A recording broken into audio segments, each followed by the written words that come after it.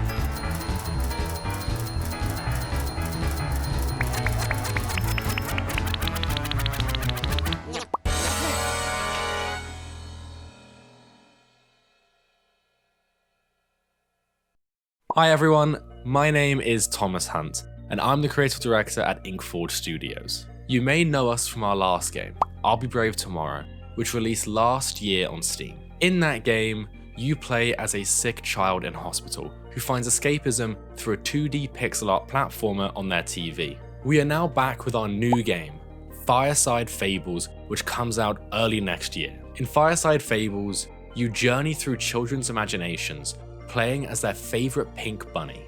Much like our last game, we are partnered with Great Ormond Street Hospital charity, and we are donating 25% of all the game's revenue to help them to continue their life-saving work for children all across the UK. Here is our brand new trailer for Fireside Fables, and we hope you're excited to play it early next year.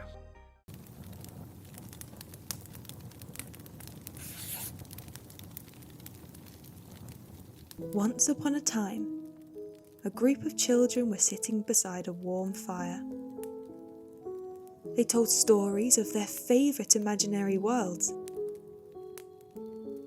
and the journey that your favourite pink bunny goes on.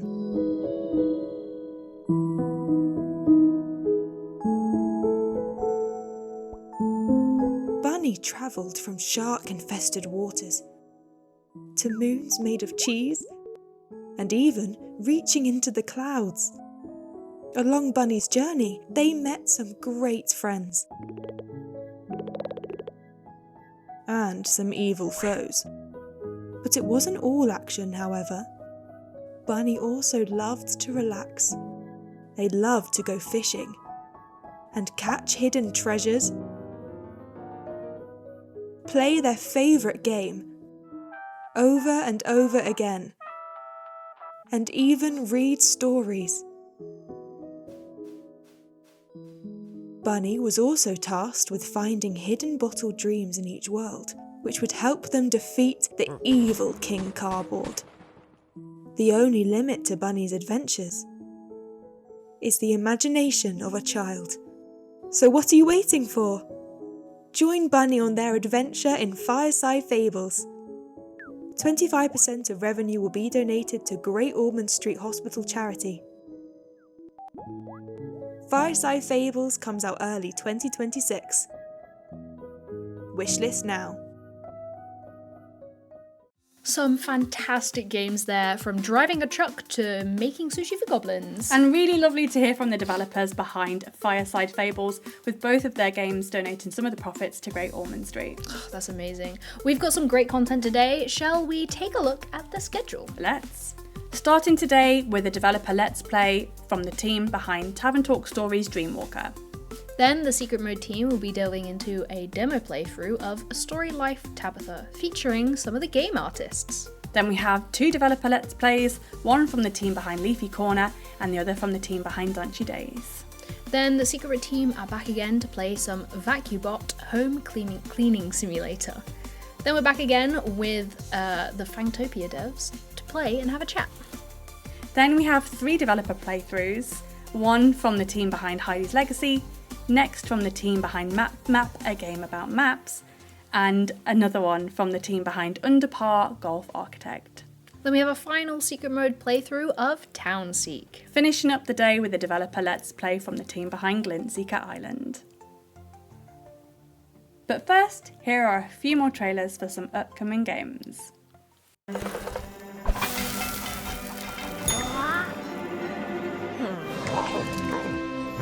Chef, opening your own restaurant may feel like a fairy tale, but it's trickier than it looks.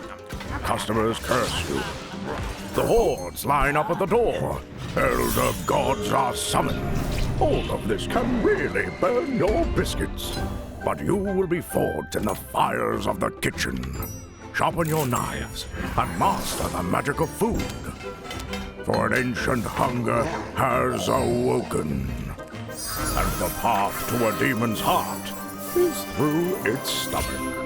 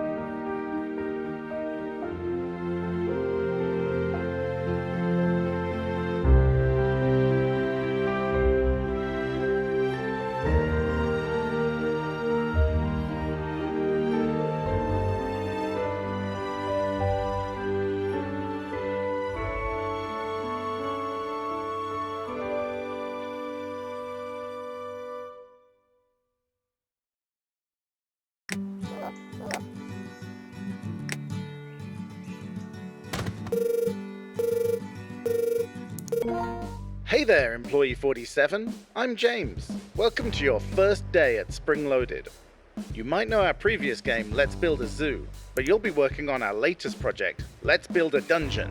It's a management sim about developing an MMORPG and running the studio that's making it. First up is Campaign Mode, a full simulation of what it's like to make and release your very own video game. Not only will you be building the perfect RPG to keep your virtual players hooked, you'll be negotiating with shareholders, hiring and firing staff, and navigating the entire games industry. Campaign Mode offers a window into our jobs as game developers. If you're more interested in building an RPG world than a game studio, you can play the creative-focused Just Build mode. We've stripped away the management elements to deliver a streamlined experience focused on the joy of creation. Playing alone or with friends, draw from a deck of development cards and vote for your next unlock, as you try to build the greatest RPG you can with the hand you're dealt. Of course, some players want complete creative control, so we're giving full access to all of our game-making tools in creative mode, without any studio management gameplay and everything unlocked from the very start. You can build anything you like. A cozy farming sim, a brutal enemy dungeon crawler, or try mixing genres together to create something unique. You can upload the games you make for others to experience in Dungeoneering mode. This is where you'll find games made by other players and developers like us at Spring Loaded. You can download and play any of these experiences, and they might even give you inspiration for your own games. Okay, so that's a brief summary of Let's Build a Dungeon. It's a management sim, a world builder, a game creation engine, and a commentary on the games industry. Any questions? Are you even listening?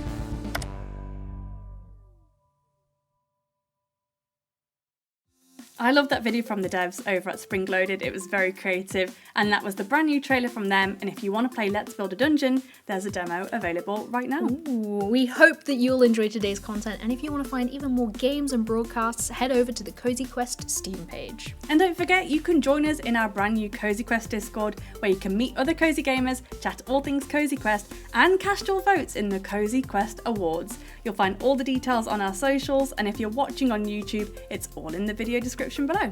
Also, a quick reminder that our chosen charity for this year's Cozy Quest is the Trevor Project. To find out more about the Trevor Project and how you can help us raise money for them, all the links are on our socials and in the video description on YouTube. We'll be back tomorrow with a whole day focused on simulation games, where we'll also have a panel featuring some small teams and solo devs with some handy tips for anyone looking to make their first game. You won't want to miss it. We'll see you then. Bye! Bye.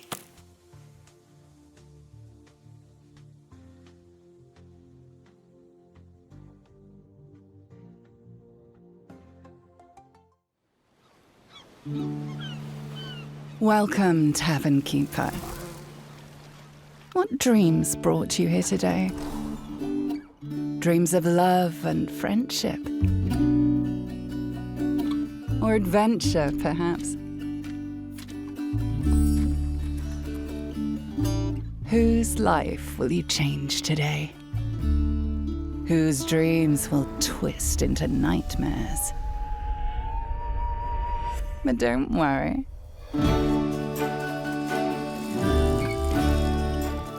I'm sure your drinks will change their fate. For the better? Or for worse? Wishlist now. Hey, I'm Sally, the creative director. And I'm Yassi, the narrative lead for Gentle Troll. And we are bringing you Tavern Talk Stories, Dreamwalker, the prequel to our first game, Tavern Talk. In Dreamwalker, you play the Tavern Keeper of the Drowsy Dragon, where you can listen to your patrons' stories, collect rumors, create quests, and make magical drinks that might change your patron's fate. And today we are going to play through our favorite dialogue of the demo and show you some gameplay, so sit back and have fun.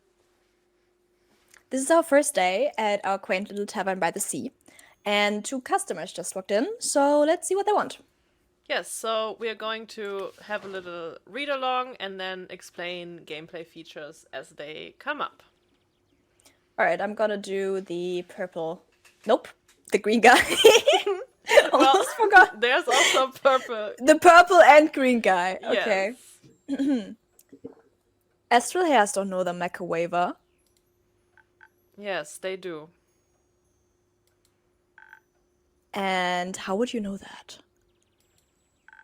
I've read the basic biology book. Wait, you can read?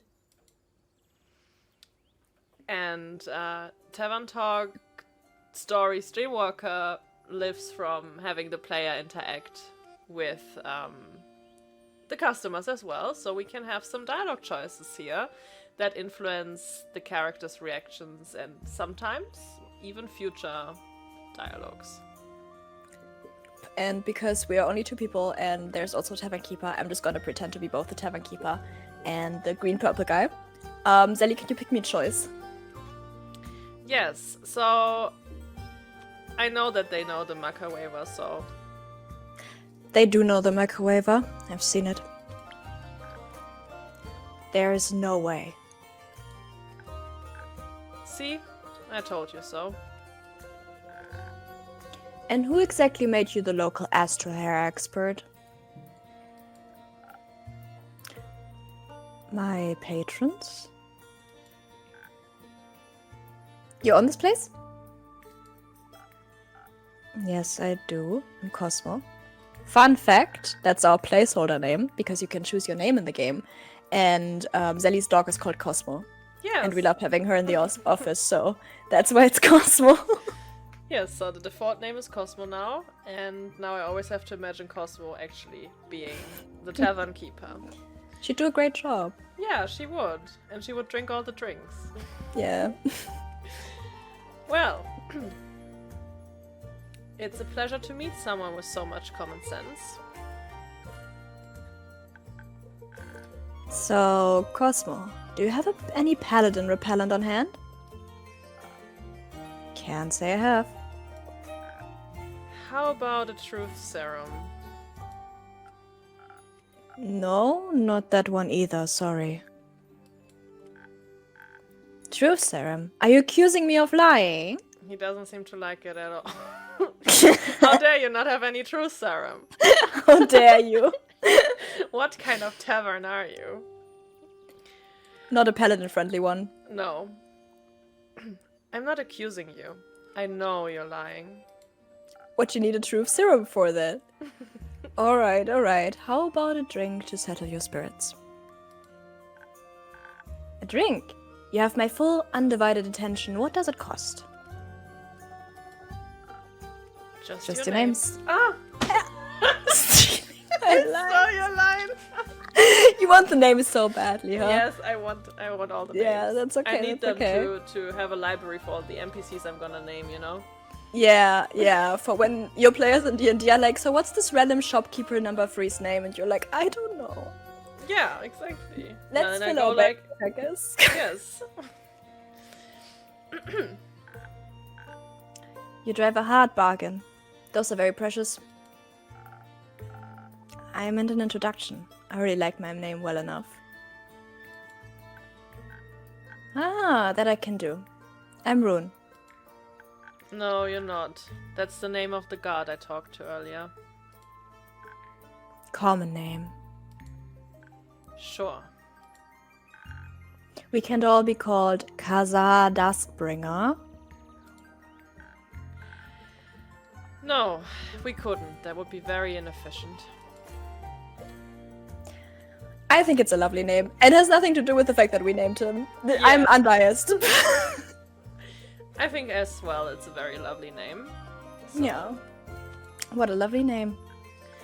thank you. It serves its purpose. Can I get my drink now? Of course, right away. Anything in particular you fancy? Ooh. Well, well, well. The hottest drink on your menu. Like, literally? What else? Well, Ooh, what do you have here, Sally? This is our lovely drink mixing screen where nook. It's more of a nook.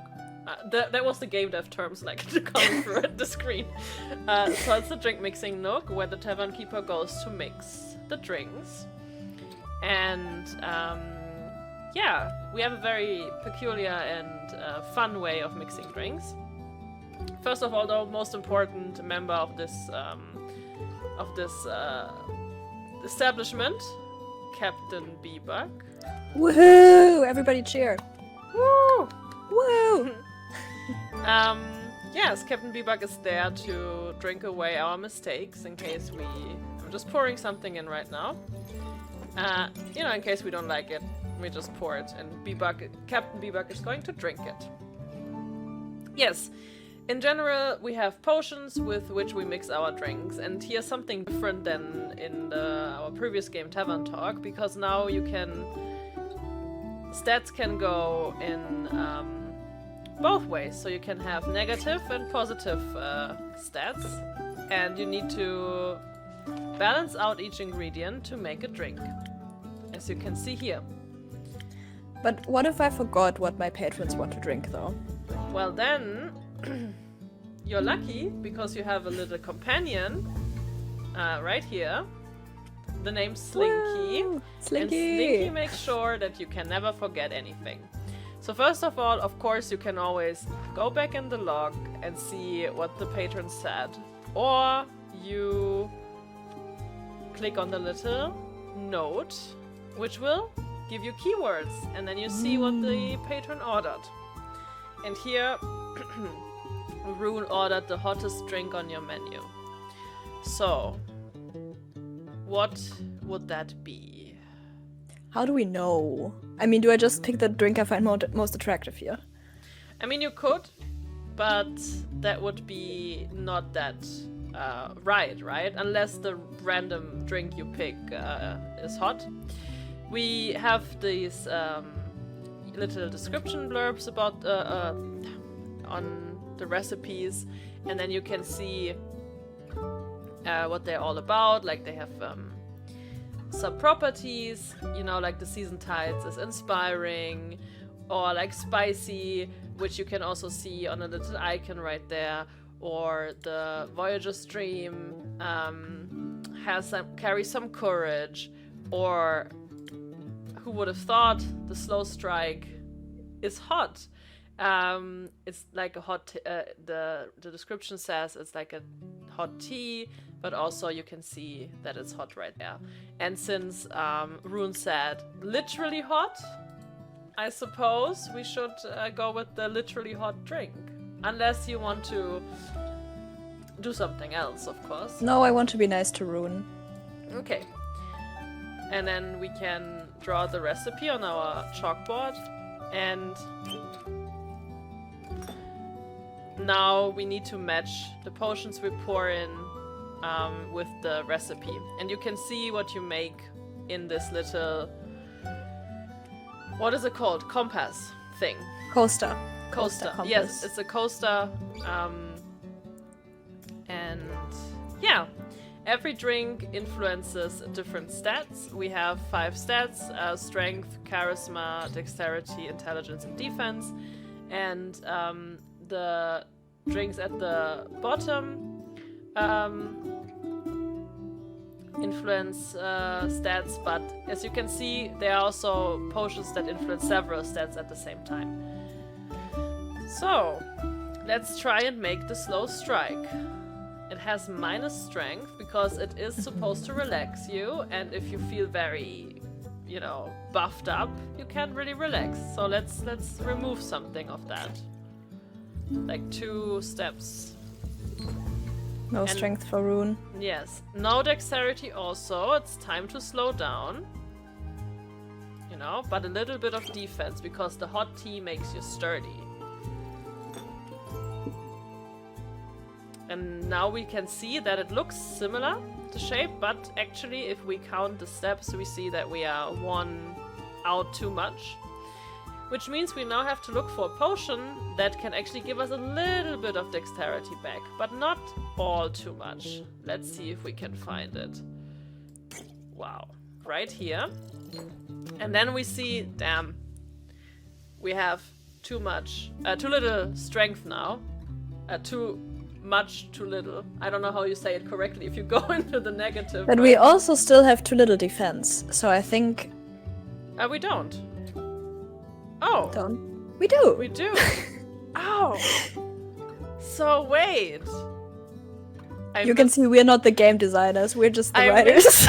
I miscalculated something there. Okay, let's go again. So, we need -2 strength. Okay, great. And then we need... Oh wait, and then we need... Wait, I know it. I know it. This. And then... Yes! This. I also love that I was just pointing at the screen as if you could magically see where I was pointing to. I could feel it. You could feel it in your heart. Yeah, and that is the... Now, actually, you saw firsthand where the drink mixing gets its complexity from, because you need to figure out what potions to combine and do a little bit of calculation. And also, there are going to be different ways on how you can mix certain drinks. So, as the game goes on, there might be several ways on how you can make the slow strike. But I'm glad maybe some patrons give you more potions. Yes, exactly. And yeah, I'm glad I managed to make a drink. And when we made a drink, Captain Bebug also always holds up this little shield. And yeah, now that we're done, we have to click the bell, and then the drink magically falls through the something. The ominous something. Yeah. Hot and steamy, as requested. Ah. You were really going all in with the drink mixing of yours. We tried, Rune. We did.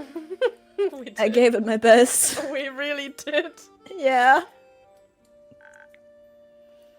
Andu appreciates your efforts too. Sorry, Andu? The polywalk on their shoulder. He's not a polywalk, you uneducated mob.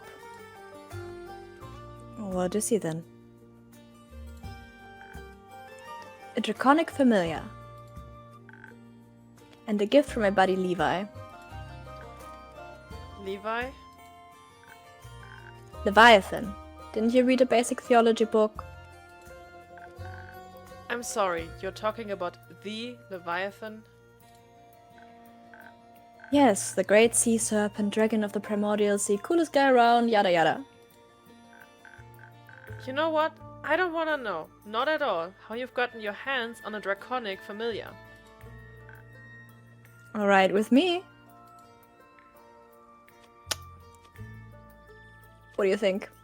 Well, I'd love to know more. Yeah, I think you should do the choices. Since I'm doing the innkeeper, I think you should do the choices. Okay, I will do the choices. Well, I'd love to know more. Maybe next time. What is Shelm? Shelm is like this German word which is like deeply untranslatable. Just don't worry about it. Yeah. They're Shelm. They just are. Yes, they are. Because they're so mischievous. Which put, like, you know, mischievous and Shelm can go well together. So you might know what that is. Yeah, we might have an expression, an animation expression for them called mischievous. Yeah, I think it's this one even. Maybe. It might be. Well, maybe next time. For now, can I offer you a drink too, Kaza? No, thank you. I don't drink on the job. For dragon's sake. What is your job, if you're okay with me asking? I'm a paladin of the Aurelian Star Guards. I've dedicated my entire life to spreading Cassiopeia's light and wisdom in the name of the Order of Starlight. I save those who cannot save themselves and deliver justice to places darkness threatens to conquer. So like a cop? No, not like a cop.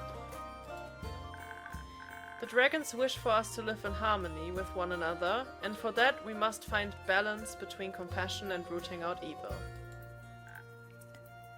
So religious cop? I'd much prefer a different insult. Too bad.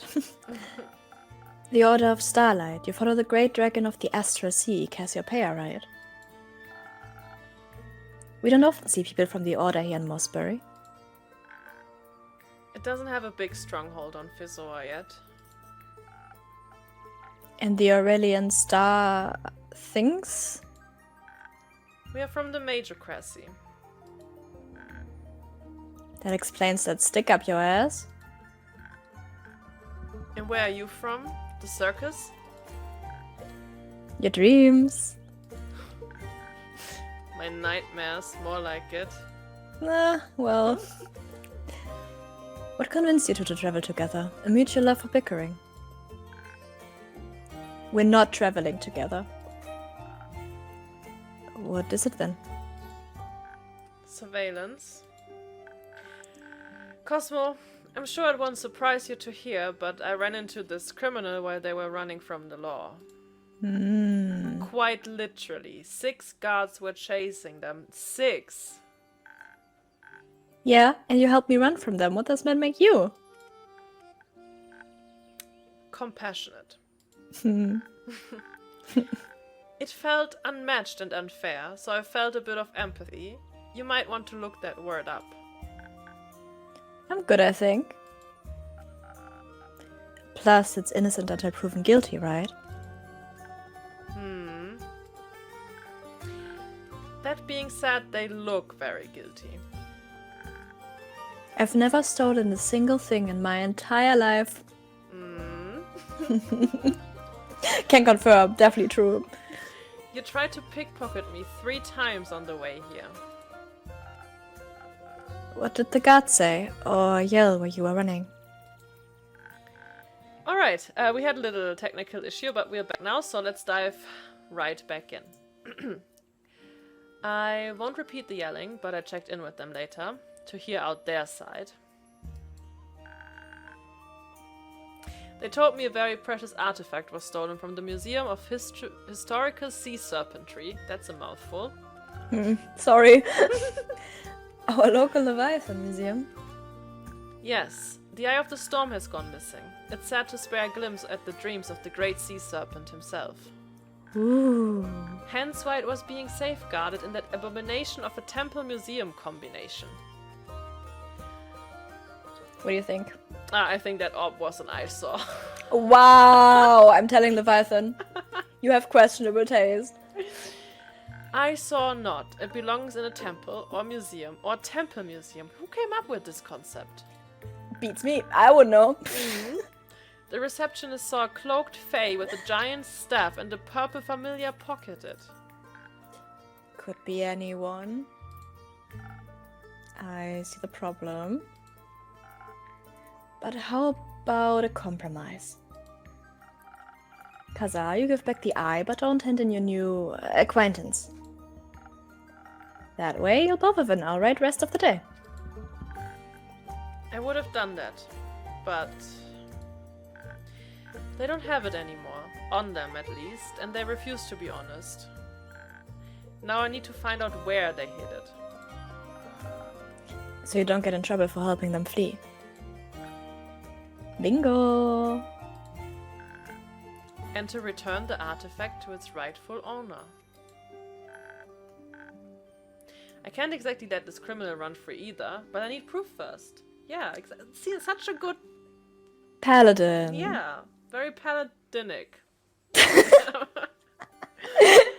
One should not condemn without having weighed the scales of justice carefully. Yeah, paladin. Yeah. Spoken like Cassiopeia herself. Yes. Not that I stole anything, but if I did, Leviathan would greatly appreciate it. And how would you know that? I asked him. Right. And what did he say? Nothing. But he didn't take away my powers nor banish me into a volcano pit, so he clearly approves. Seems like you both have lost your marbles then. Do you follow any of the dragons, Cosmo? I hope your familiar is not a result of wizardry. We actually have dragon gods in this world. Maybe you can find out more in the final game. And we cannot choose if we follow one of them or if we're wizard. I think we are devoted to Gaia, the heart of the earth. I approve. Sounds wonderful. I'm happy to hear you found your calling. Look how happy he is. Definitely the right choice. Look how happy you made that little guy. Yeah. Me too. She's been a great help with the recipes. And she sent me Captain Bebug over here. I couldn't be more thankful for that. May I ask what all the astrology is about then? Cassiopeia and Leviathan are typically the dragons associated with the stars, so it's all a bit of brand, right? Not really. This is my tavern, not Gaia's, and I like astrology. I learned it from the local sailors, just how I learned to curse. Yeah. And since they're my main customers, it just made sense, you know? That's actually quite sweet. Agreed. Thank you. You know, the star signs were created by Cassiopeia and Leviathan in unison. They both work quite well together. Hint, hint, hint. They are twins, such as expected of family, traditionally. But they're naturally opposed. Chaos and law just don't go together. Hence the different planes. And doctrine. But on the note of your magic, Cosmo, I admit I'm curious about your drinks now. May I try one after all? Happily. What will it be for you? Let me think. After talking so passionately about Leviathan and Cassiopeia, the Voyager's Dream sounds like a fitting brew. I've actually gotten some new potions in today. If you'd like, I could try mixing up a fresh new version of the Voyager's Dream. Maybe with a shot of my new Sirius potion. Sounds exciting. Count me in. We got you. Yes. Alright, so we yapped a bit too much and we're running out of time, but we wanted to show you another fun mechanic of the game, which is the quest building, so let's go ahead and do that. Alright, I'll lead us into it with some Tavern Keeper yapping. Sometimes our patrons come in with really interesting gossip, and it's always worth noting down. Which, can you show them the journal, the rumor tab and the journal real quick? Yes, and I keep pointing at the screen as if you guys can see anything, I'm really sorry. But yeah, so we then collect them here in the journal. You never know what you can turn them when you can turn them into a quest. But this time I was just kidding. I think your silver versions won't be helpful for any future adventures. Cause I accuse them of stealing stuff. Hold on, turn rumors into quests? How do you do that? At the end of every day I sort my rumors, and some days I have enough to turn them into a quest for my patrons. It's quite fun. Mind showing me how this works, perchance? Under any other circumstances, yes, but we will take over for that. Yes. Some things are better kept secret. Scared that I might steal your ideas? Who can say? Alright then, keep your secrets. I promise not to have Andu spy on you. We'll find our own way. Have a restful night. And now... Let's go! We go! Time to see if I collected enough rumors for a quest today. Ooh. And here is our little quest making nook. And as you can see, Slinky is also here to help us. We have different quest papers where we can sort our rumors. And sometimes rumors, maybe if you find a rumor that doesn't really add up, you can put it here. So let's see which of the rumors fit together. So we have the citizens of Zenith are being plagued by a strange series of thefts. Hold on to your buttons and your honey and check in on your scared kids. I read Sacred Kids. I was like, oh. That too. Zenith Streets recently got a fresh vibrant paint job. There might be some elusive creature behind it, like a leprechaun or a carbuncle. Well, I feel Looks like Zenith and Zenith belong together. Yeah. A child feels the mysterious monster allegedly hiding under his bed. What could be more bothersome? 1,000 feet or loud snores? So, there's not the word Zenith in there, but the other one is about an archaeology find in Saye Plains, which has nothing to do with, like, you know, strange, I can't talk anymore, thefts, and scared kids, but this one is a scared child, so that sounds like a fitting, Yeah. Scared kid plus scared kid makes a quest. Yes. The boogeyman I stole heard. my socks. Yeah, Ooh. so after you've done assembling a quest, the quest paper will magically form into a quest paper with little image and an explanation text, so the next adventurer that comes into the tavern can take on this adventure. Yes, but the quest making doesn't end here, because we still have one rumor left, which we cannot make a quest out of right now. However, we can still already pre-sort it, because maybe there will be more rumors in the future. And if it turns out that this rumor is not needed anymore in the future, we can just put it in our little... Don't worry, it won't throw it away. Yes, in case exactly. you still need it. Yes, it will just stay there. You can just collect them there in this little seashell. But then you say, I'm done. And click the button and end the day in the game, in the demo. This marks the end of the demo. But in the game, if someone picks up the quest, you might be able to help them decide how they're going to deal with it. And then depending on how they deal with it, maybe something different will happen in the game. Who can say? We can. It will definitely, something different definitely will happen. I don't know, I'm being mysterious. Yeah. So thank you for sitting with us. And we had fun. And we hope you did too. And we hope you check out our game. Please wishlist. If you want, you can join us on our Discord. We have very exciting announcements there all the time. And we can't wait for you to play the full game and uncover more of Runes and Kaza's mysterious and mischievous adventures. Yes. So thank you very much and see you soon. Bye. Bye-bye.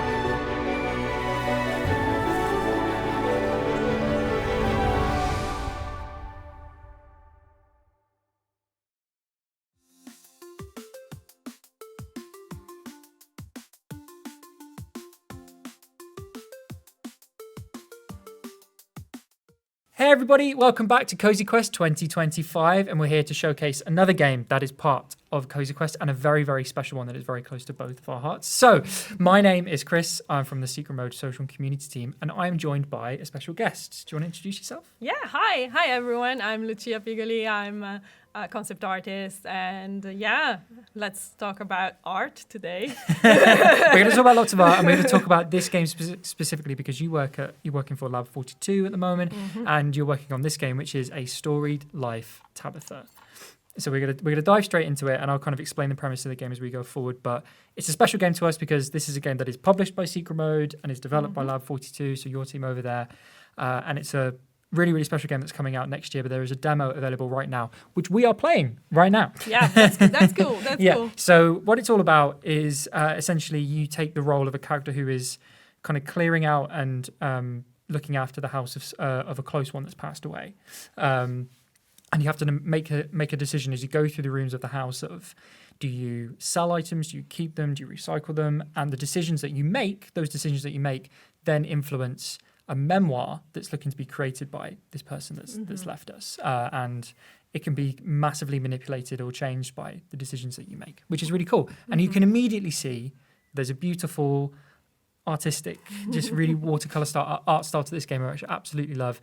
We've even kind of brought it to life behind us.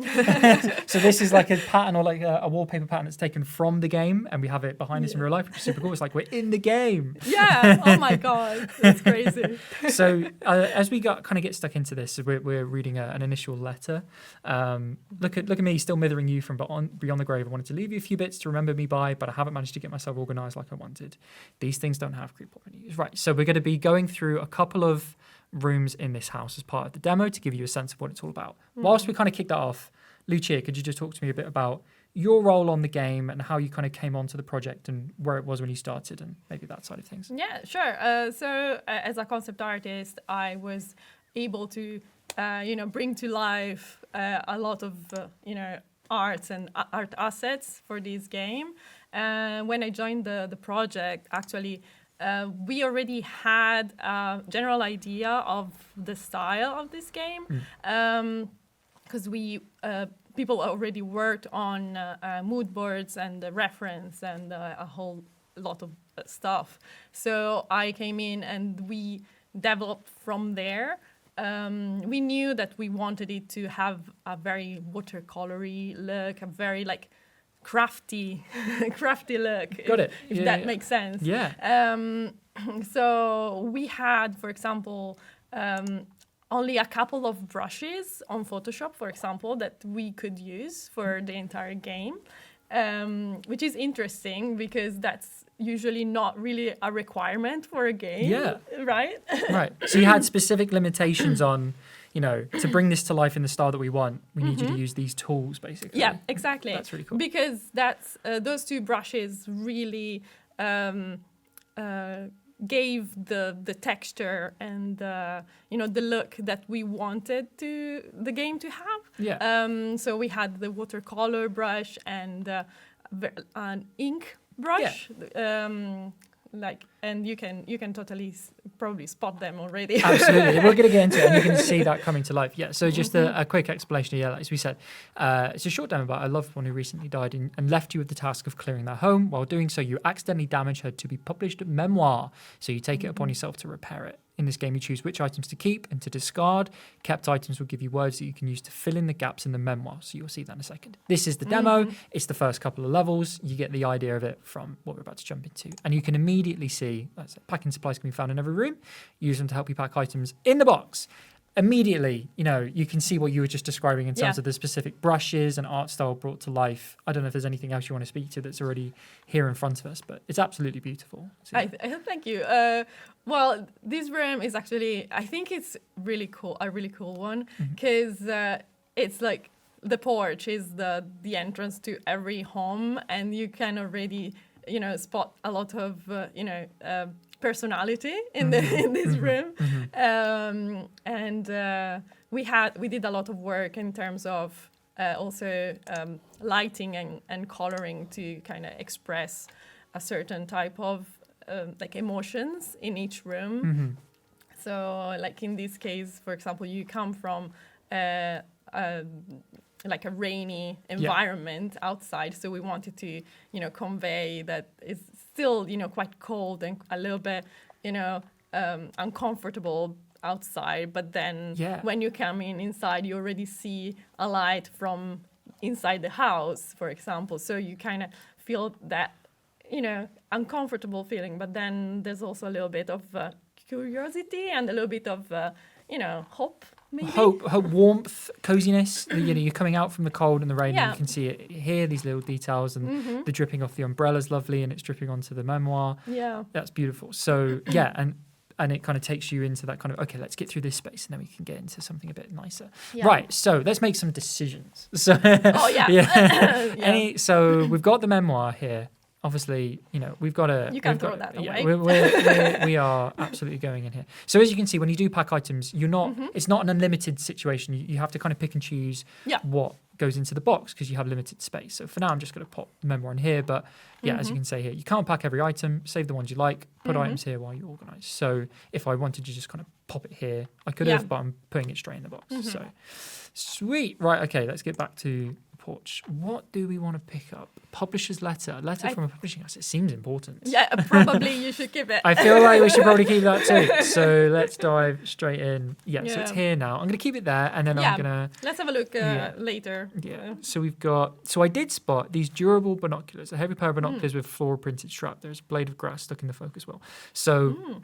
The cynical part of me is like, okay, if we're looking to maybe make a bit of money and sell some stuff, they're durable, they're probably in good nick, you know, they're probably Also, doing they're all right. heavy. They are also right, which plays a part, helps kind of make your decision on what to do. So Yeah, exactly. So you have a limited, Yeah. number of objects you can pack, Yeah. also because of their weight. Yes. So you can't. I put think all the stuff in there. you're 100% right. So I think with all that in mind, I might put them up for auction, to be honest. Yeah, okay. sounds good.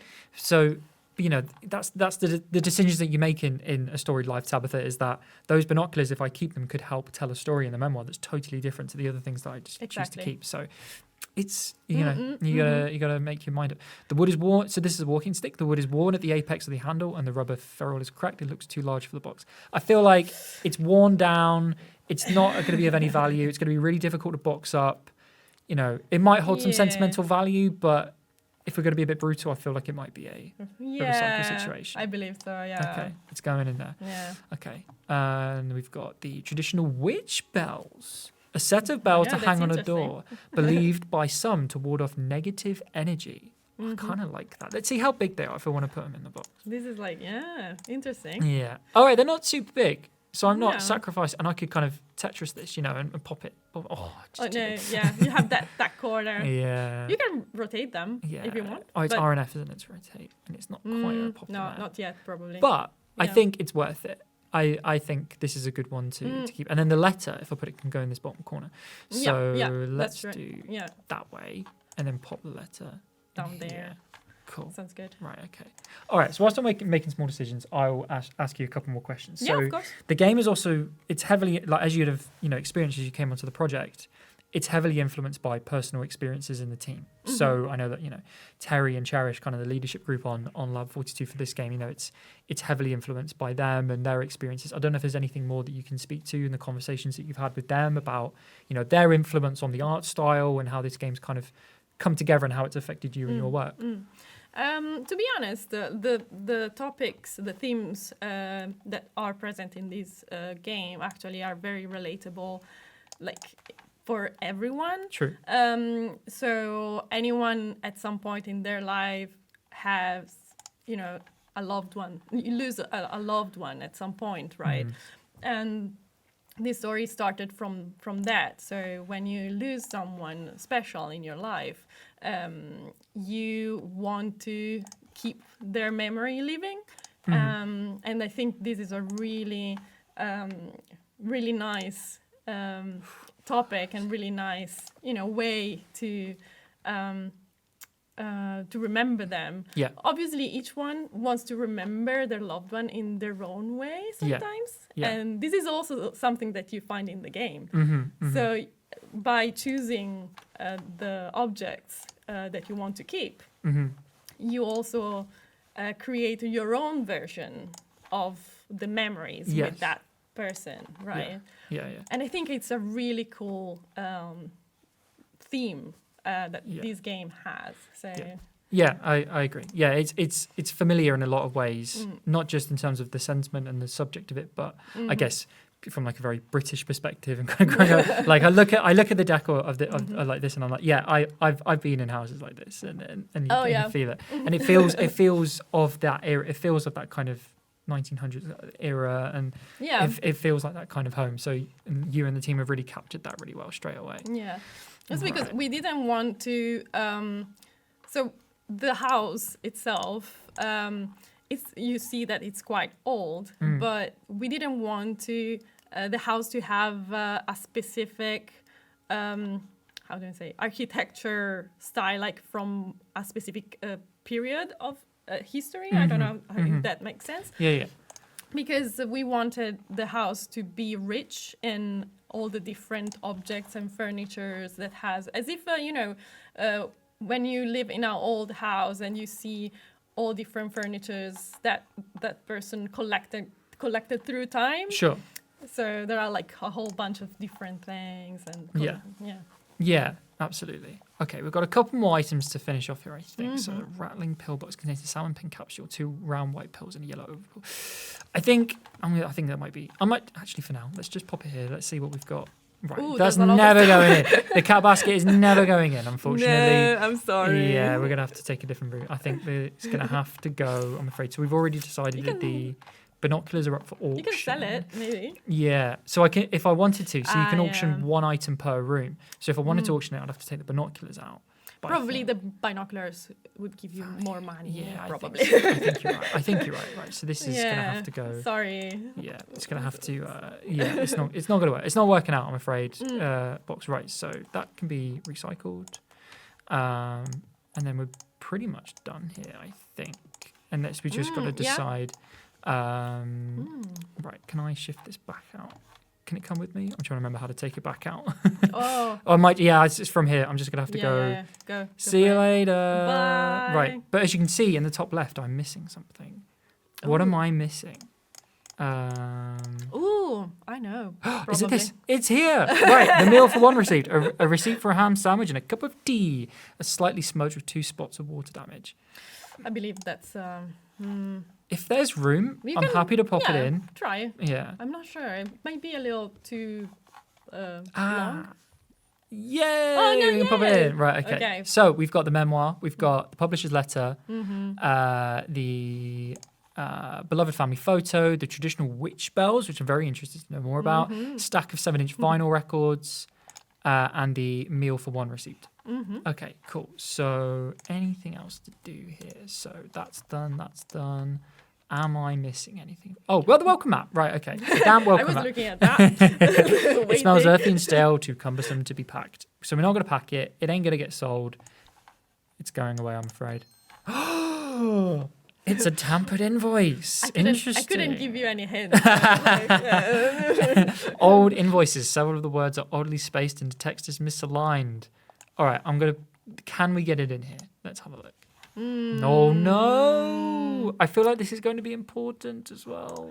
So we're going to have to say goodbye to something. Ooh. It's either going to be the records or the bells. This is like a 3x4 though. Yeah. So Can I? you There's can not- move it down. it's so close. See, can you rotate? Yeah. Oh, not quite. Nearly. I'm sure somebody's going to be watching this and be like, if you just did this, it'd have worked. Oh, And I'm no, missing I'm it sorry.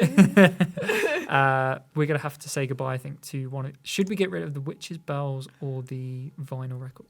I'm really intrigued by the witch's bells, so I think So we're you going to probably keep it. should keep that. Yeah. if Whereas you want. these, I'm probably losing some value here, but it's going to have to go. Yeah. goodbye. Oh, it seems like it's important. You should keep it. Right. Okay. Oi. Yeah. Okay. So Okay. sometimes you will get a little piece of advice from the game to suggesting what to. So maybe it's the meal for 1 because we could probably drop. I mean, it's just a receipt. Yeah. So, I'm being too sentimental because I'm thinking if I was this character, if I was this person, I'd be like, maybe that meal, that moment could hold maybe some sentimental value. yeah, it could be. Potentially, but potentially not. Right. Can I rotate this one around to create a 3x4? Yes. Yes. Perfect. Right. Oh, yes. We're good. Good. Box can now be sealed. Hover over the flaps. Ooh.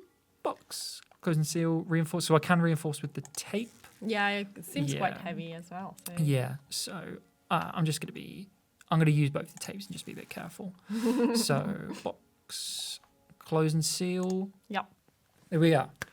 Let's go. Our first room is done. Let's go back home and take out all the stuff. Yes. we Later. we chose. Right. Oh, we have some money back for the binoculars. £5.63. Seems fair. Yeah, not It too seems bad. fair. Yeah. So here are items. So switch to memoirs. Restore the memoir by filling in the blank phrases. So here's the part we were talking about earlier. So we've chosen our items, and every item can tell part of a story. And here's where that story is told. The items you have chosen to keep will help form a picture of who she was. Certain items go together. If you find things that don't make sense, try replaying the room to find sets of items. So hopefully we make a memoir that makes sense here. We shall see. But it doesn't. You don't have to. It's just, but exactly. it's how it can be. Chapter 1, a warm welcome. I don't recommend getting old, but I suppose it beats the alternative. At least I've aged. And then we have these. 3 options. gracefully, disgracefully, undetected. What do we think? Don't know, but I suppose it beats your turn. At least I've aged. I'm a bit a romantic person, so probably gracefully. You're going gracefully. We're gonna go down that route. I don't know about you, but yeah. I like it. And then you just click there. Oh, got it. Yeah, I was highlighting it. Good shout. And then I can no longer something my something. So run with, bewitch, hide, community, grandchildren's sins. Ooh. It's either, I can no longer hide my sins or run with. I like that one. Run with my grandchildren. It's, you're getting old. It's getting a bit tricky. Yeah. We're kind of following this beloved family photo path here if we do that. If you want, or if you want, because you like the bells, the witch bells, bewitch. so you can go. I can no longer bewitch my grandchildren. I kind of like that. It feels kind of whimsical. Like she might not necessarily mean bewitch. She just means like having fun with them or something like that. So bewitch my grandchildren is what I'm going to go for. So I spend my days something and reminiscing about the past, scrapbooking, meditating, waiting. What do we think? I'm thinking either scrapbooking or meditating. Yeah, waiting is a little bit just a bit boring. No, I was thinking like it's a little bit ominous. Yes, it is. Yeah, that's true. Like, that is true. Oh no, what are you waiting? Yeah, that is very true. Oh, no. Okay, it's meditating or scrapbooking. What do you think, Lucia? What should we go for? I think personally, I'm a more scrapbooking person. It fits the vibe of the game as well. I think I don't recommend getting old, but I suppose it beats the alternative. At least I've aged gracefully. I can no longer bewitch my grandchildren, so I spend my days scrapbooking and reminiscing about the past. That's nice. Yeah, I like I'm it. happy with that. Yeah. There we go. Chapter 1 done and dusted. Good stuff. And we did great. The porch is done. Seen our items. Let's go on to. There's our memoir. Continue. Yeah. Now we're into. So we're moving straight on to chapter 4 as an example, which is wine and dine. Right. Beautiful. This is absolutely beautiful. So I believe you played quite a big part in designing this space. Do you want to talk us through anything? Yeah, I drew all this room actually. So yeah, it's gonna be fun. But yeah, I'm not sure. Maybe we should just go for it. Go for it. Yeah. Okay. I'm going to go kind of left to right. So there's a candlestick. The dribbles are waxed down the side. Not for me.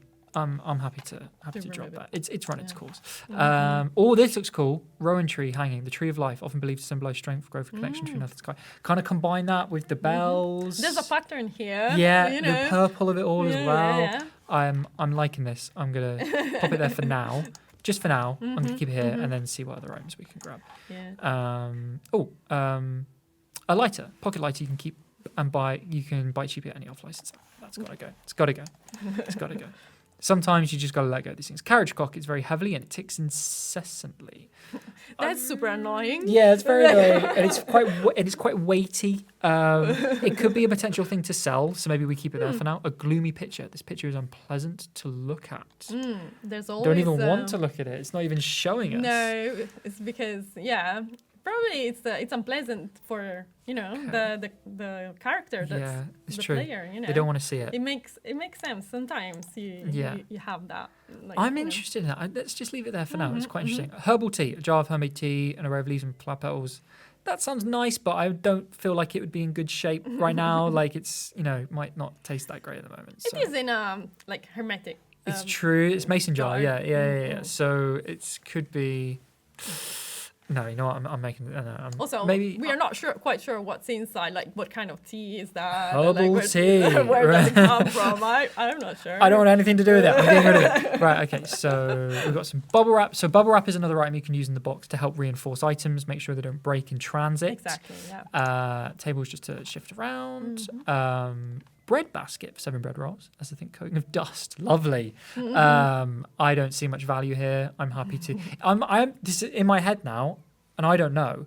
I imagine if I was to maybe try and store that item and take it with us, it could open some kind of memoir or narrative around baking or that kind of thing. So maybe it's that kind of thing, but we're never going to know because I'm going to get rid of it. In this room, to be honest, there are a lot of objects. Yes, so it has opened up quite a bit. Yeah, you need to make a selection. Yeah. A portrait of a large family, many children. The heavy frame is very ornate and free from dust. It's a big item. It's dusty, but it could hold a lot of memories. So, okay, for now, we're just going to pop it there. Yeah, you can just pop it there and then make Decide the selection later. with what you just kept. There are puzzle elements too here, as you can see. So, like, I can't open this. Maybe I need to shift these items around to, you know, There's a little open up other wobble things. there, so Just so you know. Wine bottle, unopened and unremarkable, was sitting in its prided place, suggested it was being saved for a special. Oh, you're telling the game is telling me I should keep hold of it. Oh, okay, it's going there for now. Peppermill, the turning knob. The trick. Yeah, it's slightly worn from years of use, but it's otherwise unremarkable. Pepper can go. What is this vacuum pack? Oh, so that's another one that helps you make items smaller in the box. It's one of the resources you have throughout all the rooms, so you can squeeze more, stuff in your box by just vacuuming in the bag. Cool. Maybe we'll give that a go in a second. Are there any items either here or earlier further on in the game, or any kind of elements of the game in its art design that you're particularly like? I love that. I'm so glad that we could bring that to life, and you really kind of come back to just anything in particular that's a big highlight for you. Do you mean like a specific object or a specific room? Or? I think both. Let's start with an object. Okay. Is there something either here or in another level that you're like, that's just so cool. I love doing it. For the object, so at some point you might find a doll. A doll? Yeah. Right. In one of the rooms. And I think it's kind of cool because that doll, I don't want to do any spoilers. Yeah, sure. Okay. But just keep an eye on the dolls in this game. Interesting. Keep an eye on the dolls. Ponds and Ditches, a non-fiction book about local flora and fauna. It's nice, but it's worn. It's not. Yeah, it's going in here, I'm afraid. I feel so guilty. Like I'm just getting rid of all these things. The floral design appears to have been clumsily painted by hand. Yeah, clumsily, but it's hand painted. So it's very nice. So, okay. I mean, that's it's real life struggles. Yes. To be honest, that is right? true. Yeah. That's the same thing that you have to do if, again, you find, you lose a loved one and you have to go through their objects and their stuff, their house, and you do feel, guilty, like just getting rid of a whole bunch of stuff. Good point. Yeah. It's a good point. It's successfully invoked that feeling of there's actually some tough decisions to make here, and because you can't keep everything. Just keep the most meaningful objects, right? Yeah. This is incredible. A loan shark's ledger. A ledger full of neatly written names and columns of monetary amounts. Some of the names are crossed out. What is going on? What was happening here? I know. Do you want to remember like in this way? I just want to know. I think if I was here, IRL, I'd just spend the next hour just reading through this and just be like, what's going on? Let's keep it there for now. We've cleared this. Close that. So we've got this serving tureen, a large serving dish suitable for feeding many people. Again, if I kept it, it could open up some stories of cooking or baking or that kind of thing. But if you look at our box already, we've got a lot to get through. We need to make a selection. Yeah, and I think I'm going with this to sell. I feel like it looks, it's heavy, so it's probably, it's good quality. So I'm going auction items here. Yeah. Okay, and then we've got the gloomy picture, which I still can't. I want to know. I want to know. So you have this one and the gloomy picture now. Yeah, so I'm gonna get rid of that. Okay, fair enough. I kind of want to know the mystery. It's like I know I shouldn't look at it, but I kind of want to. Right, okay. For now, I'm just gonna leave it there and let's see what we've got. So remembering that we have the bubble wrap for protecting fragile items during transit, which needs tape. Vacuum packs for shrinking soft items, not hard items. And then budget to be spent on other resources. So flower jug, I did really want to keep. And maybe I need the bubble wrap.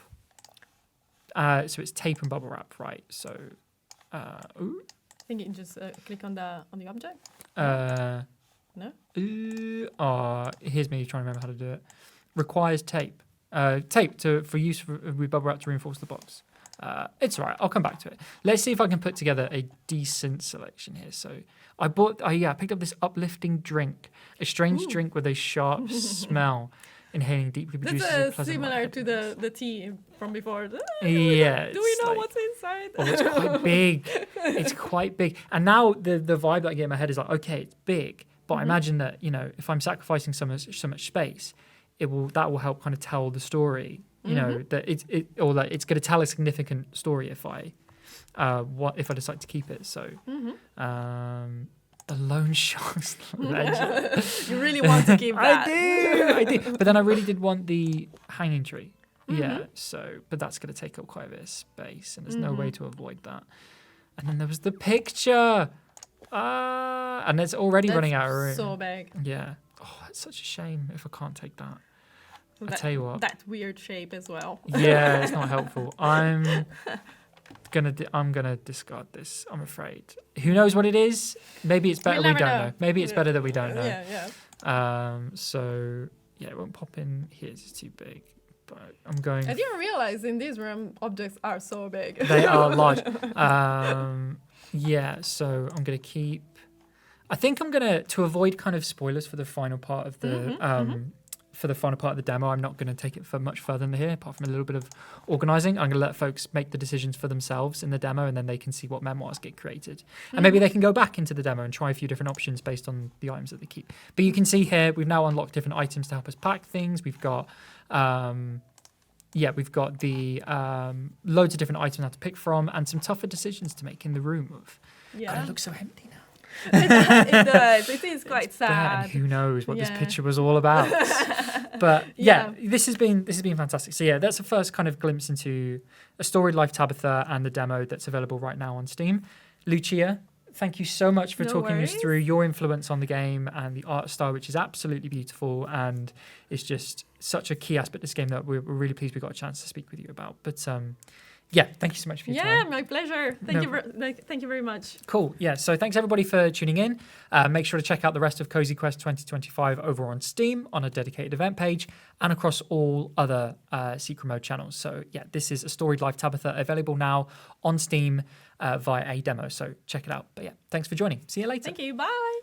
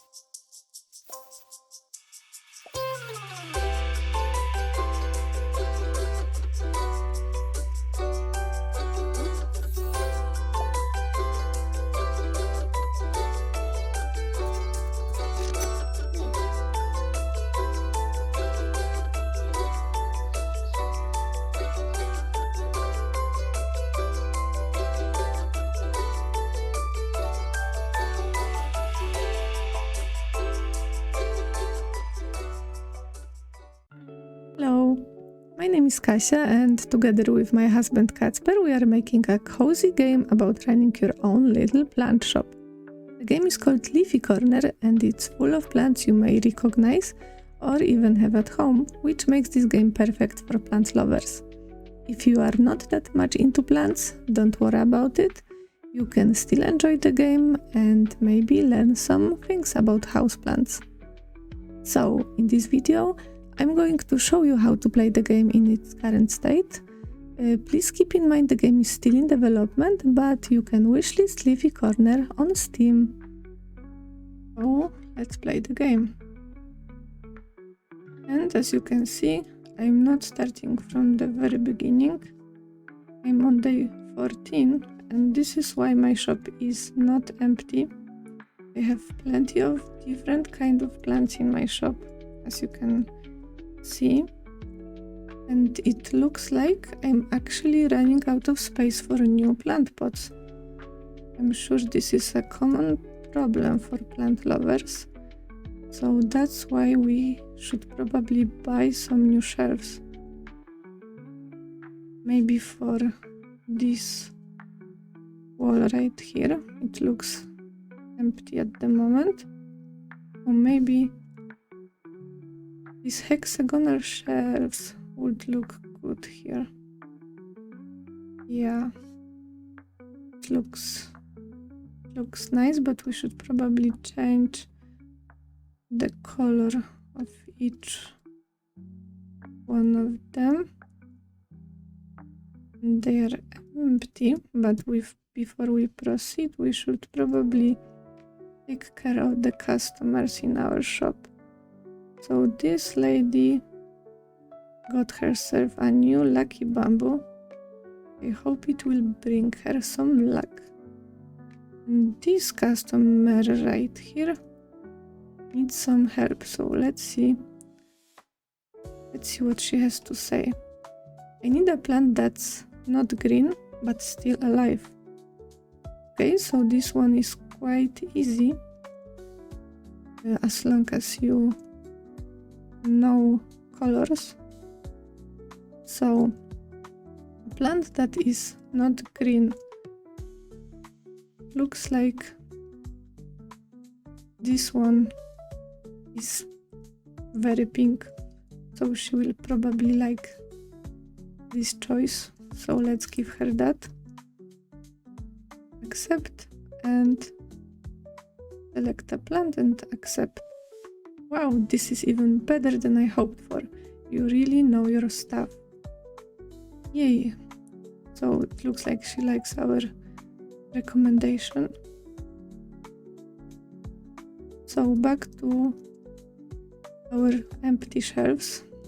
We could probably place some new pots there, but we can also move existing ones and make it pretty.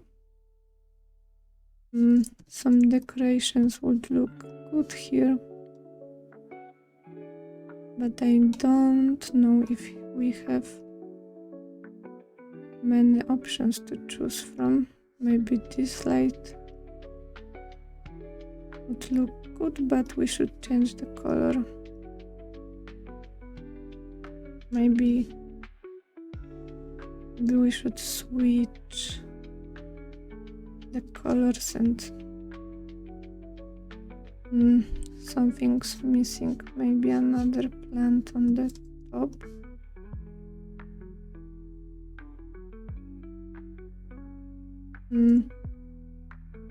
No, we definitely need more decorations. So we should probably unlock some. We have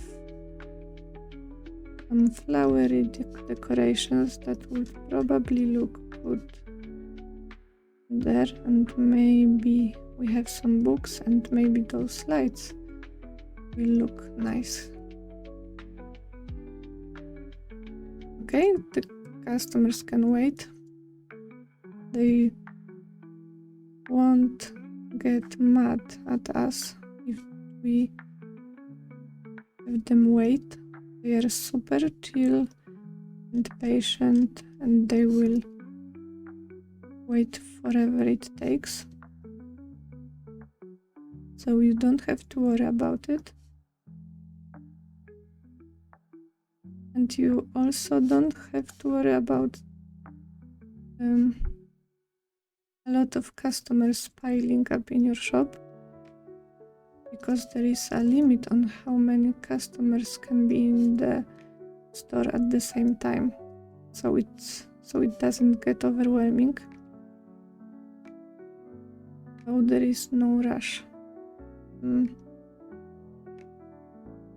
Probably move it up a bit.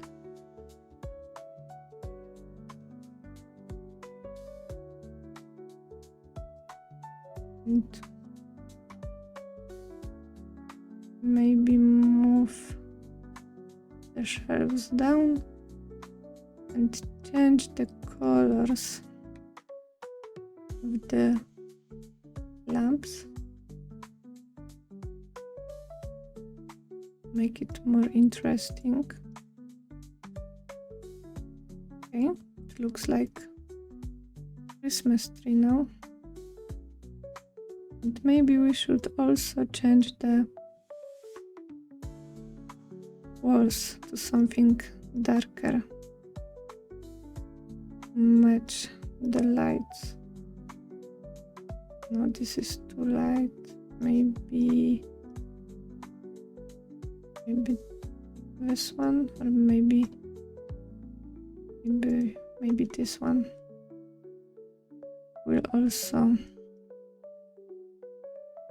change the floor. No, it's too dark.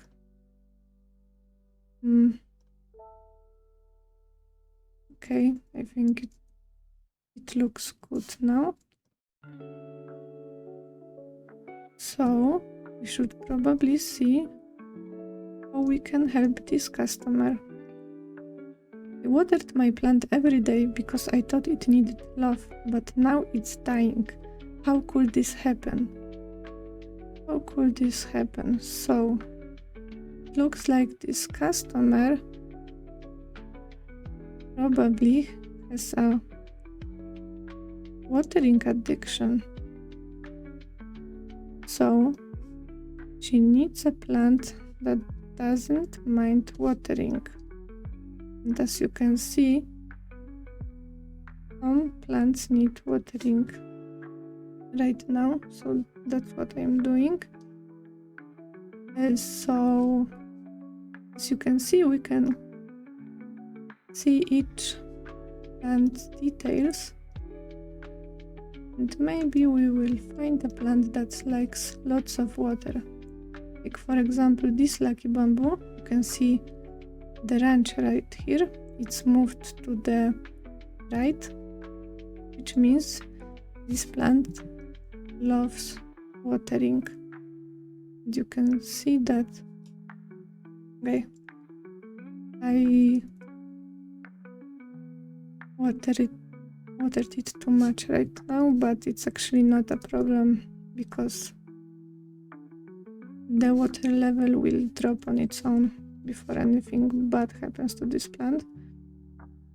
But I will show you in a moment what will happen if we, for example, overwater a succulents.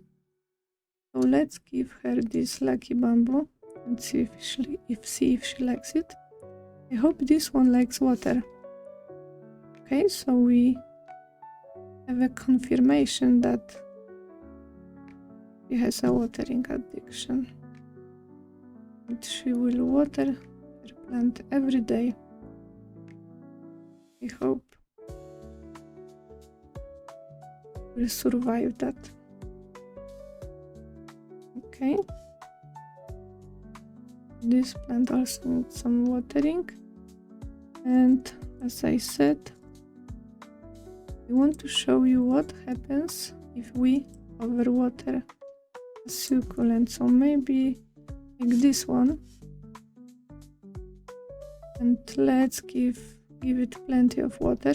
As you can see, the bar turned red, which means bad. It's bad for this plant. And I can tell you it will probably not survive this. Will most likely die if we don't do anything about it. So to fix that problem, we have to select the plant and use the repotting tool, move it to an empty pot. And now the water level is reset and plant is safe and no longer at risk of dying, which is great. And that's how you can save overwatered plants. But for some of them you don't have to worry, like the lucky bamboo. The water level will drop before the plant starts to rot, but the plant stops growing if it's not properly watered. So that's why you should probably be careful with that. Okay, looks like someone took a plant from our shelf and we don't really like that. And this is where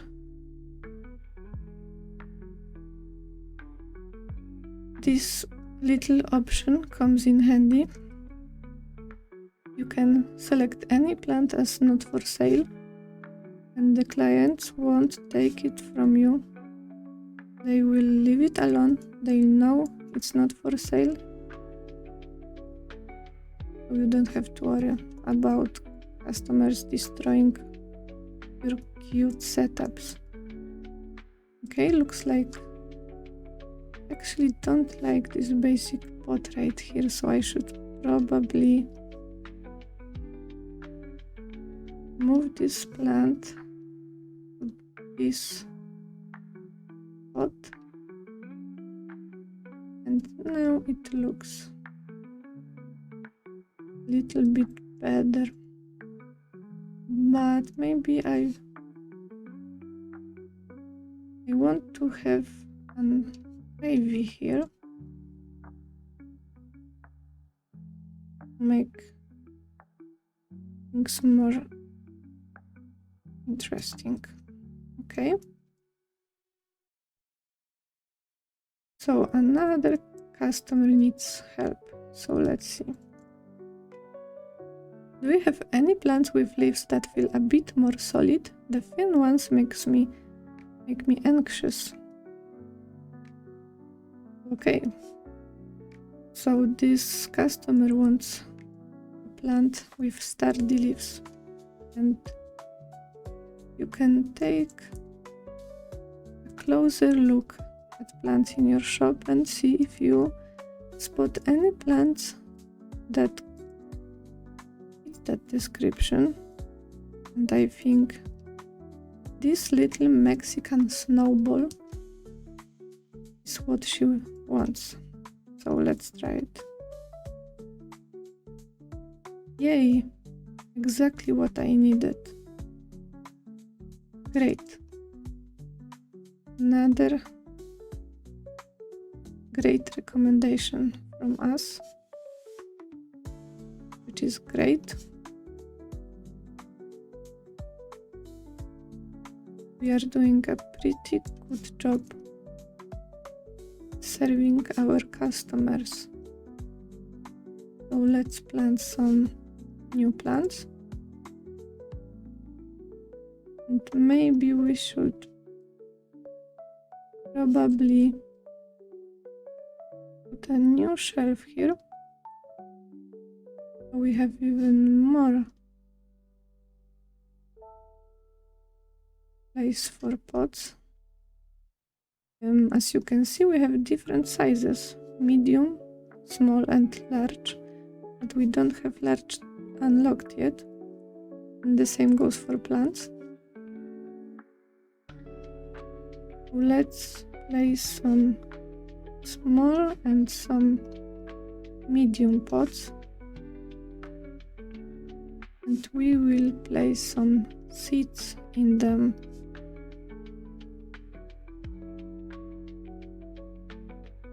And you can actually place small plants into medium pots with no problem. They'll grow just fine.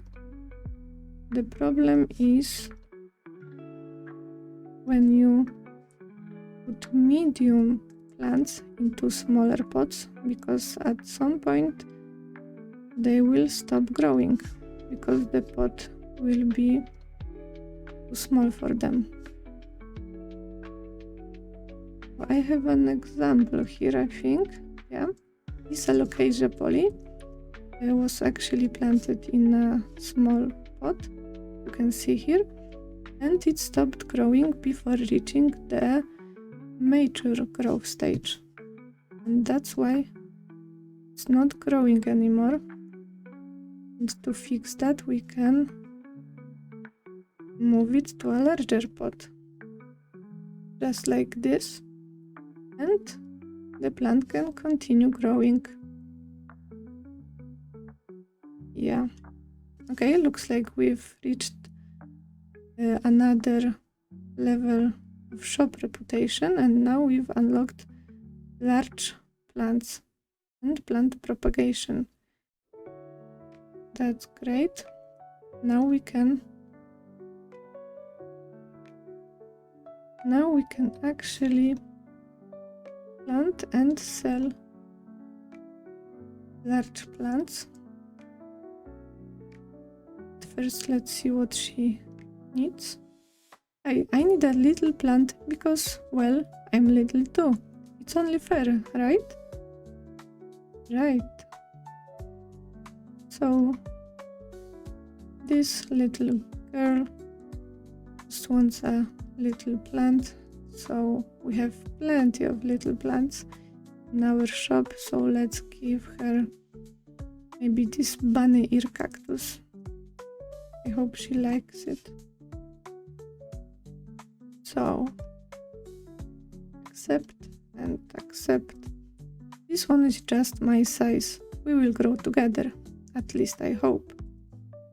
Yeah, so she wants to grow together with her new plant. Okay, let's do some watering. As we've unlocked large plants, now let's unlock some of them.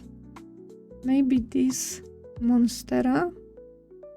Oops, looks like we've run out of plant tokens and we can't unlock any more plants, but it's not a problem as...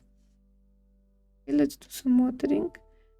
So it's not a problem because we have some tasks to claim. And completing tasks is how you earn plant tokens. As you can see, I have plenty of them to claim. So let's do that. And now we can do some more unlocking. So let's unlock this alocasia fried egg and maybe some large pots for our new plants, like this one and this one, maybe some medium as well. We don't have much choices. Okay, so it's time to plant some new plants, but we don't have much space for that, so let's reorganize a little bit. Let's make some place on this shelf and do some watering. And it looks like only calling with an order. Hello, our bookstore needs plants that are happy to stay in the background and won't steal the spotlight from the books. There's something that says, I'm chill, I'm green, but I know my place.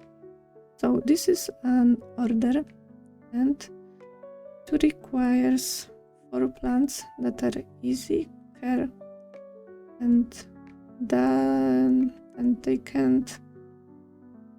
they don't need high humidity. So we can decline or accept the request. Let's accept it. And it looks like we have plants that meet those requirements in our shop already. So all we have to do is complete the order. So we should select 4 plants.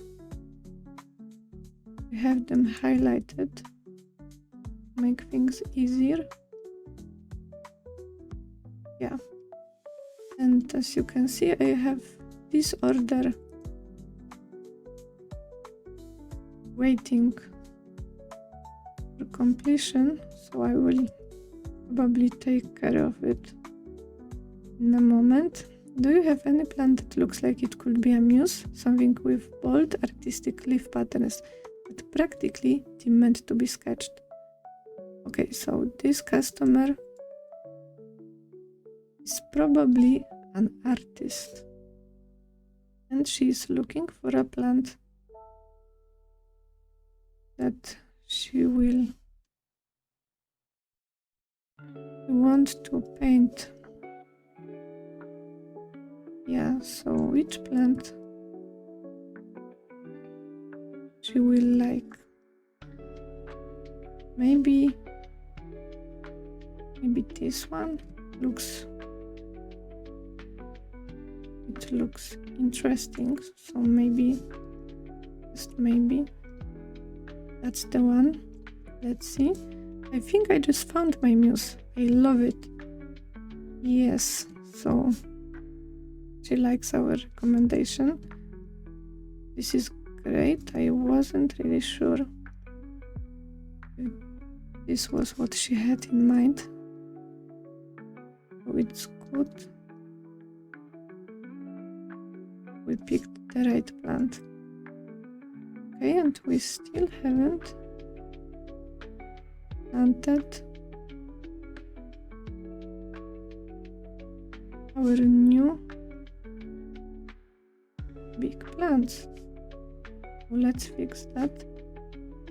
I will probably plant some medium ones as well.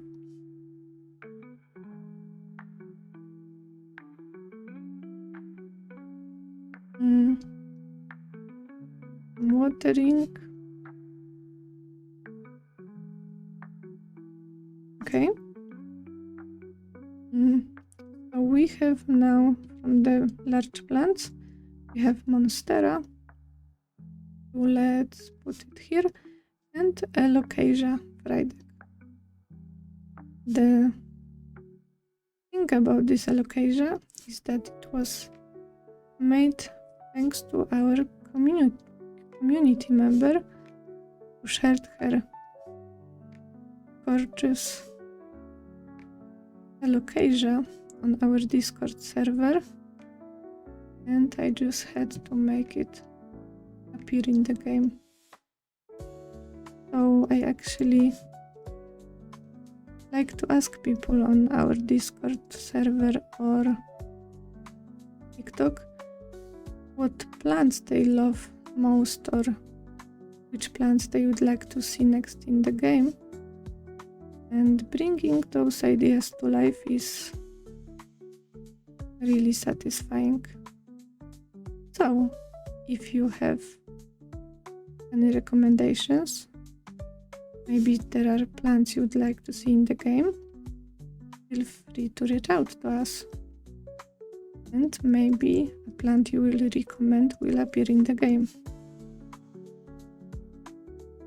So don't hesitate to reach out to us.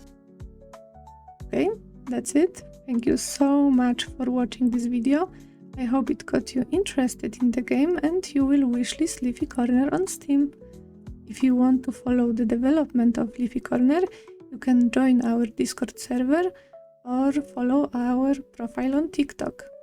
Also, don't forget to check out all the other awesome games that are part of the Cozy Quest event. And huge thanks to the organizers for letting us show our little game. Thank you. Dear Sky Farmer, floods took our streets, our gardens, our fields, and now only the rooftops remain, small islands of hope in a drowned city. The soil is tired, plants few, but we trust you, our Sky Farmer, to bring back life to this fragile ground and let it flourish once more. Community will be forever grateful, and although your profession might be a lonely one, you will see that up here, solitude is not emptiness, it is space. Space to breathe, space to learn, space to fail and to rise again. Observe, interact, adapt and improve.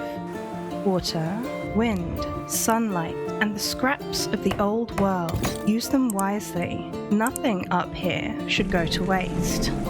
Learn about the needs of soils and plants, because only a farm with healthy soil and high biodiversity will be resilient enough to thrive in today's forsaken world. Finally, never forget, make this place your own. Build, plant, and shape it until it feels like home. Let it reflect who you are and who you hope to become. And though you may look around and see no one, you are not alone. Others like you tend their fields in this concrete jungle. Reach out, connect, appreciate the community, be open to their inputs, share your learnings, your losses, your victories, and enjoy your companionship, because collaboration, support, progress, and friendship are the only things that keep us afloat while the world is drowning.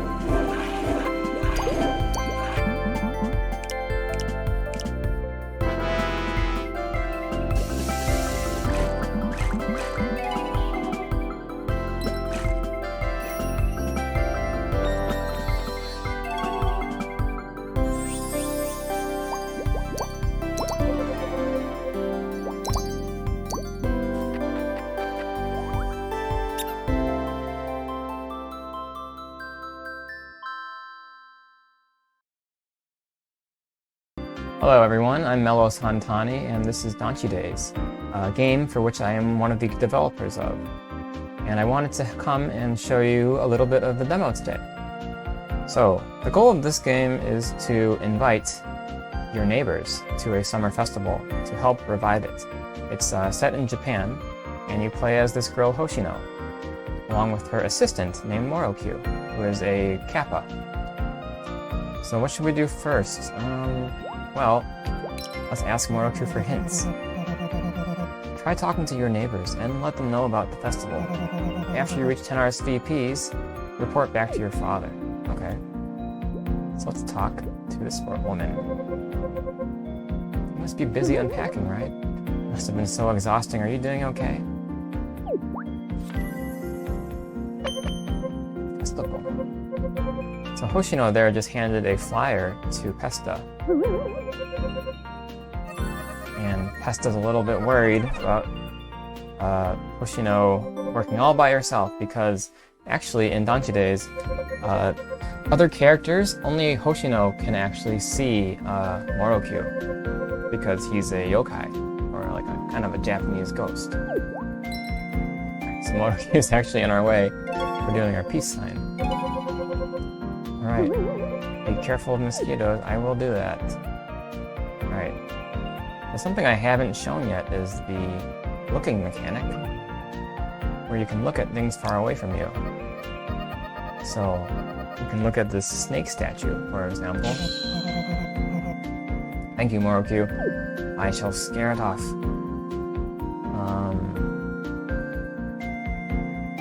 Let's go this way. A sandbox that's a little bit weedy.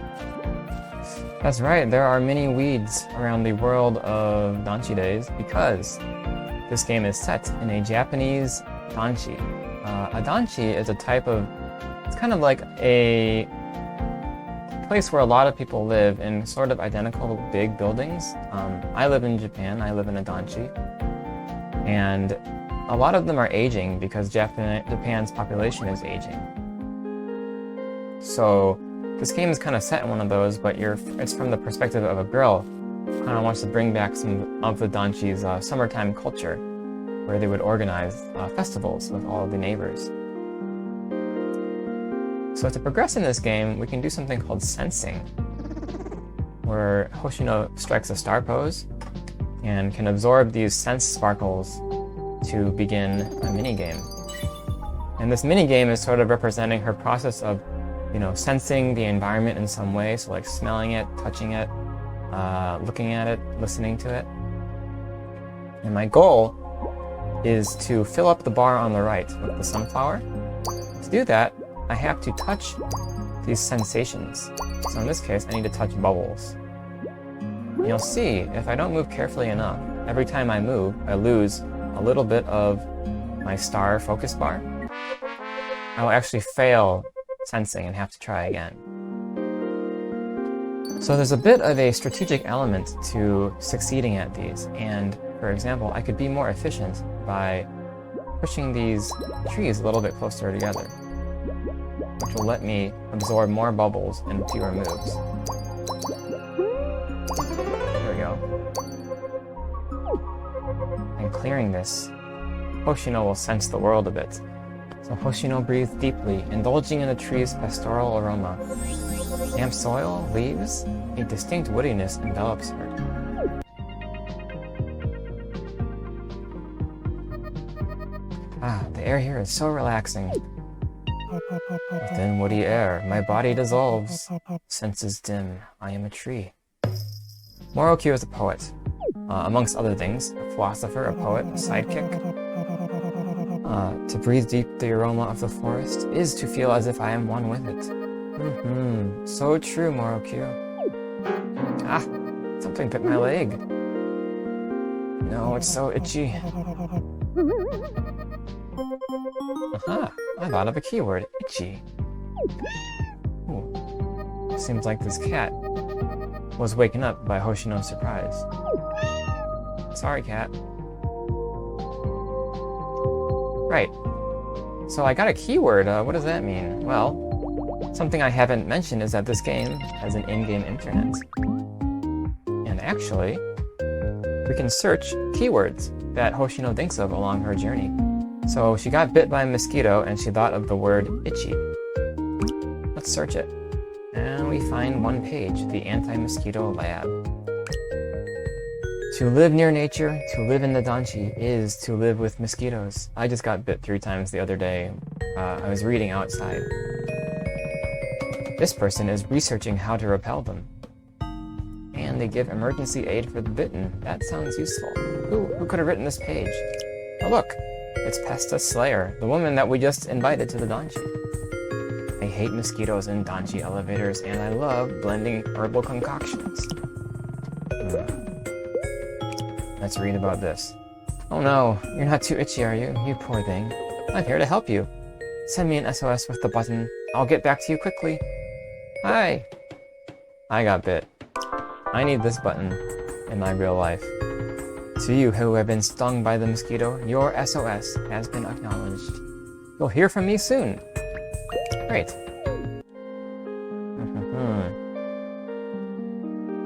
I just like to walk around these weeds.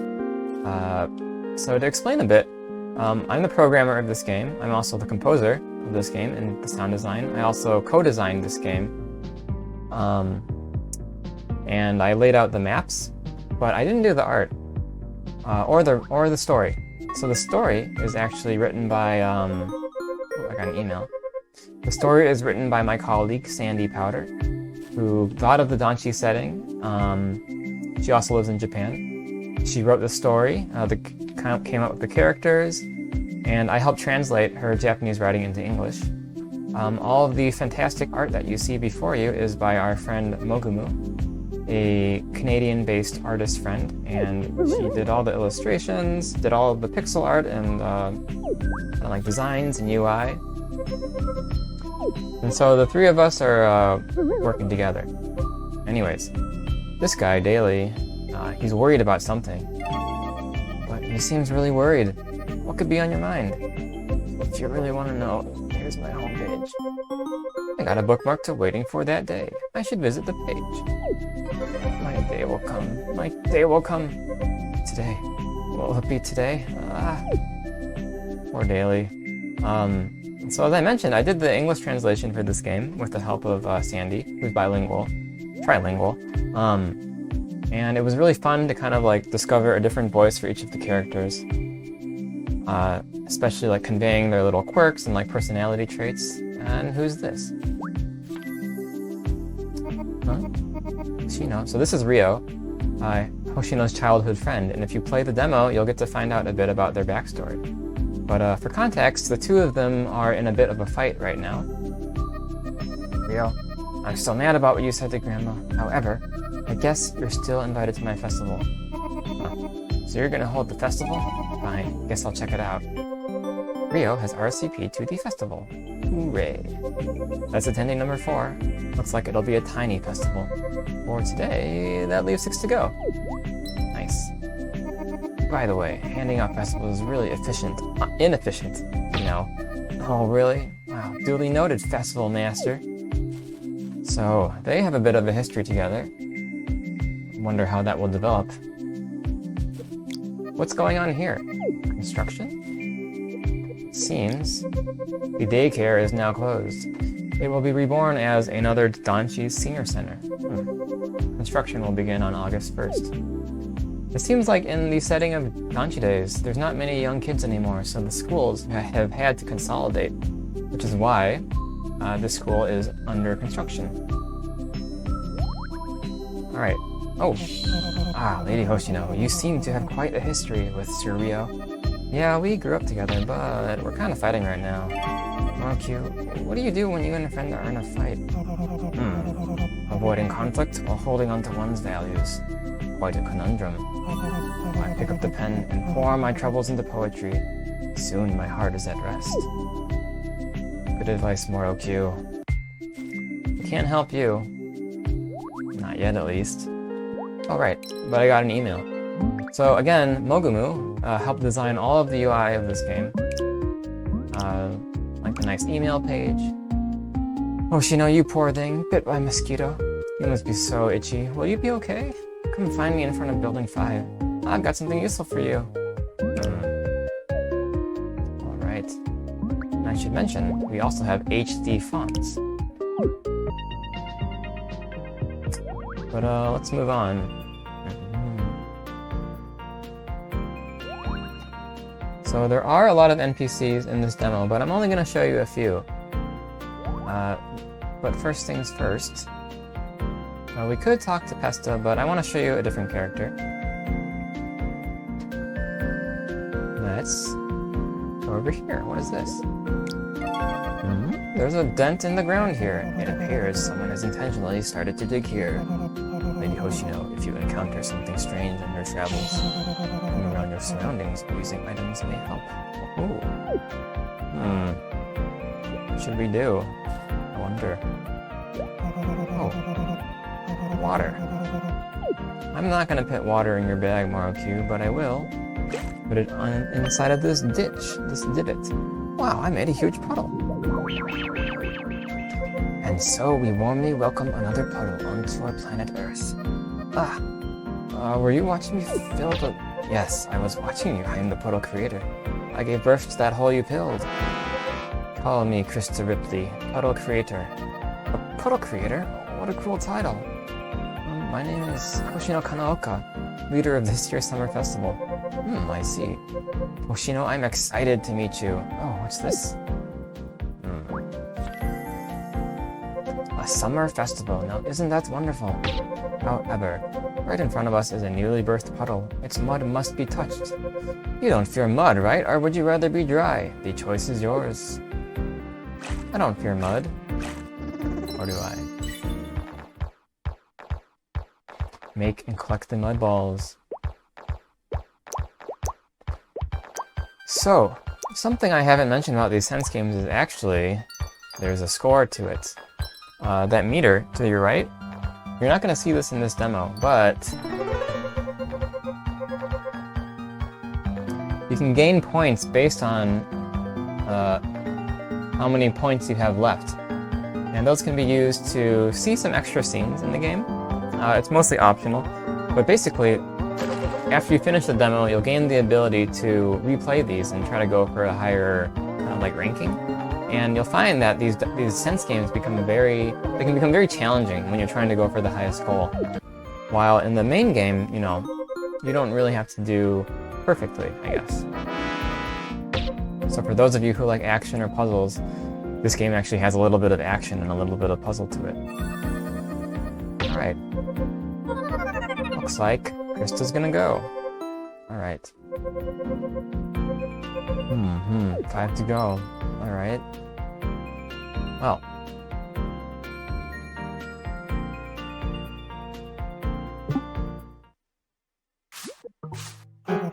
Lady Hoshino, don't get near the wasp. There's a man over there. Is he gonna be okay? If only you had some kind of weapon, you could get rid of the wasp. Oh, there's a huge wasp. Okay. Well, what do we have in our inventory? A mud ball. Let's try that. Ouch. Take that. Get out of here, you wasp. Phew. Throwing that mud ball took care of it. You got quite the arm. Why, thank you. Oh, he's quiet. Alright.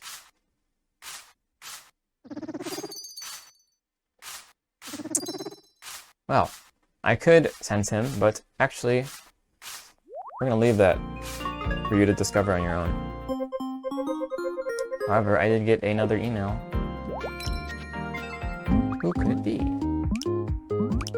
Hoshino, it was quite fun puddling with you. I just updated my homepage with info about the mud balls we made together. Oh. Dorodango. Well, you can read this when you play the demo, but characters have a lot they want to show you on their websites, so be sure to stop by. Now then, who else can I invite? Oh, I don't want to spoil her.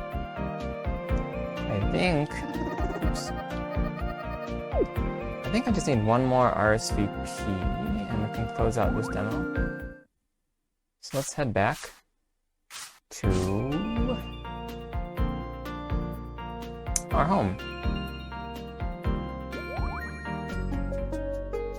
Now then.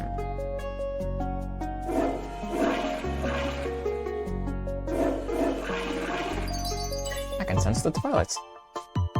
Move and collect the music notes. Okay.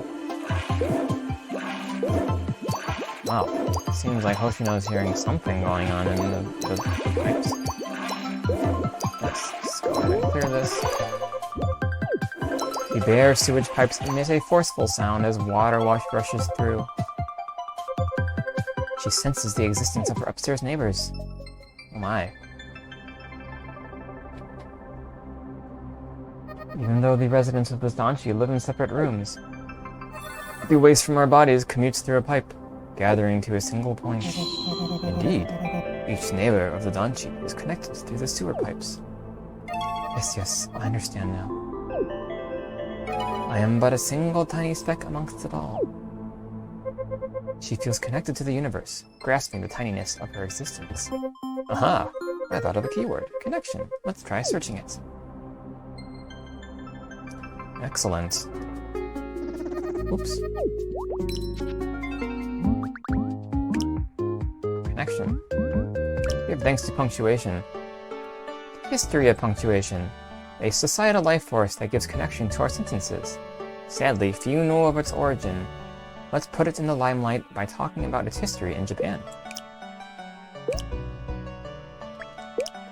What lets us feel a connection to reading but lives in the shadows? Punctuation. This page was made to give thanks to these unsung heroes. This page doesn't use punctuation. Hard to read, isn't it? Well then, let's learn about some history together. Barney Noble has written this. His interests are reading and growing my backlog. And his favorite library is the one in another Danchi.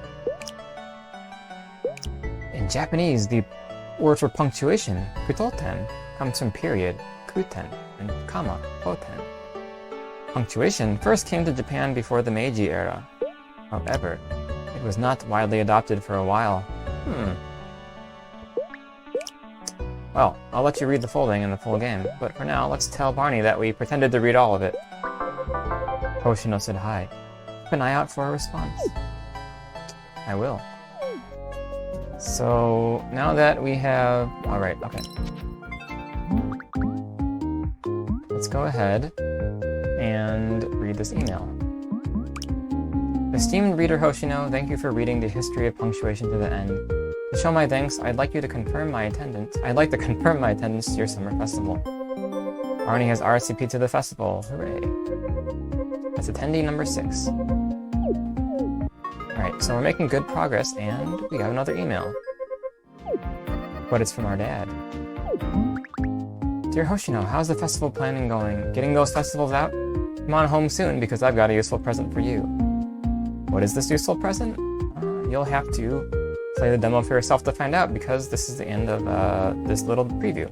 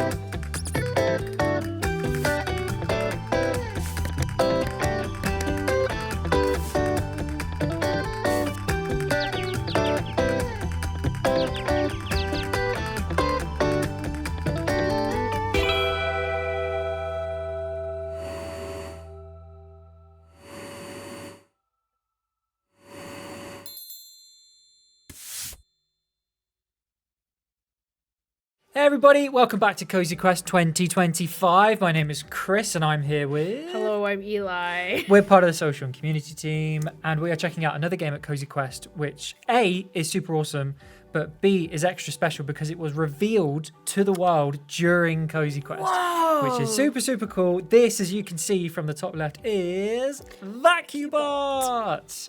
Home Cleaning Simulator. Yes, so one of the really cool things about Cozy Quest, especially this year, is that we are not just showcasing amazing cozy games from across the world, we're also actually revealing and announcing some games, which is amazing. And VacuuBot is one of those. So shout out to the team over at Arcado for working on this game. there is a demo that's available right now that people can check out. We're checking out kind of an early version of it as well that we're gonna play here. So all you need to know if you want to just start diving straight in. Yeah, I would just like look at this cat. Yeah, or we could just So stare at the cat for good, like you know? 15 minutes. That's absolutely fine. That's the entire demo. Is just looking at this cat. Absolutely. The premise, right, of VacuuBot, it is a home cleaning simulator. But as you can see, you're like a Roomba. You're like a, one of those little movie roundy small vacuum cleaner things. Go. You're straight into it. You haven't even played the tutorial. I busted through the tutorial for you, but you're straight into this. This is I have a Roomba at home, so I'm like, I know the drill. Have you ever stared at your Roomba at home and be like, I wish I was you? And honestly, a little bit, and it's I say we, only me, trying to get my cats to, do the thing. Yeah.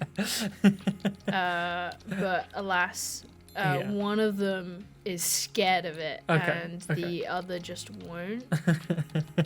That's fair enough. Hopefully one day you can get both of them to give it a go. There's lots of fun physics-based action you can kind of see as you're ready. You're already smashing around the trainers. Much better than my one at home. If there's a shoe, it just kind of dies. Yeah. And it's like, there's something in my way. Done. I'm done with life. That's it. Yeah. So as you just saw, Eli just went over to the waste disposal area, so that's where you drop off waste, so you can't get totally full in your Roomba. You have to drop off some waste, and there's also, you have a limited battery life. Out of the way! There's also limited battery life, as you can see in the bottom right corner. So somewhere else in the room, there it is, will be your power charge. You just power back up, and off we go. Right, so... Missing something from this area. Yeah, a little bit. So the cupboards. I have destroyed a chair. There we go. Hey! We got 99. Overall clean, 100%. What have we unlocked? Because that's a key aspect of VacuuBot. Is you do unlock cosmetics. A hard hat. And a chef's hat, which was one that I was going for. Item unlocked. Hell yeah. I think if you go back to main menu. I did see the cosmetics tab. Yeah. There nice. we go. Exclamation mark to let us know. Hello, cat. Yeah, boy! Look at it. You can get a little trinket. Yeah, you can get all kinds of bits and bobs. So what are we thinking? We're thinking... I'm going with the hard hat. I think it...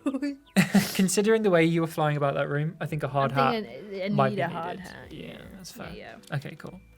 Nice stuff. Okay, our first cosmetic is unlocked. And we're going to check out, I think, just the first couple levels here. So, yeah, I think we might go up to level 3, level 4. We'll see how things go. One thing to mention as well, which maybe we'll point out again next time we go back into the main menus, there's also, I think they call it like Zen mode. So there are options in VacuuBot where you can remove aspects of the gameplay to just make it even more chill. So, like, you can remove the level timer, or you can remove the need to recharge the VacuuBot, A little bit sandboxy. Exactly. I want to just enjoy... cleaning up this room at my own pace, do what I want to do, you can do that. So yeah, you can mess about with stuff. There's also settings to reduce, to take out like an arachnophobia mode, because there are little creepy crawlies in some of the modes. And that can be disabled, and it's replaced with like silly items like rubber ducks and stuff. Yeah, that's so cool. Which is really cool. You're making light work. Are you on a timer here? You're on, because it's in top right hand corner. It's 45 seconds to go. They've got you.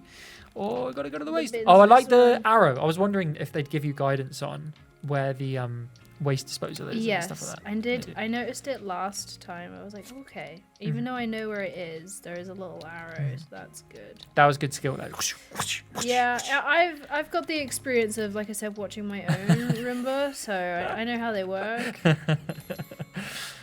This is very, very, very impressive. Okay, I think we're at 91, 92. I think you're gonna kill. I need to do under the table. 5% to go. 97, 98. Where's the last bit? Oh, it's got to be somewhere. Not sure. And I'm also running out of battery. So close. Okay, well, you're at 98%. You got a 97 plus 244. Okay, so apartment done. Top hat! That's all I wanted. Fantastic. Okay, we're in. It was close. It was close. There was a little bit of there was some grubbies in the corner against the cabinet that I didn't quite get. Oh right, cool. So, okay. but this Sir VacuuBot. This is I didn't Sir- realise we were in the presence of such distinguished personnel. Distinguished little gentleman. Exactly. Cool. So if you press shift, What is this yes, right, so that's our Zen modes, right? So power drain, power auto charge, waste build up. Basically you can move things around if you want to disable the level timer so I can take it chill on this next one. But I still like the I have to go charge myself and I have to go dispose of waste. It kind of adds a realistic touch to it. You want a little bit of a challenge. Let's head upstairs. We're heading upstairs, right? Okay, so many shoes. Shoes. See, what mine would do is this. You just work around it. Yeah, exactly. So you want your rumor to be more violent, is what you're saying? Yeah, just kick everything out of the way. Throw them around. Yeah. Okay. Cool. Okay, I'm gonna do one room at a time as well. Yeah, good job. That's what mine does. Yeah. So we've got the living room, the kitchenette, I think, or a little space of there, and then maybe the steps if we go through that door. But we'll find out. We'll find out once we smashed we've made the living room spotless. So if just to remind you, this is VacuuBot. Oh my word, they're going everywhere. That is one powerful Roomba. Doink. I would. They're gone. It's gone. Never to return. I would have way too much fun just doing that, to be honest, just smashing the sneakers around. But yes, this is VacuuBot, announced and revealed during Cozy Quest 2025, and you can check it out as a demo right now on Steam. And we're checking out kind of an early version of it here. And as you can see, it's basically a kind of home cleaning simulator, and you control a Roomba, a little guy, just little guy. Just little fella. What am I missing on this floorboard? Maybe tricky. Still around the sneakers, or no? This is always a tough bit of games like this. Is finding that last little bit. Yeah, right. Let's get you charged. There you go. Boop boop boop boop boop. Just charging up. Okay. So it's you've got to be careful with your charge. It takes a while to spin back up, dropping off some waste. I'm happy with the 98% for the liver. Let's find out what else there is to pick up. Oh, I did not charge. Yeah, so you got to sit there for quite a while until it gets on the bottom right. You can see that it's going, and you got to kind of be frugal with how you use your power. I'm not on a timer this time round. Yeah, that's true. So I'm just gonna go do it at your own pace. It is worth mentioning as well. I think that shift to this bad boy is like it's like a boost. I think. Oh, hey! Whoa! I imagine that drains your battery a little bit more. I can imagine it does. Yeah, but if you need to nip around, can you even get in there? It's a rogue spot. I hate when that happens IRL. It took me ages to get in there. We have it with it. There's just a few corners in the kitchen that just can't get. They're just lost to time. You're never gonna get them. You're never gonna get those places clean. Okay, that's 100% in the kitchen. What are we gonna I'm just evacuating quickly. Oh, that should be enough. Yeah. Okay. Nice. Okay. 2 rooms down. Can we find that 1% somewhere? Here we go. Oh, into the bedroom. Right. Okay. Don't mess up their. Oh, look at the doggy. Don't mess up their working space. Oh, the chair's got a bit of a knock. I don't know. I feel like I should get really tangled up in their computer cables. Oh yeah. That's to make it really. Oh god. Yeah. To make it truly realistic. Yeah. Nice one. Okay. Cool. I've got to find that. I'm sure it will trigger the end of the level if you. 1%. Where is it? Where is it? Oh yeah, it's in the living room and not the. I can see like by the door, there's like a dust thing that like got kicked up. Oh, it's all gone now. It's all gone. My eyes may have deceived me. They're shiny. It's sparkly clean. Look how well you've cleaned this place. Once you've cleaned it, it's little sparkly. Yeah. Oh yeah, you can see if you go back to your left, and then down a bit. That was like a dust thing. Yeah. This is the fella I'm trying to get. Got him. Right. Okay. Cool. I think we've done as much as we can here. There, wherever that 1% of dust is, it's just gonna have to live. So. In real life. You're not gonna notice. You're not gonna clean it all up. If I walked into this room, tomorrow I'd be like, wow, it's so tidy. It's super clean. Can I get completely under the desk? Yes. I did that time. Yeah. Oh, it's like a little sheep on the bed. Oh yeah. Yes. Yeah. Okay. one more go to see if we can. Is it that? No, I was wondering if it's that little corner by the archway, but no. No, this is the kitchen. We're all good. We're gonna leave that with the spot to live. I just thought it might be somewhere around like the archway, but I guess not. Okay, that's fine. We've achieved all we can achieve here. Yes, exactly. 3. Oh yeah. Okay. So if we hear, I think it's in the one in the corner. Yeah. So let's head out to the menu. And maybe we could have a go. Menu. Yeah. Yes. Maybe we could have a go with a timer and see how quickly we can get up to it, because it might not have unlocked a new level. Yeah. So if we go Zen toggles again. Shift. Yeah. Turn the timer on Yeah. and just go. Let's go for it. So you've proved how clean you can make this place at your own pace. Yeah. Now we've got to step things up. Let's go. I don't care about your shoes. Oh my word! Yeah, so it's spotless. But I've ruined your trainers. Yeah. That's kind of the trade-off here. So Yeah, exactly. I've got it so clean, but your shoes are unwearable doomed. now. Absolutely doomed. Yeah.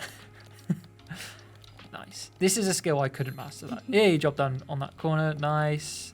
Down we go. To be honest, I think there's plenty of room on those shelves. It's kind of on them to leave their trainers just hanging around. Well, they're by the door, So like I get it. I'm trying to defend you here. Oh, right. There's a bit in the corner here. Yeah. Good. Your tank's nearly full on the old wastage. So let's drop some off. 2 minutes. We are plenty of time, I think. If you're already 100% of the kitchen, 2/3 of the way through the living room, I think we're looking well on track here. Nice. Glide around. The proper satisfaction of just making the room spotless. That, and I really like the controls of the Roomba. It's very legitimately very responsive, and like, yeah, it seems quite satisfying to just kind of shove about. Full. I'm full and I'm tired. I can relate. Full and tired. We just had lunch, so I can relate to that one. Okay, we've dropped off plenty. But that should be enough room to let's charge battery a bit. Final push. 1 minute and 20 seconds to go. We've got about 40% of the old. Come here! Oh no, we shoved it in the corner. Right, into here. Get him. A little bit more battery. Oh, a bit more charge. Yeah, good shout. 1 minute to go. Back into the bedroom. Alrighty. Oh, it's a smaller room, isn't it? So it should be easy. Why am I not? I'd pressed space, and that stops you from cleaning. No. Oh, I see. So maybe later on, like the more complex it gets, maybe to like save battery and stuff. You want to like turn off your vacuum as you're moving around. Or even in here, like there's no point in having it on while you're while you're zooming around on clean floor. It's true. Really? It's true. 30 seconds. It's true. All right. So there's 2% somewhere in the living room. Kitchen is all good. I think. Is it? Oh yeah, nice. I was like, I'm pretty sure I've missed a corner. There's something in here. I think that's it. It's those. No, corners. I've missed by the couch. You got it. Right. 10 seconds. Got him. Hey! There we go. Job done. 245 points, 149. Kitchen, 100%. Yes. Any more? Yo, cat eyes. I'm putting those on. You're gonna be a distinguished kitty. The cat doesn't sit on I me. thought he was gonna. So I am the cat. Yes. The real cat is not amused whatsoever. It's not intimidated. Ooh, the basement. The basement. Scary. Right. I think this will be our last one. Yep. Let's see how we get on. Oh, look at them. That's quite intimidating. If I saw that, like, I'm just hanging out in my room and the Roomba's coming around and I see with the cat eyes on it, that would freak me out. I'm gonna put some cat eyes on my room. That's a good idea. I think either that or googly eyes. I think that'd be a good. Googly eyes would be a good one. Right, so we've got 2 rooms down here in the basement. The first of which is the games room. We'll work our way around. Got some obstacles to work our way through, but seems simple enough. But yeah, if you like the look of this, you can check it out right now as a demo on Steam after we announced and revealed it during Cozy Quest 2025, which is awesome. So yeah, keep on the lookout for more videos and stuff on our Steam event page for our showcases and other videos of us checking out some amazing games that we're showing off at Cozy Quest, some of which you'd have never seen before like this because we've just announced it. Oh, time to drop off some wastage. Oh, it's all the way over here. Yeah, I should have done it before I went in. It's all right. But you already... I've only got 1 minute left. But, it's true, but you're also like 3/4 of the way through this level, to be honest. I think you're going to smash this. Round we go. So what's this? The laundry room. Right, okay. Can we get I imagine we can get under the... we can get under the clothes right there. Nice. Stuck. 40 seconds to go. Oh, we're nearly there. We Just a smashed few it. rogue We smashed bits it. that I've missed. Yeah. Some gaps. There's that one. In there. This bit by the wall. Yeah, and there's a little bit under the... Oh, I'm stuck. I think it's just around here. Where is it? Oh, I'm gonna run out of battery. Oh yeah, it's fine. It's right there. I was like, oh no! It's literally right here. It's fine. Where's the final spec? We got it! Yes. Laundry room, 100%. Games room, 100%. Smashed it. Oh yeah, that was my best one. Let's go. Yeah, no cosmetics this time. I think we've peaked with the cat's eyes and the top I hat, didn't so. quite level up this time round. Oh right, so, yeah. I Fair thought enough. that'd be it, yeah. But as you can, so we unlocked if we go back into the cosmetics. I like that the transition is the Hoover as well. Yes, that's very strong. Chef's hat, cat eyes, hard hat. I'll show them all off. Yeah. Chef's hat. I think Chef's hat might be my favorite, to be honest. Cat eyes. Ooh. Can you imagine, right? You imagine if you had IRL, if you had a Roomba and you put the chef's hat on it and you got it to like deliver some food to like another room. Yes. Oh yes. I wouldn't be able to do that on mine because it's got like a little bit that sticks out the top that then scans the room. Oh no. So if we put that on it, it would have no idea where it's What going. am I doing? I like the top hat. Yeah, I think top hat's the best. But then you can also see, so you got trinket options, an exhaust option. There's proper like racing game stuff here, and then like upgrades for your Roomba as well. Upgrades, people, upgrades. Yeah, a hat is just the beginning. So that's what it's all about. Yeah. VacuuBot. It's just, we've got more to play. There's more that you can check out. For you to check out. Yeah, loads more to check out. But that is VacuuBot in a nutshell. Yes. It's cleaning simulator. You're a Roomba. There are cute cats, as you've just highlighted. There are cool, fun cosmetics to unlock. And yeah, it's been announced during Cozy Quest 2025. Which is super cool. So if you enjoyed it, you can check out the demo right now on Steam. But that is it for a kind of quick sneak peek into the world of VacuuBot. Thank you so much for checking out this video. If you like what you saw, check out more Cozy Quest 2025 stuff over across all Secret Mode social channels, but also across our dedicated event page as well, where you can find out even more. So thanks for joining, and we'll see you again soon. Bye.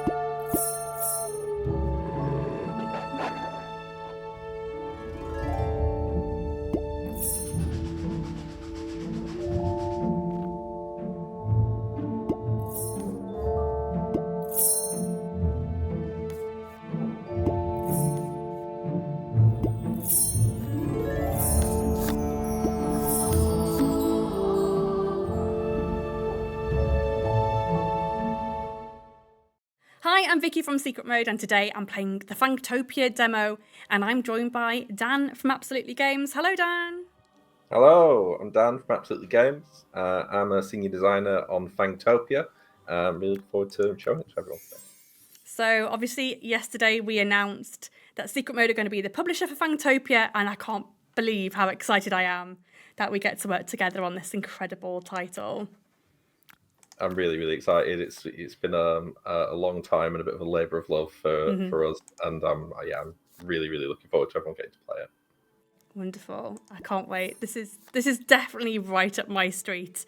I absolutely love games like this, and I'm sure that a lot of people seeing this for the first time will also be very excited by this as well. Can you tell me a bit more about what Fangtopia is? Of course, yeah. So Fangtopia is a cozy world-building game with a sort of spooky horror-style twist. But it's all about, in the style of games like Dorfromantik, it's all about placing tiles, matching landscapes.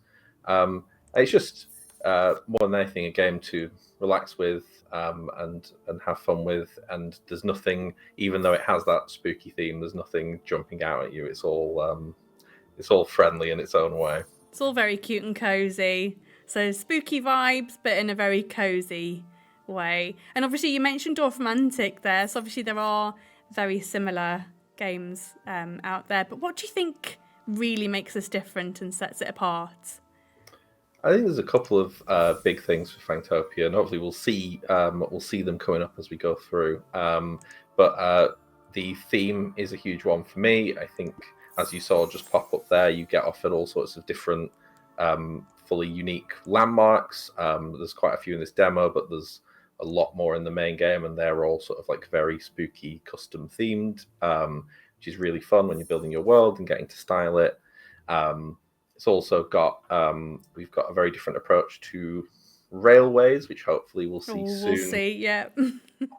And yeah, it's just I think like the big thing for me is just the atmosphere of it. It's, you know, we go from pastoral to spooky. Now, you have hinted at some things that are going to be available at full launch. What are your hopes? Because obviously it is just a demo at the moment. We've got the demo available. But what are you able to share about what's coming? What can players look forward to in the full launch? A lot more content. So for the demo, we've just got a little set of the landmarks that you can build in the main game. Oh, and we've just got railways. We've got the railway, yeah. Right on cue, almost. Absolutely. And then, so in the full game, there'll be a much greater number of landmarks. And then there's a sticker book. Ooh. So effectively, as you play and you complete little bonus objectives and things, you'll unlock more landmarks and more stuff, so your worlds will kind of get different as you go on, and you can fill that out. We've got a hard mode planned, which is not like a hardcore mode, but like there's new extra tile types that just make the placement of things a little bit trickier, and you get more of the sort of split mixed tiles, so that you have to think a little bit more about how you're placing things, but it still keeps it in that sort of light, fun, spooky way. Yeah, we've just unlocked like a haunted house here, which I love. It's got a little graveyard in the front there and some ghosts coming out of it. There are some incredible details, and I'm sure that we'll unlock more as we go. And I think we'll zoom in on some of the details a little later on as we uncover them. But yeah, I absolutely love this haunted house right here. Got a little bit of a sort of Luigi's Mansion thing. Yeah, absolutely. Coming out. Yeah, got quite a few things going on at the moment. Now, my favourite thing hasn't come out yet, so I'm going to hold off on talking too much about the amazing details. And when a couple of more have popped up, we'll chat about those. But this is the ghost train here. And we get to see, how it's a little bit different. So when you place railways, they kind of find ways to connect to each other. Yeah. So you can kind of build it in whatever shapes and paths you want. It can cut through your landscape. You can build it in its own little network, things like that. One of the things that's not in the demo, but is coming in the full thing, is that the railway tiles will also have forests or mountains or fields and things on them. So you'll be trying to connect them to your landscape whilst also building out those little networks. So yeah, it creates a lot of fun little opportunities to build out. I do really like the ghost train. I like how you can. I like how the tracks move. Like, you're not just in a straight line; they do curve quite nicely. I do quite like the train tracks there. Now, I'm going to get less chatty as I get more into the game. Yeah, I can see you're I'm just like locked in. Oh, here's one of the really cool things that I like. This is one of the cool things that I like. I can't wait to show people this, actually. Let's try and find an optimal position for it. But this is one of my favourites. Oh, I've been blocked by one of these. Sawmill or ragged windmill. I do like a buzzing sawmill. But yeah, I'm getting distracted now. I'm forgetting that you're here, Dan. Sorry. That's all right. I'm just watching the score, making sure you don't top my high score. We'll see. Right, let's wait for this little guy to come out, because this is probably one of my favourites. I like that he has a little. Yeah, he looks around and he's like, oh, I'm just gonna chill here for a second.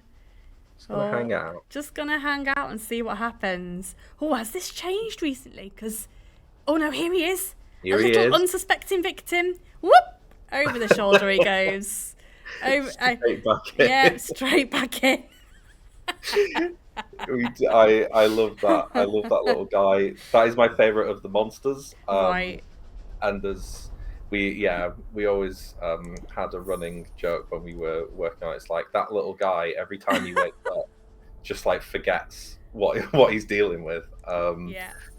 Do you think they've got like a fun little relationship of, oh, he's forgotten again, hasn't he? I'm just going to hide here. I think, what have I told you about leaving in the cold? You're not equipped for it. You're not dressed for it at all. Get back in there. It's, there's, we sort of, I suppose we didn't. There's one though. So, portal, there's a portal that's popped up there. Tell me more about these. So that's where your monsters come from, and if you put the right amount and type of terrain next to them, we can see this one wants 5 more forests. It'll give you a monster that fits with that kind of terrain. So I won't spoil it for the forest. It's probably another one of my other favourites. Yeah, we discussed this beforehand. Dan knows exactly which monsters I like. And that's in the I think there's 3 in the demo, but there's a lot more in the main game, and they actually get more there's more variety in the tiles in terms of like at the moment you'll get like you'll be all mountain, but later on you can actually get ones that have lots of different terrain types and things on them, and they all have their own unique little things that they do. I'm closing in. You answered my question before I was going to ask it, because I was like, how many monsters have we got in the demo and what else is coming? But you answered it before I got to ask. I'm too excited about it. We're in sync already. Love it. Ooh, these are both very similar. Which one do I go for? Maybe the pigsty? It's got to be the pigsty. It's got to be the pigsty. Right, okay. Let's take a little look at this. Let's lock in. Let's have a little look. Excellent. Here we go. Pig. We've got a flying pig, haven't we? Look at him. Look at him go. He tries. I mean, he can't fly very far. He tries to take off. He's not perfected it yet. No. But this is absolutely my favourite one of the ones we've got at the moment. When I first saw this, when we gave it to our artist to create something cool with it, and when I first saw it, I was just like, this is ridiculously good. You've exceeded what I wanted from that. It's gorgeous. So it definitely is very cute and cozy. Like, it's got this spooky vibe, but I hope people are seeing that there is so much charm here and so much coziness to it. You can't possibly get spooked by little tiny cute flying pigs. It's everything is very cute and fun. It's really like for us, it's a lot of fun to find those cute details and be like, what is a fun spin we can put on this horror thing, or all the little references we can sneak in there from from horror films, and but in like a friendlier way. That's been a lot of fun. I've been watching a lot of horror movies recently, because obviously it was spooky season not so long ago. And yeah, I'm excited to have more spooky characters pop up. I'm excited to see what you bring. There's a lot of sort of iconic horror-y locations that we've not touched, that I'd love to get in a version that fits in this, and it's all, it's really fun to see the things that are like really like scary films or really terrifying stuff that's been turned into like this cutesy version. There's something just really fun about that. But there's quite a few that I've got tucked away. There might be some The Shining. I think wonderful. Wonderful. I'm excited to see what might come of that. So yeah, this is what I like about the tracks, is you can put them around here and bend them round, which a lot of other similar games is kind of very much a straight line. There's no sort of bending of the tracks. So I do very much like that. And I like these little portals that they go into and then they come out elsewhere. It's a really interesting take on railways. They're always on their way somewhere, and it's that sort of bendy railway. When we were first playing around with it, in other things like that is Dorfromantik, which we love Dorfromantik. We played a lot of it and got quite competitive at it at one point. But the railways are very sort of you get the angles you get and you line them up. And for this, we wanted something that was a bit gentler and a bit more sort of like you can sort of shape them how you want and make your own little patterns. Yeah, it's really nice. And this fountain that we've just unlocked here, I think you've said that things are inspired by various things. I think I probably do get the reference for this one. The Pumpkin King. The Pumpkin King fountain. There you go. Wonderful. Oh, lovely. Yeah, there's lots of little ones stuck in there, and it's it would be great to see if people can spot some of the spins we put on these things. Is there anything else you want to talk about? Anything else you want to draw attention to that might be on the map already, or perhaps we need to unlock a couple more things? I think there's you can see some of the key stuff already that we've not really talked about. So like up there where you've got the forests and the little plus. So effectively the game will at certain points it will make these little objectives, and if you expand that area with the types of terrain that it wants, then you'll get extra points. And the whole way to sort of carry on, you may be wondering at this point, like, oh well, does it go on forever? When does it end? And and in the bottom right, you've got a little deck of cards. You've got a very healthy deck of cards at the moment. You've got like 40 still to go. And when you score points, which you can see in the top corner, you've got like thresholds. Every time you meet that score target, you get offered a landmark, which I think you're very close to getting. And you've also got the sawmill set up there as well. And you've just got another portal, so that's a monster coming in. It's your favourite. It's yes, I think this probably is my favourite. I'm just trying to find a good spot for him. So you can see as well, like when I move it around, sometimes I'll get 19 points if I put him there, 19 points if I put him there. But if I move a little bit, you get less points. So I'm just trying to find the best spot for him.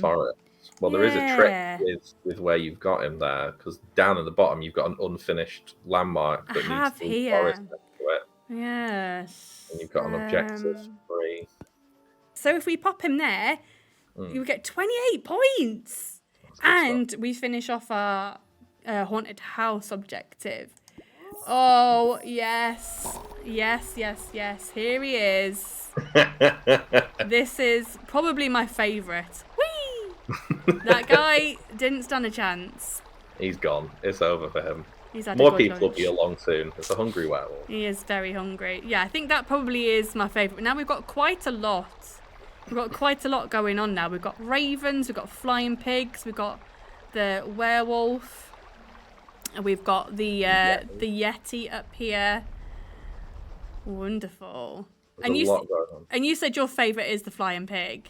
My favorite is the flying pig. Yeah. 100%. It's just, I just think it's so adorable. He's so cute. You know, he's not even really haunted. He's magical in a very harmless Shrek sort of way. And I'm rooting for him. You know, I'm rooting for that pig. Absolutely. Right. What else have we got here? We've got a 2. So I mean, you can see a 6. Nice, and you can see how like when you start out, the world is very simple, and you know you've not got that many places to put things down. And as you build out and you form different groups and different objectives pop up, it sort of gets more involved where you put things and how you solve them and what order you try and complete things in. I think it just all adds up. It helps to get into that kind of flow state where you want to kind of, you know, forget everything else you're doing and just zone in. I do want to forget everything else I'm doing and just fully hone in on this. Now we've just opened up the Witch's Hut as well, which again is one of my favourites. I just love the amount of details. Wonderful. Just stonking the trees out of the ground. Absolutely love it. Absolutely love it. Yeah. And it's like that's the thing with the sort of unique landmarks is we tried to get every single one to have its own little identity. Like we didn't want to just do like it's a house, it's a tower, it's a windmill. We wanted every single one to have its own like spin on those things and to feel like active and alive and have stuff going on. Yeah, they're like their own little characters in a way. 100%, and some. I mean, the pig in particular, you know, is bringing it in. But like even the little sawmill, when you zoom in on that, you can see them just sawing away on like logs. Where did I put my sawmill? Was it over here? Oh, it's here. Here. I see. And you can see like that's operating and churning out stuff, which is just really cute. It's just every little thing is just bringing that life to what you're building, and it's just really good fun to see that kind of build out and see how all the different worlds end up looking. And that's one thing we want for the final game. One of the things planned is that we'll have the ability to effectively, even if you finished a map and you've run out of tiles and you're done with that map, you can still load that up and fly around and look at the world you've built. So you have this little sort of gallery of all the things you've made. And it's just fun to go back to those and see what you've done. Well, how many? I've got 37 tiles left. You got loads. We got loads. Oh, this is fantastic. This is wonderful. I'm so glad that we're going to be publishing this. And we're really, really excited to be releasing it to people. I mean, we put the demo out, and we just, we didn't know what people would think. This little sort of passion project that we've been doing, and then to see it picked up and come into life is so exciting, because it's for me it was a real joy to work on from right from the very start. I'm excited to see how the community are going to respond to this and all the fun things that we can do for them as well. I think there's probably some great ideas for landmarks and things out there as well, to be honest. I think there's some people have got some ideas cooking that we've not heard yet. How long has this been in development? So we started, I think, sort of early-ish last year. Wow. So we worked on it for a few months with just a really small team. And then we put out our demo to see, if people like what we were doing. And we've been chatting with Secret Mode, and we're just, we're really happy that it's now going from demo to full game. Is really exciting. It's gonna be exciting to see how it changes and evolves and grows during that time as well, and what we can bring to it. And I'm excited to see how the community react to this too. I know these sorts of games are super popular, and I know that the horror genre is also popular. So you've kind of mixed a bit of cozy with horror, which people would think would be a strange mix, but you'd be surprised at how many How many people find horror games cozy? It's odd, isn't it? That Yeah. is my thing though. Like my comfort thing is horror films a lot of the time. It's like Nightmare on Elm Street for me is like the absolute peak of just like comfort viewing. What? Which is probably very abnormal for people. I would say so, But- yeah. Yeah, it's just I'll just relax with Relax with Nightmare on Freddy Elm Street. Krueger, yeah. Yeah, Freddy versus Jason is my like go-to. It's like junk food for the heart. But it's but like when we were first thinking of this and thinking like we want to do something cozy, but we want to play with the theme and have fun, do something that doesn't look, because one of the things with cozy theming is a lot of times it's like pastoral and lovely and sort of like the Shire kind of greenery. And we just sort of thought like that's really lovely and cool, and what could we do that is sort of like a completely different spin on that, where we can have loads of fun with the world building and everything. And so at first we were like, cozy and horror, is that gonna work? And then when we did it, the ideas came so thick and fast for how you could do things with that. It was just obvious that there was something cool here. I think this is going to resonate with people who want a bit more of a horror theme in. So I think it's a great fit.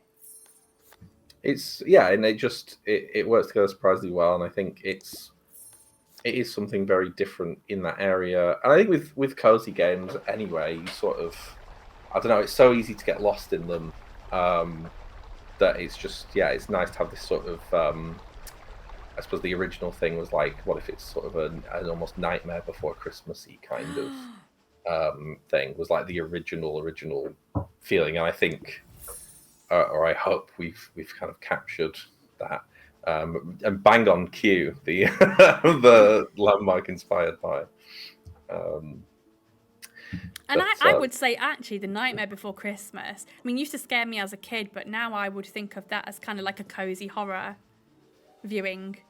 Like, it scared me so much when I was younger, but now I watch it every year. I look forward to watching it every year around this sort of time. So I think that sort of, if you're thinking about sort of cozy horror, that's my sort of cozy horror. That is like a go-to, because it's like sure. it's almost like Disneyfied horror to some extent, and like that. Yeah, that is the thing. It's like taking that stuff that would be scary to you as a little kid, but as an adult is like cute, and it's almost like Halloween decorations, For sure.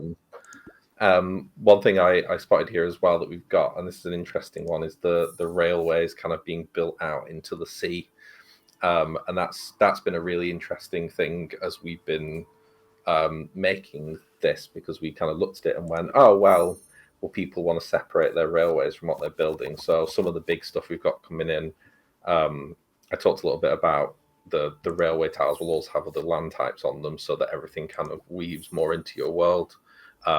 One of the other big things we've got coming though is railway landmarks. So you'll have buildings that are railway themed and need to be next to railways, but also need to be next to other things, so that you'll build those lovely little sort of like interlocking worlds. I'm really looking forward to that stuff coming in and seeing how it sort of shapes how people build everything. That'll be exciting. Right, we've still got a really healthy stack here. You're just crushing it. This is we've got a pro. We've got a pro. I've played a lot of these kinds of games. This is why I was so keen. I was so excited when I found out that we were going to be even just looking at this game. Like, as soon as it sort of was shown to us as like a potential, I was like, oh my god, we need to have this. And I was the person behind the scenes who was constantly asking for updates on whether we'd signed it yet and whether we were going to announce it yet and what could we do with Cozy Quest. Like, I was super keen for it. So I've kind of been a champion of this game from the beginning, really. Because I think it is going to attract so many different kinds of players, and I think the horror theming is just so different. I think it's gonna bring in quite a broad variety of people who like it for different reasons. And I think one of those reasons is to spot the Easter eggs and to spot the inspiration. I mean, this is a super clear one. Shall we have a little look at what we've got on the map now? Have a little peek around. Let's have a little view around. I still really love the haunted house, just the ghosts coming out. The werewolf, obviously, wonderful. Plays that quite nicely, so he's sort of like attacking people in the backyard of the map. It just looks like that's part of the land. Absolutely. And you've got your a tornado in a wheat field there. You've got your witching hut. I do love the witching hut. Checking its nails there. Yeah. Got a little sawmill. Just got a bit of an operation running. Yeah, he's that guy.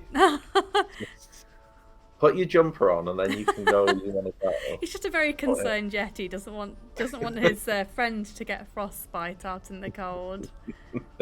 No, you should send him over to the volcano. You've got a volcano built up over there. That'd be nice and toasty. So we'll just have a little scan around the map here. I like this as well. You've got the beacon, it's like lovely. A little bit of sort of almost Eye of Sauron-y kind of. Very nice. The top. There's so many details in this. I think I have got 28 tiles left, but I think if I carry on, we might be here all day. That we could probably go on and on and on. It eventually, at a certain point, it'd just be like a tactical discussion of I think so. how to keep the game going.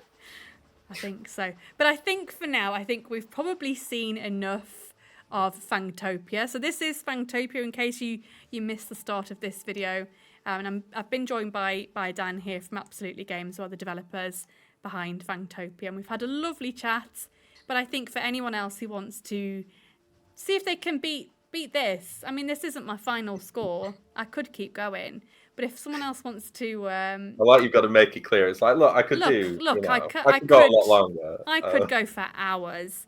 But if you want to have a crack at this yourself, if you want to have a go... I'd love to know people's high scores as well. I'm intrigued to know. And we do have a Discord, so if you want to come and pop it in our... Come and show me your high scores. Show me your screenshots as well, because I'm sure that people will get very creative with their tracks and with their maps. I'd love to see people's high scores. But also, please come and let us know what your favourite landmark is as well, what your favourite monster is. So please do come and chat to us. But if you'd like to go and play it, there is a demo available now for Fangtopia. And please do give it a wish list to stay up to date on all the latest updates. And you'll hear more from us really soon. But thank you so much for joining us today. This is Fangtopia, and we'll speak to you again soon. Thanks for joining me, Dan. No problem. Thanks for talking. No worries. I'll chat to you soon. Bye.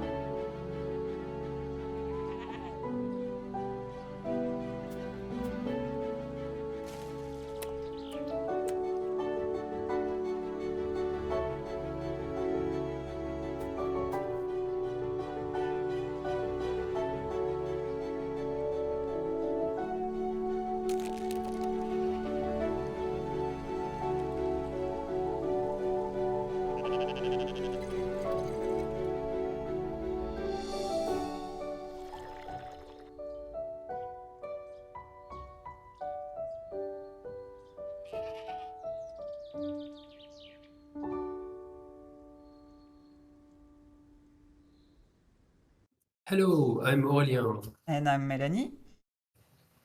We are the devs of Heidi's Legacy Mountains Calling, and we are here to present you our little game. And we are going to start with the opening cutscene.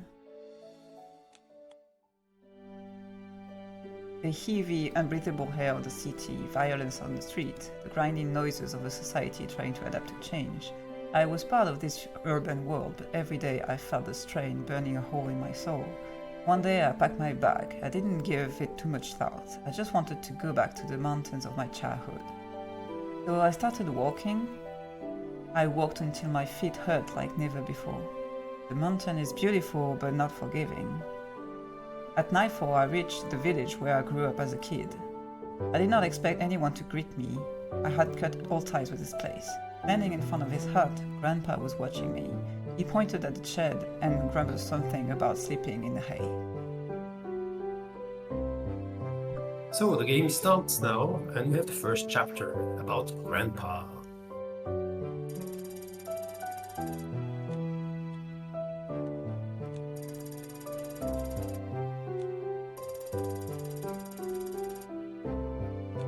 This is a narrative game, so there's a lot of text, and the first day starts with taking care of the goats. So we are taking the little ribbon on the cairn, and the goats are going to follow the little ribbon, and we're going to take them to grazing spots. Oh look, Peter wants to talk to us, it seems.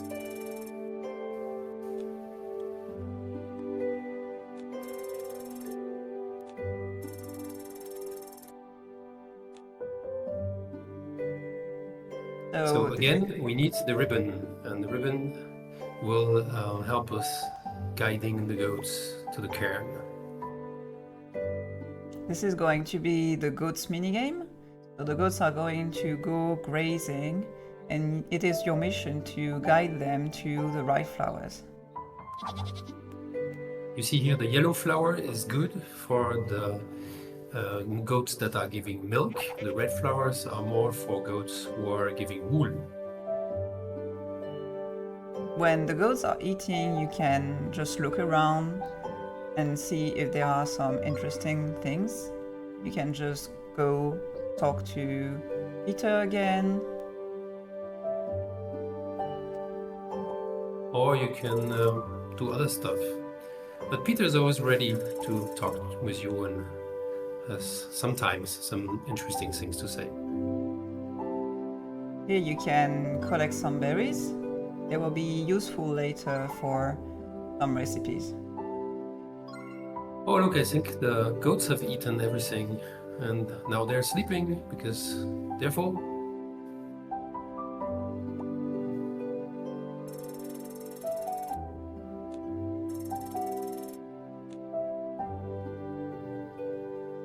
So we're going to take the goats back to Grandpa's little sheepfold.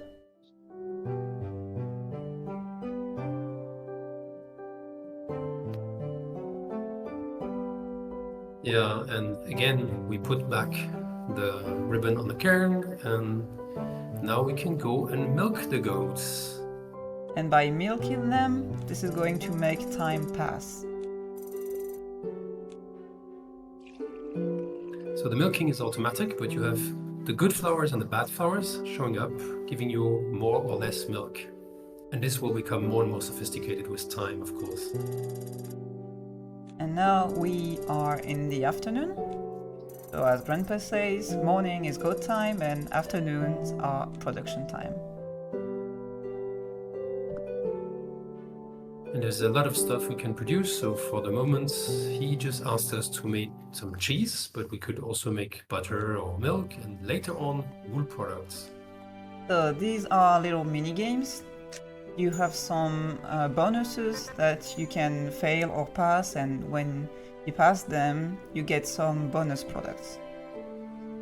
But it's a cozy game, so nothing punitive, nothing can really happen. The worst case you just have less products. But that doesn't really matter. So we are at the evening, and what do you do in the evening? After a full day of working, you can go to sleep. And so you have passed a whole day, and this is like a cycle of days, but you control the cycles. You decide when you want to be morning, afternoon, or evening. So we are back in the morning, and mornings are good time. You can see that And we just have a little heart. Yeah, we bonded with Grandpa. That's really nice.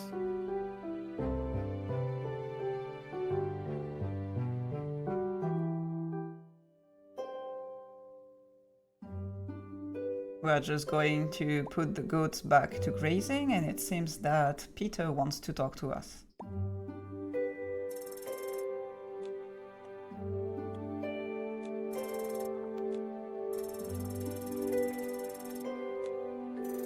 So it seems that Peter has a new ability for us. We can use our stick to dig in the mud and find some stuff. We will have a lot of abilities like that, unlocking during the game. So this is a digging minigame. You are able to dig with your shepherd stick, and you can find treasures in the mud. Like right now we are looking for mushrooms.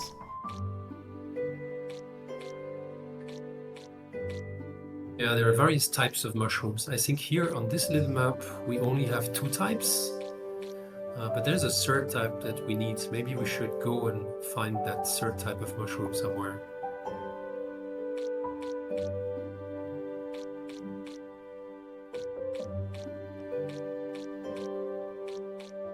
There it is.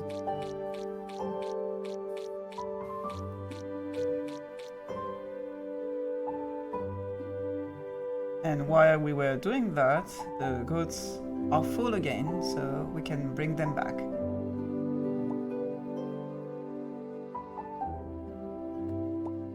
Oh, Peter has something to say again. Oh, he saw us digging.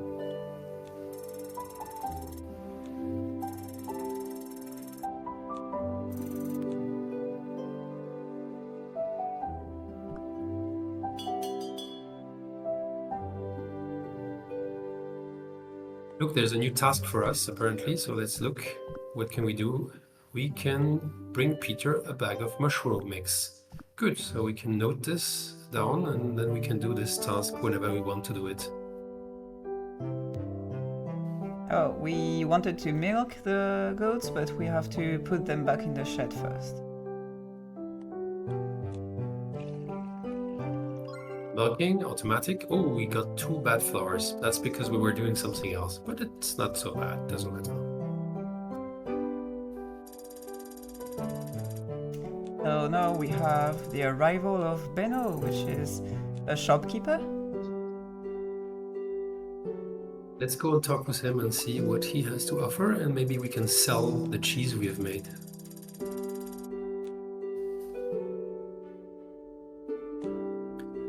And maybe we keep the mushrooms. They can be useful later. What is there to buy? Oh, look, let's buy some flour. It will be useful later. Yeah, you have seen that there's also a goat there that we could buy. We haven't bought her, but at some point in the game that will unlock, and you can, of course, increase the size of your flock of goats.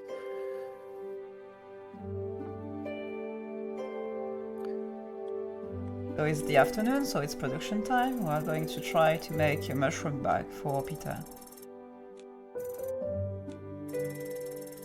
Look at Peter and Heidi talking. So this is another mini game. You have to align the ingredients in a good order, and the more lines you do, the more products you can do. So you have to be strategic about the placement of the various ingredients. Yeah, this is just like one small recipe with 3 products, but increasingly in the game you will have more difficult recipes with 4 or 5 products, and it will become a bit more challenging.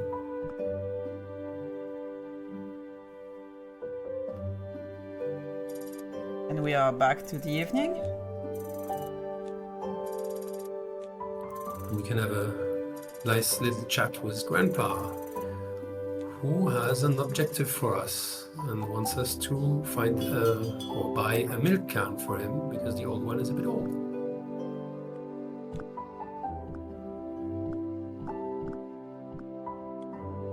There it is. Maybe Benno has a new milk can for us. We'll see that later.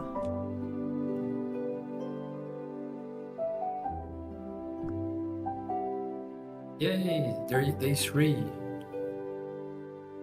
We're going to get the goats again. Yeah, let's get them eating something and then we can do something else while they're eating. Actually, there's another cairn over there where they can eat. We don't have to go to the same place all the time.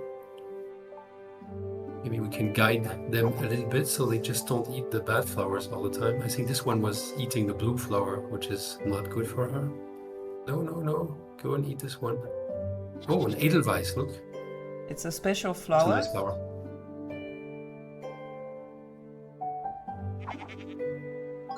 And so as you can see in the goats guiding minigame, you have to press the button at the right time.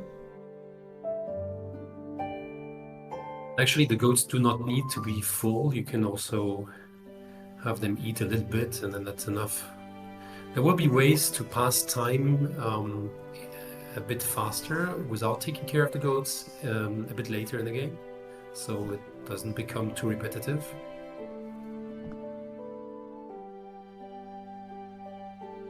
So now we have Benno that is back with his little shop, and we can buy a new milk can from him.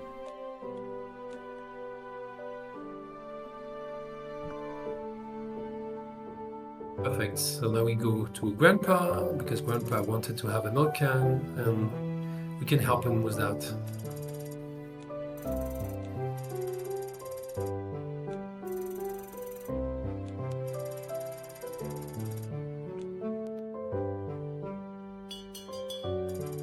Hey, we increased our bond with Grandpa, and now he has more tasks for us.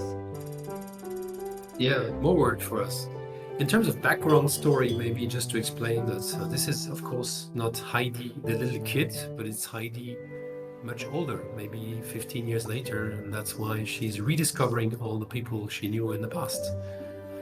And when she discusses with Peter, she discusses with Grandpa, it recreates the bond that was lost in time. And so it's really like Heidi, for those who know the novels Heidi or the anime Heidi, Heidi 15 years later.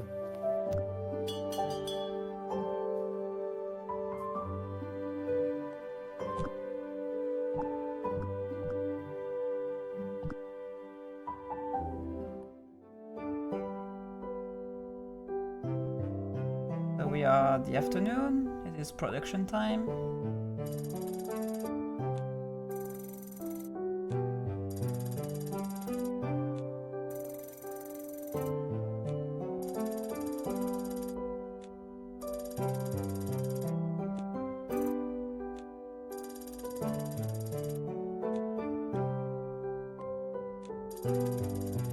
Yeah, you can feel in the story that Heidi is actually has really two choices. She can either be working a lot or she can take her time, and throughout all the game this will be the two main directions you can take, and it's really up to you as a player to decide if you want to produce a lot and make a super big cheese factory, or if you want to take your time a little bit and be more in a meditative stance.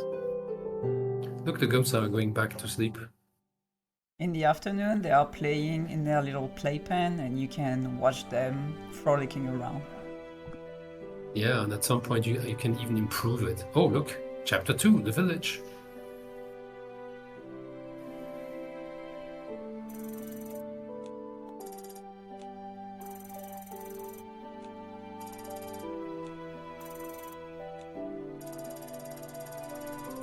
We are going to meet a new character. Then we have unlocked a new zone, which is the village, and that's also something that's going to happen a lot in the game. You will unlock new zones in a progressive way as the story unfolds.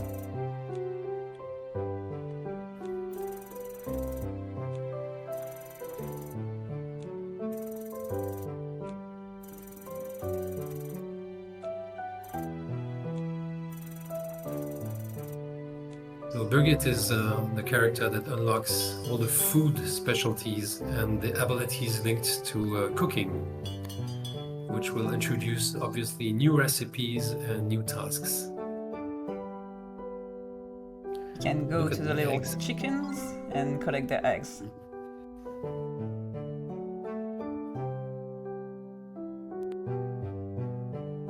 And of course it's a mountain, so you can see the mountain in the background.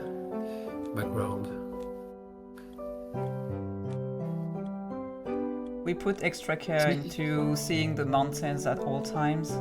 It is hard to find a perspective that works so you can see the mountains while you are playing at all times. Yeah. See, there was a recipe with 4 products here, a bit more complicated, but because of course we know everything in advance, we had the flour, we had the berries, so we could do the little berry cake.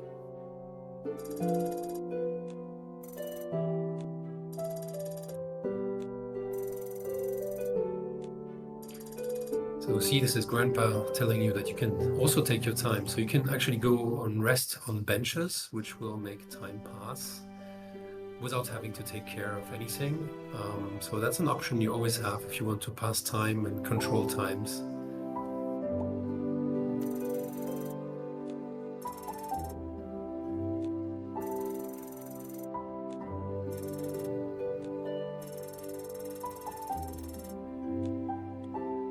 And here we are unlocking the ability to let Peter take care of the goats in the morning.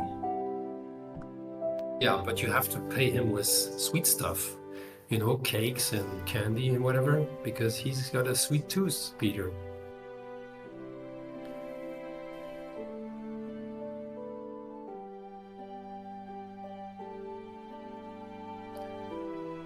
So here's the village again. And I think we had a task open with Birgit. We had to bring her a cake. So let's do that.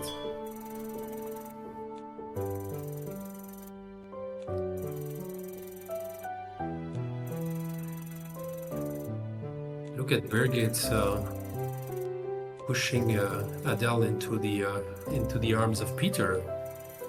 What's this all about? Moms always do that. Yeah, I guess they do. I think that's kind of almost the end of what we wanted to show today, which is the beginning of the game, introducing you to all the mechanics and the story, and obviously the zones will be much bigger, lots of abilities, lots of characters you can talk to, and a full mountain to explore. Yep, this is the end of our little demo. Thanks for watching, and also this is part of the Cozy Quest team event, so please check out all the other games that are part of Cozy Quest. And you can, of course, wishlist the game Heidi's Legacy on Steam. That will help us a lot. And you can also join our Discord, which is pretty active and concerns both our first game, Camaro, A Frog Refuge, and Heidi's Legacy, the new game that will come out next year. Thanks for watching. Bye. Bye-bye. I'm making this game really just about hanging out with friends. It's called Sledding Game. So there's lots of sledding that you can do in the game, given the name, but there's also lots of fun mini games that you can play. There's some cornhole, making s'mores, racing, drinking hot cocoa, and even fishing. I haven't caught a whale. Oh my dude, this is the day! I added proximity chat as well because I think it just makes games a lot more fun. No, well, 2v2. No! I just like the idea of having lots of ways to hang out with friends, and I'm trying to keep it pretty chill. So, go wishlist Sledding Game.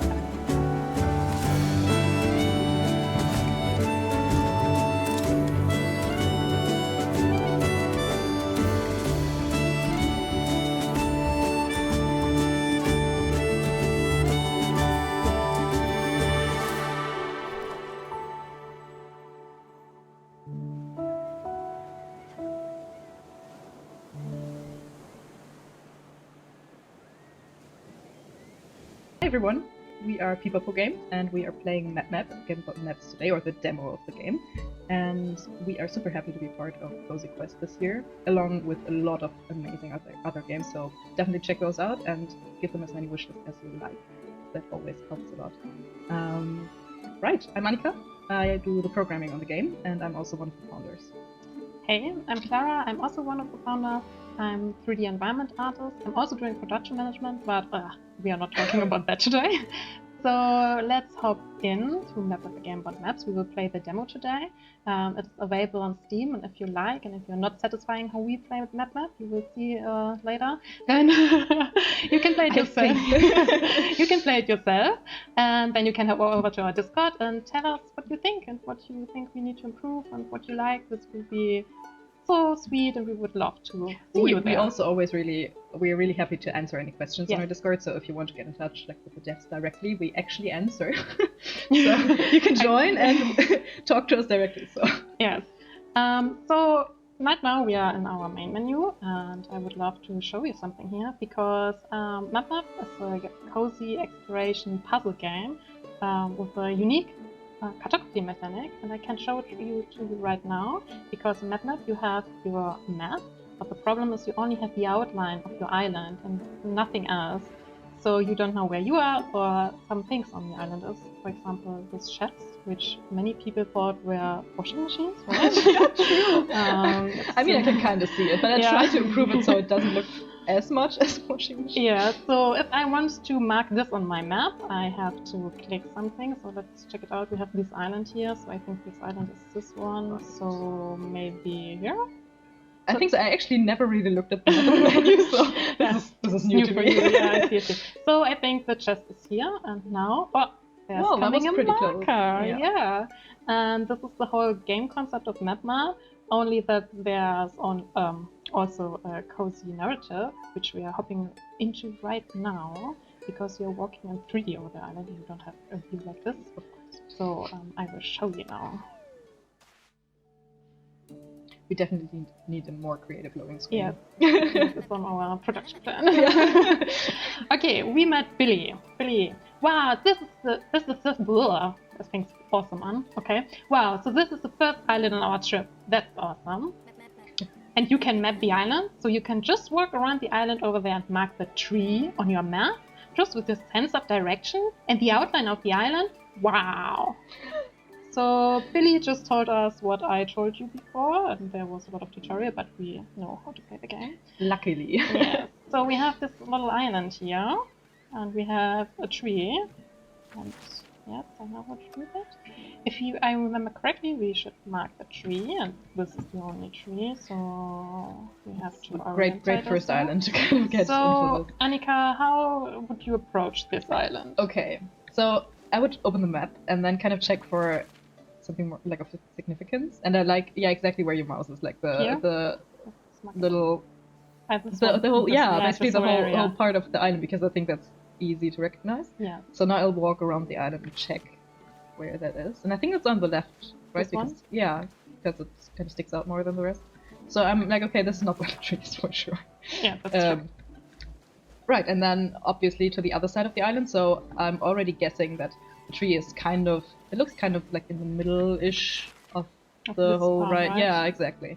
So I would maybe you can maybe a bit more to the left. To the left. Yeah, stop. There.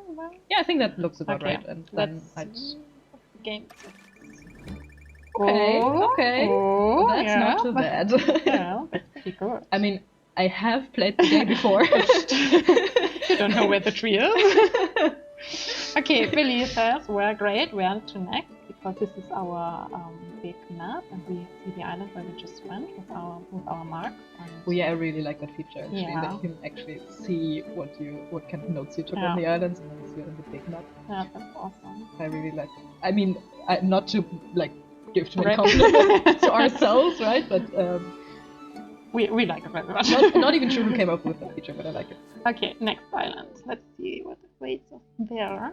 Well, I like the next one. Yeah, actually, I really like the moment when players get to this island. Yeah, that's awesome. Wow, that was amazing. I knew you were good, but I had no idea you were that good. can you do the same on the next island? According to the map, we are looking for a pile of stones. I like the way you... So... Did you actually... I'm not sure if you guys can hear it, but have you heard the sound effects for characters? We might have to, like, for one sentence or something, have to, like, let them listen silent. to it. Yeah, because I think it's... people always find it very funny, so... Yeah. So we love this island because you just learn that you have to orientate yourself with your surrounding the coastline. The coastline. And now if I'm opening the map, it's a circle. It's a circle. That's supposed to work. What should I do now? So I mean, we know what we have to do. We have to find the pile of stones. And I think it's pretty clear which one that's supposed to be. That's the pile of stones. Yeah. But fun fact, it was a sandcastle once. Yeah, actually. that's true. I'm not really sure why the sandcastle kind of... I mean, I guess the question, who made the sandcastle? Yeah, that's the point. No one here. No one here. Maybe the sea stars and the fishes were building sandcastles. Okay, wow, we found something. It's a landmark, and it will be marked on our map. So now we have information. We are in this part of the island. Yeah. So if I'm standing right here and looking in this direction of the arrow... I actually never really thought about using the arrows. I mean, it makes total sense, but I'm always like, okay, which is like the shortest distance to the coast? Yeah, but from because it looks true. Yeah. But using the arrows is so much easier actually. Yeah, and that's very nice with MapMap because there are different ways to solve it. Like, you did the estimating thing, and I'm like, oh, this will be this one. Yeah. So let's see, it's kind of in the middle-ish. Let's see it here. Yes. Looks like that's my guess. What? Oh, you hit it like spot on. Nice. Oh. You did a very good job. Okay. Unbelievable. I thought the stones were on the other side, but I always hold the map upside down too. Haha. But how is that supposed to lead us to the treasure? I think we need help, and I already know exactly the right person. Oh, who will this be? So next island for us.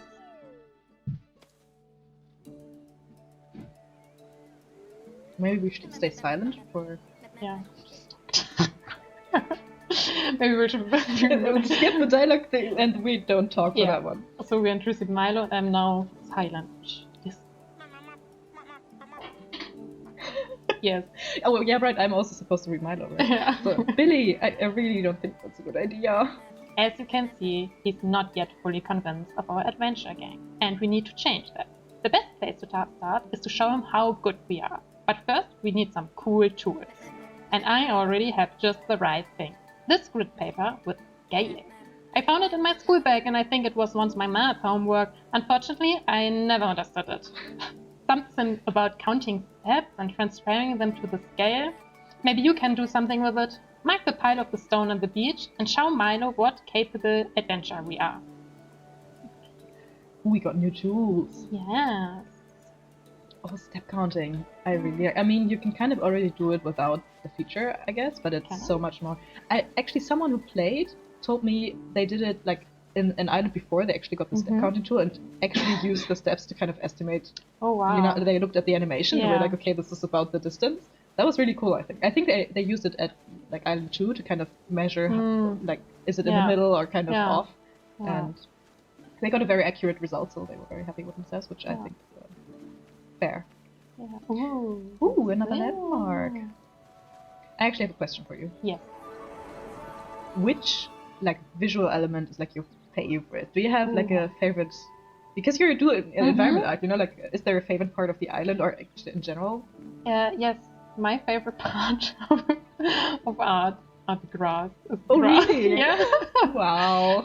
It's so fluffy. I don't know. I mean, it is. I really like it, and it's so cozy and fluffy, and I think it kind of has a different style than other things. For example, this flowers, they have a little more shading-ish. Yeah, that's true. So, and I think the ground has a texture, but it has just like in the distance, it could be like one block of patch of color, I think. Yeah. And I don't know, I think it's very cozy and I like it. I didn't expect that, but I agree. I think it was also one of the first assets for the game. So, okay, yeah. But did you change it at all, like over time, or is it like the original version and you're just so happy with it still? I think not after I was happy with it. In the beginning, it was like more sharp and not like but rounded on the top, yeah. Yes, and it was like thinner, but thinner is not good because you need more grass to lay it out so you don't see the ground. Okay, yeah. You have to need more coverage, basically. Yeah, exactly. And so they got more round and squishy, and that's them. Yeah. Since then. Yeah. Okay. Yeah, that's a surprising answer, but I like it. Yeah. Do you know what my favorite visual feature is? What is your favorite visual feature? The bees. I'm not sure if we have them on this island, but I love bees. Do we have bees on this island? Let's check. We don't have bees, but I think. Otherwise, we might have to come back to it because I think we have them later on, right? We have butterflies here. Yeah, the butterflies are nice too, but the bees are just a level above. Side information: in the newer version of this island, we have rabbits at this spot. Oh, right, yeah. But they are not in the demo right now. But so, there are animals coming. So that's there will be animals on the island. Yeah. So if I see bees, we will. Yeah, we'll come back to that. I'll point them out if I see them. Yeah. Okay. So we forgot what we have to do. So let's check it. Mark the pile of stones. Ah, yeah, right. The pile of stones again. I'm not sure. Do you think this is a pile of stones? It kind of looks like a huge pile of stones. Yeah. Yeah. I think we can take that for. So we found a landmark. Yeah. Here. But that was kind of far from where we are right now, right? So should we use the landmark or should we use the coastline? Maybe we start with the coastline and then we can check where we are and if the landmark is kind of. So there's a little island. Right. I think I saw it over here. Yes. Okay. Yeah. So I'm here at the island. So kind of. Yeah. This area. So that's like the furthest from the landmark you can get. Yeah. So I think this is in this area, right? Yeah. Oh, I also noticed the super straight coastline on the beach when you're close. But I already see it on there. But you see that like straight ahead? There's like an extreme. No? Very, very straight. Yeah, and that's. I mean, it kind of jumps out because it's straighter than the rest. Yeah. So we can count our steps. So let's just. Oh, we also have a scale, right? So we can just count our steps from here and check it out. So like one element, like one thing of the grid, one square is 5 steps? 5 steps. 10, right? so Yeah, 2 are 10, so okay. Good to know. Okay, so I'm just measuring like kind of here. So 6. Okay, yeah. 6 it is. So we said this would be 5, 10, 17.5 from 6, I guess. This is definitely accurate. Yeah. That's pretty good. Check it out. And also, like, the direction has to be the correct one, right? Because we can see the island on the other side. We moved towards the. Yeah, perfect. Okay. Yes. Good eye. Okay, let's check. Ooh. Well, that was a little bit off. Yeah, but it was the right still, space. I guess we still island. found. Yeah. Yeah. So. That was indeed impressive. But I really don't intend to join a group. I haven't had such a good experiences with that. I think I'd rather look for the Raven culture on my own. February Milo, it's much more fun together. We can tell each other stories, play tag, or have tea parties. I actually quite like having picnics. Great, then it's decided. Next we have a picnic. Didn't we just talk about a tea party and now he's talking about a picnic? Yeah, because, yes. Oh, well, we're having a picnic tea party. Yeah, because that's pretty cool. Maybe he doesn't like tea, and so he switches to picnic. Oh, yeah, that's fair. So we want to do it at the highest point with a lot of beautiful flowers. I think we might have already passed the one. Oh, right? yes, I think so too. We're looking at the grass. Oh, and we also got the compass rose. Right. Ooh, okay, so now we know which direction actually goes where. Okay. We didn't know before, really. So we saw the flowers. Let's go. I think you can see them peeking through over there. Yes. And that's also right next to the landmark, so we might be able to actually use that, right? So I have counting steps to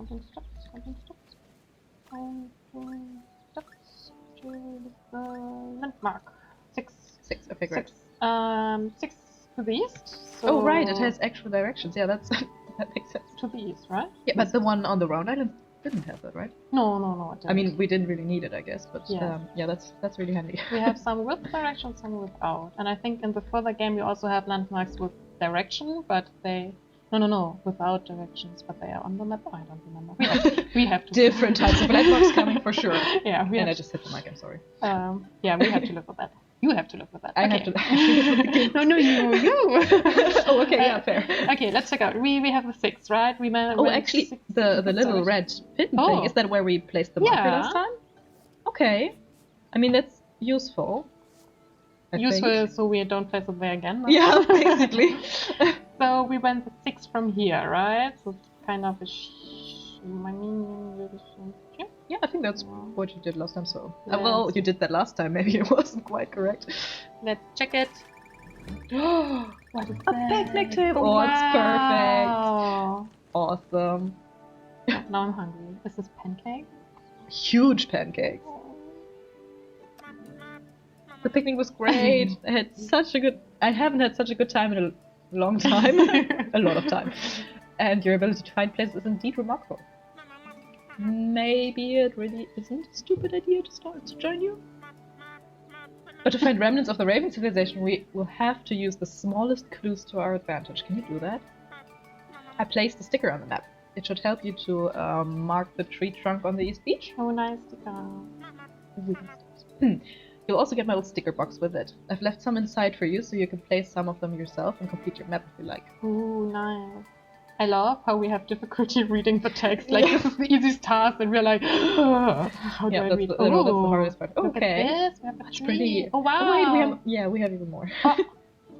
I love the seagulls, by the way. I'm not sure if we have any on this island, but I like how derpy they are. Now we have some seagulls here. Come to me, my sea guy army. We need a whole flock. Yes. Okay, what do we have more? Ooh. Treasures. X marks the spot. Yes. And a question marker. What went wrong? Where we placed our last mine? What went wrong? Okay, but we have to mark the tree stump, so we have to mark this one. Right? Yeah. But we don't have to mark the sticker. No. Stupid. So we have to find it first, right? I saw it because it is exactly where the rabbits in the new version. Oh yeah, right. Yeah. I remember. So we just went straight east, right? We went in this direction. And we have help. This tree should help us. Do we see it? Oh, okay, yeah. It's like a unique tree, basically. So it's the exact tree. Oh. I mean, that looks kind of longish towards the top. But this one? No, I think it has to be the other one. This one? Yeah. Okay, and we now walk in this direction, but I mean, it's like 5 steps from here? Yeah. But the question, 5 steps. But are we sure? I mean, I know. Do we know? Did we walk east? We walked east, right? I think, we walked towards the coast. If you walk towards the coast, it has to be east. It's almost right? kind of east, yeah. I think it's close enough, right? It's kind of here, right? Yeah, I think so. Let's do it. No. My perfect. Yeah, you have to fix that. Okay, so it's there. Yeah, basically. Check it. I think that might be it. It wasn't 6 again. What was it? But we are here, so it's 5 here, right? Yeah. It was in the east. Yeah, and I think this is the best result I ever had, like at that mission. Yeah, actually, because I think each mission before that I've done like 1,000 times, so I kind of just know where it is. But the tree stump is rather new, and I haven't had to repeat that mission as many times because we tested the island before just without that mission, you know. So that one is kind of newish for me, and I always go just, I don't know, like somewhere to the right of the sticker. That's gonna be fine. I remember one iteration of this puzzle. I was playing it and I didn't get it. It was so hard for me. I was like, I don't know what I'm doing here, and I didn't pass very well. And then our game designer was explaining to me how it should be working, and I was like, oh, this is so smart. But I would never have had that idea. Yeah, but it was very smart. But it was a little different than this one, I think. Okay, so it was a different variation. Yeah. I mean, good thing it is like that now because it's still kind of tutorial and onboarding, so it shouldn't be too hard. Yeah. But don't worry, there will be a lot harder missions down the line. Yeah. Milo is excited again. We together as a team with our skills, we would find the treasure and the Raven people in no time. I mean the remains of the Raven people. Okay, I'm on board. Nice. Oh, look at this. Oh, I you see love the it. scale? I was drawing the Oh, 5 yeah, steps right. thing. That's funny. We might have to decorate around the island then, if you see it on the big one in the end, you know? Yeah, yeah. Like maybe some fishes or sea monsters or something. Yeah. Okay, what is this, Annika? It looks like a washing machine. Oh, nice! A washing machine for us. Let's check it out. Whoa, that really was in no time. Wait, that Yeah. was like the really wrong pronunciation, but that's fine. No. I was thinking it doesn't make sense because the narrative in the demo is not my favorite narrative at the moment. We have a lot of is too much, but we have some iterations of the narrative, and I learned on this project it's quite hard that narrative design is not the same like writing. I was excited about writing and like, yeah, I want to write these characters, and now I had to think about, okay, what is their personality and what is their development and stuff like that. Then you write it and then you are like, yes, I'm very confident this is very good design I did, and then I played it or let other people play it and I'm just reading it beside them and I'm like, oh, that's so stupid, I hate it, I have to change it. So the demo version right now is this version. There are improvements to come. I don't like this version, but yeah, like any can say. Haha, that's what I said, we are awesome. We have indeed discovered ruins. Could they truly be from the Raven people? That would be revolutionary. We'd be the first to lay eyes on them. In centuries, no millennia. Do you know what that means? What is millennia? Yes, the treasure and the map are not far away. No, I mean yes, but it's much bigger than that. It's unbelievable. The best place to start our investigation is the ruin in the east. Ruin in the east. I think it's very difficult for me to write Milo because he should be shy, but he's very excited about runes, so then he's talking a lot. But the outcome of this design is that he's not talking at all until we are talking about runes, and then he's talking a lot. Yeah. So the shy aspect of him isn't It's coming just not through. talking, yeah, okay, I see that. Yeah. So we have a new island and we have very interesting stones here. Oh yeah, I like those actually. Can I do it again? No. Okay, let's try it one more time. Nice. Okay, yeah, well, kind of. Kind of. We can see that you are in theory able to do it. Cozy Oh, like grass, a look at the grass. secret beach. Secret beach. Grass, look at the grass. Touch grass. Okay, east. Yeah, I don't know where east is, right? I mean, in the. Oh wait, we have the. What do we have? Our little compass rose, so we Yeah. actually know where east is, at least Yeah. on the map, but No, let's not try really. So this is east. Wow, that narrows it down. Yeah. But that means we are on the east side, right? Because we just jumped over a river. Yeah, over a this river. Yeah. Well, this fishy water is like. What did the 3D environment artist think of that? I think it's funny actually. I think it's great it is like that. Okay, I think so. Here's the. Oh no, let's go. Looks like this. Yeah. Awesome. I see you. Okay. So. Bees! I saw bees. Yes, one bee. They are so chunky. What? I just love that they are just. They look like they have like a single brain cell. Look over there. Oh wait, there are more. Oh, that's a bee. I love bees. I mean, bees in general, but especially those chunky bees. They look so innocent and also kind of clueless, and I love it. Whoever made them did a really good job. Yeah. Shout out to Liz. She Yeah. did a very good job. Ooh, what is that? Ooh, that looks like a ruin. No idea which side of the island we are on right now, but it looks like a. Oh wait, there's. What is that? Can't really tell. But... It's a ruin. No, but there's something on the ground that looks different, like the wall thing that's laying on. I don't know. But You mean this one? Yeah, but yeah, I don't know. Is this east? This is the big question. That's a very good question. Could be east. Bees. I just want more bees. Oh, bees. Bees everywhere. Sorry, I'm getting a little sidetracked here. So it's very... This is a coastline, but I don't like it because it's Yeah, not it doesn't very... tell us very much. Ooh, Okay, wait, that might be like the little bay. Bay? Yeah, Where like do you a... see Yeah. bay? Is that not the word? Oh, I thought you mean the alphabet bay, A, B. Oh, okay, It's well... bay in German, so I was like, bay? You see a bay? No, I mean the like indent Yeah, thing. yeah. Isn't it at the top there? Like... You see something here? No, like the bay.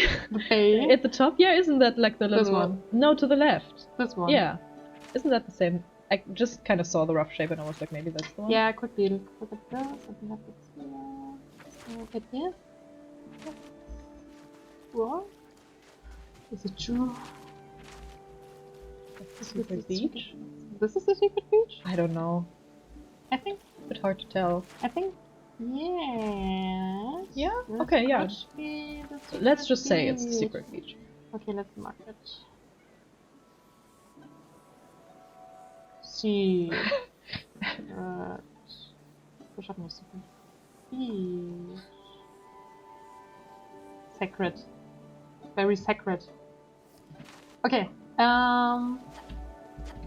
This is not what we were supposed to do. We were supposed to do. Oh, please. Please. No, so we are thinking we are in the north, right? We Yeah, think we are just here. about, yeah. So this it's is... kind of here. Or Yeah. something. So it's not in the east. It's not in the searching for. Like maybe. So there's another one. Maybe. Maybe. Okay, we so should... well, maybe we should look at the whole island first. Yeah. I thought so too. More beach, more beach. More stones, more stones. Ooh. What? Okay. Oh, I see. That's arrow okay. there. Wait, that so we This can is figure the out. wrong texture. Wait, we didn't. Oh no, we did know which way east is Yeah. on the island, right? Because we just kind of We figured it out over Yeah, here. yeah. So, but now we are 100% sure. Yeah, now we've proof Yeah, basically. we have this now. So this Where is are we? east. Where is this? Oh, look at that. Oh wait, yeah, okay. But that's mean. You can't really see coastlines from here. Are we supposed to like measure? Measure in map? Actually, a little fun fact from my side, I've played this island many times as well, and I always just guess. Because I was a little too lazy to figure out where exactly this is, so I don't really know where it exactly Yeah, I see that. I think sometimes I should start to just remember where things are. Yeah, but I thought so too, but it never... I was always just, okay, east, okay, yeah, somewhere in this kind of quarter of the island, I guess. Yeah. And also it doesn't really matter when testing, so Yeah, at so least in most cases. let me explain to you, because Okay, I'm yes, very please. mastermind. Please do that. If we stand here, we can see the coastline, and we can see that. That is true. So we are now measuring two things. Okay. We are just measuring that one, and then we're measuring this one. Okay, and oh yeah, because it's like in the directions of the actual like straight south and straight east, we can use it on the map. Yes. I I see. think so. So from the south. 1, 2, 3, 4, Ooh, 5. I think that's something not many players notice, but maybe if you like, I'm telling you now. Yes. If you watch the step count animation, Mhm. there's like a very neat little detail kind of hidden in it.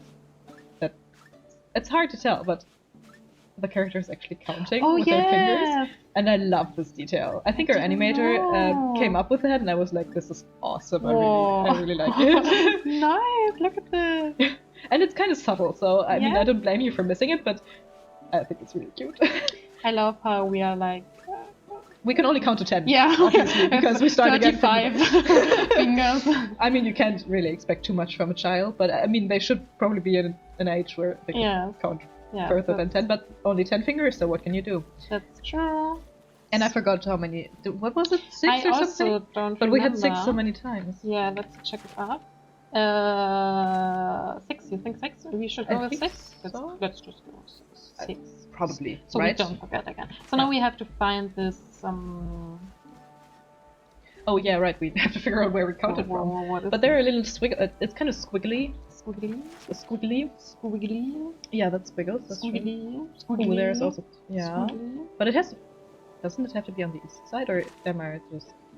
Because if the island is in the east, shouldn't... No. Oh wait, we No, are no, quite no. far off to the west, That's right? Yeah. Okay. Now that That's makes the sense. south.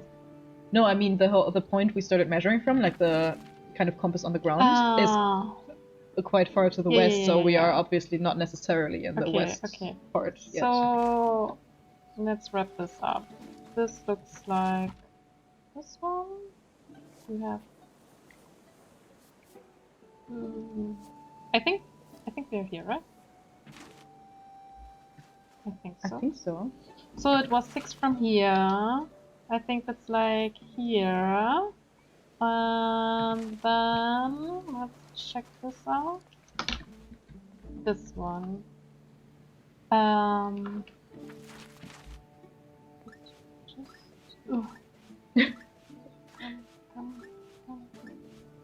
on, you can do it. It was like 11, so we have like 5, 10, 11. It should be here. Let's check it. Ooh, wow, okay. Yeah, this well, was not so great. Yeah. But maybe you can do it better. I think you might probably be able to. Also, if you wish, I mean, I kind of wish I would be able to repeat this mission right now. Yeah. Unfortunately, you can't in the demo, but we are definitely adding that for release. So don't worry if you don't have the best result. You'll be able to repeat the missions later on. Not in the demo, though. But I think our time is up. Yes, so you're right. we I are kind of got completely lost in it. So we are wrapping up. We would love to see your results, and it's good we talked a lot because we didn't play a whole island, right? Yeah. So you can go You now. still have a lot of content in the demo, so don't worry. You can check it out and show it to us. And again, please play all the other awesome games of Cozy Quest. Yeah, for sure. And yeah, I think that's it, right? Yeah, that's it. Enjoy the stream. Yeah. And thank you so much for watching. Bye. Bye.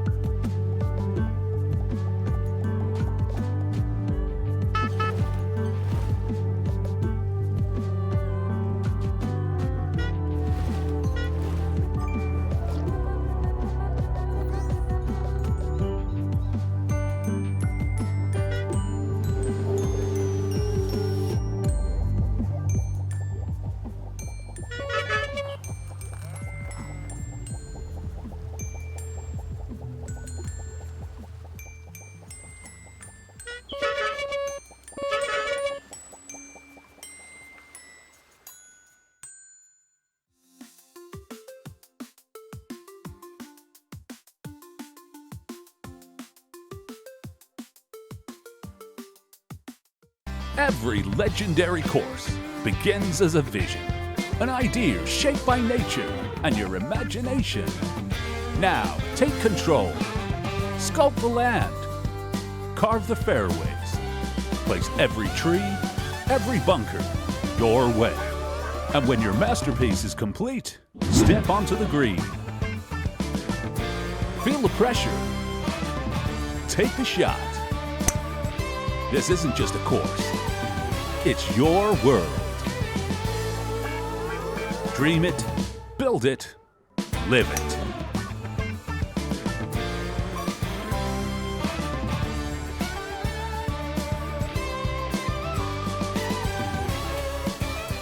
Hi everyone, my name is Elisa and I'm business developer and co-founder at Broken Arms Games. Welcome to Underpar Golf Architect. Let's start by creating our avatar. As you may see from the name, I'm using my co-founder account, unfortunately, so I have to create my own avatar, and next time he logs in, he will find it. While I'm working on the avatar and choosing the right hair, sweater, hair colors, and everything, I'll tell you a little bit more about what's Underpar. Basically, Underpar Golf Architect is a golf club management sim in which you start by designing your golf course, then you manage it, creating facilities inside it, hiring employees to run those facilities, and then once you open up the gate, golfers can get into your golf course, they can play it, and they will be having fun inside your park and leaving you reviews and feedbacks on what they like and what they don't like, especially what they don't like. As a player, you will be able also to jump into golf mode and then play the golf course yourself. Let's finish up my avatar and let's see what I'm gonna choose. We are almost done, I think, and yeah, let's start playing the game.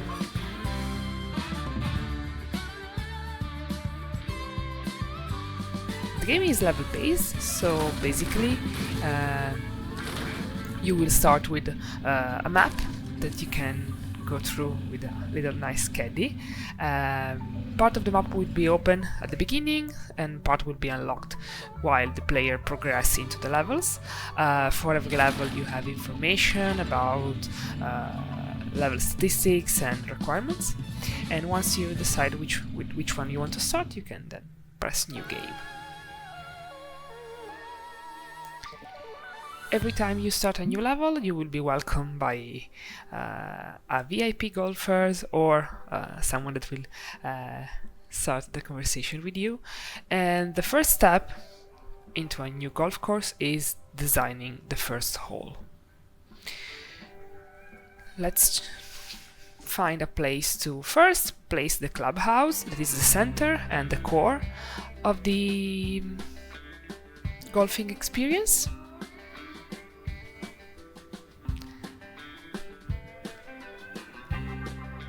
We can rotate it, we can look into it, see the details. Yeah, I think that's a nice spot for it. Because you have to make sure that your golf course is as comfortable as possible, I would say, for the golfers, let's create some little pathways around the golf course.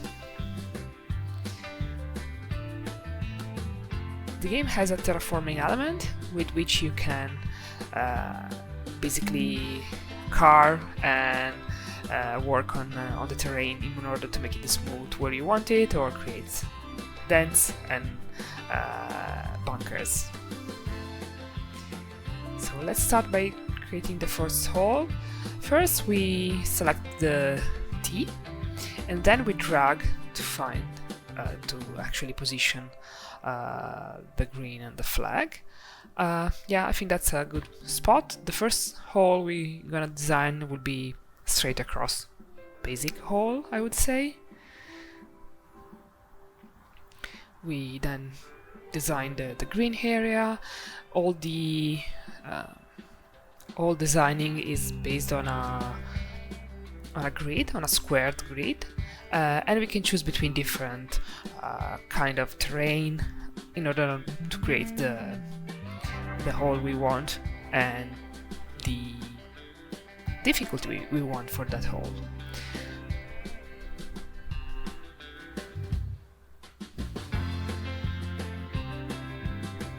Remember, as every tycoon management game, every action costs you some money, so we need to make sure that then, after we finish to design the holes, we get enough golfers to subscribe to our course and pay the subscription fee so that we can stay profitable.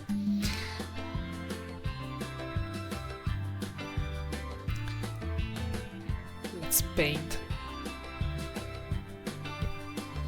I think that's alright.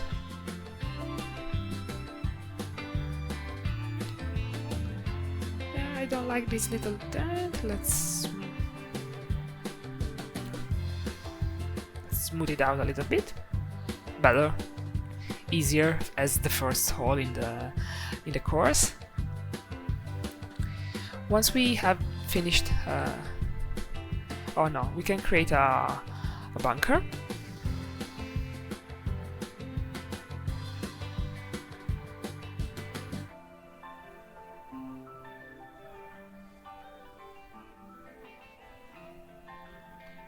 we create a little bit of a challenge for our golfers.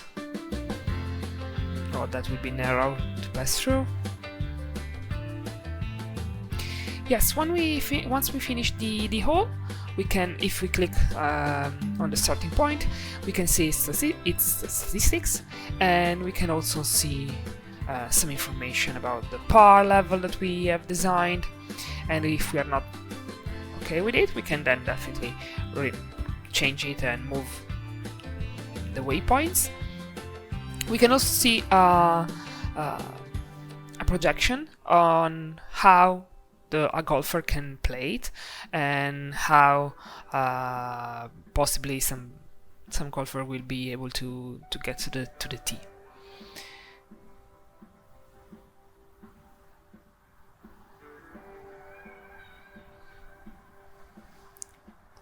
I like to connect the holes with the pathways, so it's a little bit easier to read and to navigate. Then golfers will do whatever they want, and they will probably walk on other ways, but I still like to create for them some pathways. Let's do another hole. This time I want to create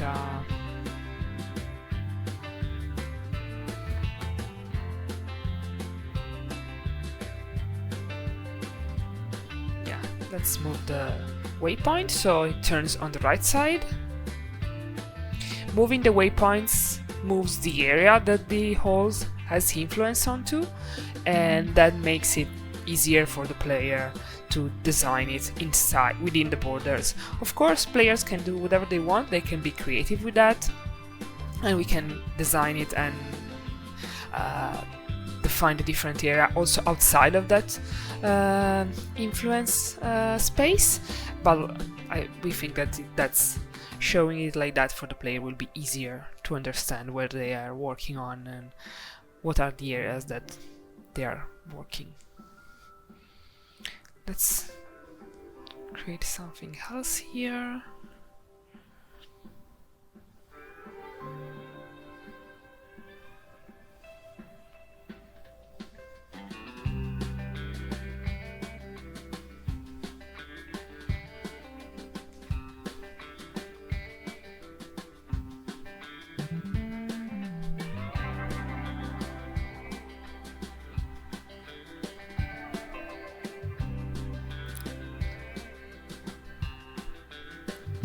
I think I'm not the only one that is super OCD with the placement of the tile, of the green and fairway and all the different terrains, and I want the area to be perfectly covered.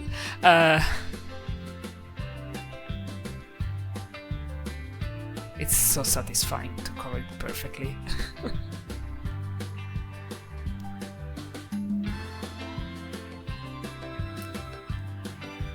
And now, of course, we have to smooth it out and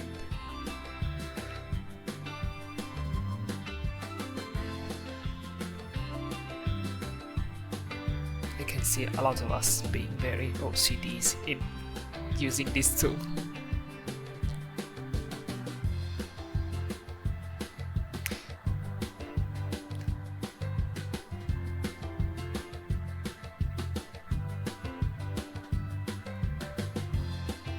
Yeah, we can also design some greenish area, some decor elements like trees or little bushes, decorative one.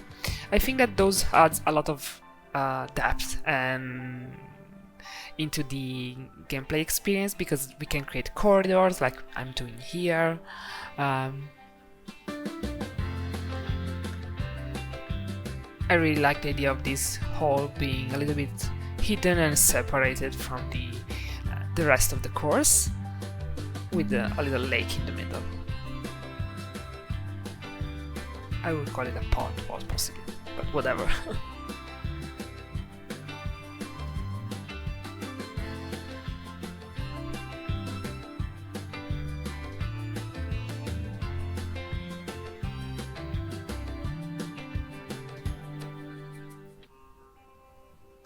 Design aspect is super relaxing because you can basically take your time and do do it one step, one tile and one square at a time, and it's super nice to design and decide where to put what before opening up the gates and before people gets into it.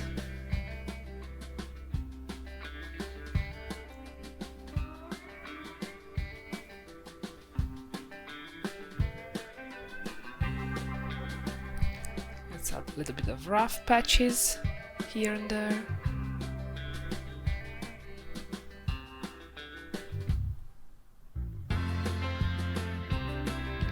And yeah, if we zoom out, we can have an overview on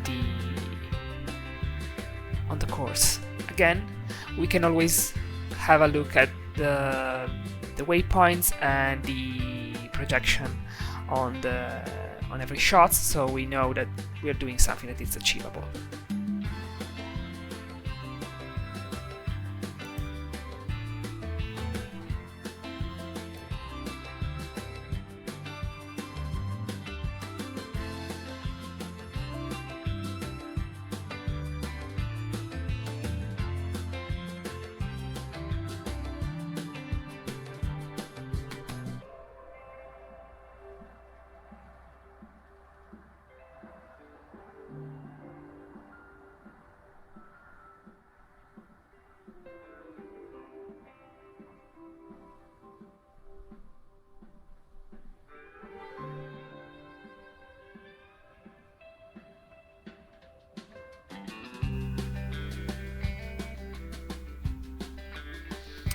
Okay, I think we have a very nice haul, the first two at least, and we already completed one of the mission for the current level, so to get the prestige up. As I said, let's still keep connecting the pathways. Now it's really OCD what I'm doing, but I really like it.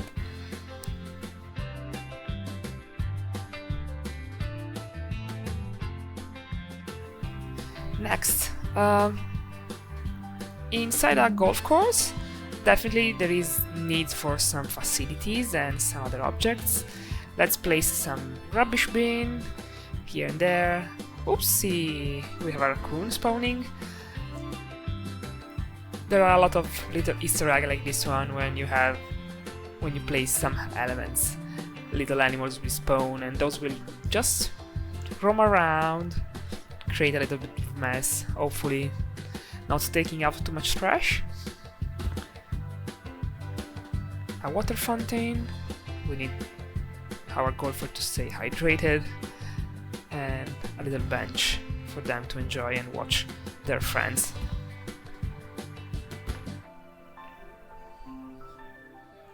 We have a lot of decor elements that we can place around. Those are mainly aesthetics, but not only, and I think they add a little nice touch to create little corners like this one.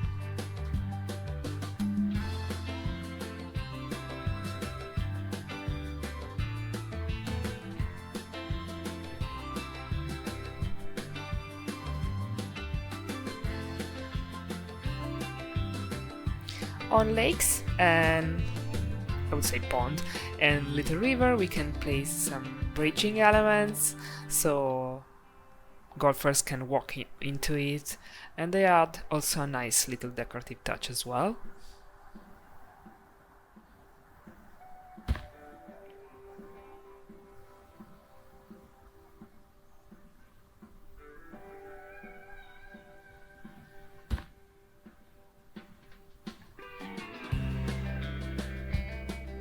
I think that before opening up our course, I want to keep designing some stuff and add some little elements here and there.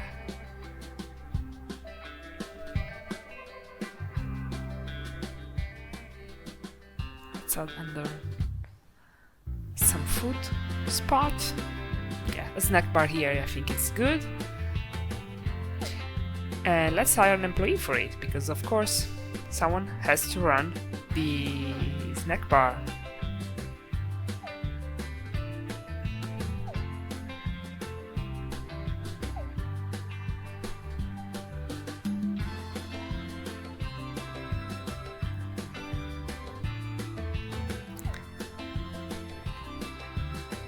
Now we've placed down a gardener because you have to remember that weeds are infesting your golf courses in nature, so the gardener will take care of it. Let's welcome the mayor into our golf course. Every level has a VIP golfer. They have some weird and crazy requirements, and they tell you a little bit of the story, why they are here, and in this case the mayor wants to see if his investment into this golf course is profitable or not. As you may have seen, we have opened up the gate, so basically now golfers can get in, the NPCs can start to roam around, and when we zoom out, we will see what they're telling about our golf course, if they like it or not. We can also, like we're doing here, point on one and keep following him with the camera.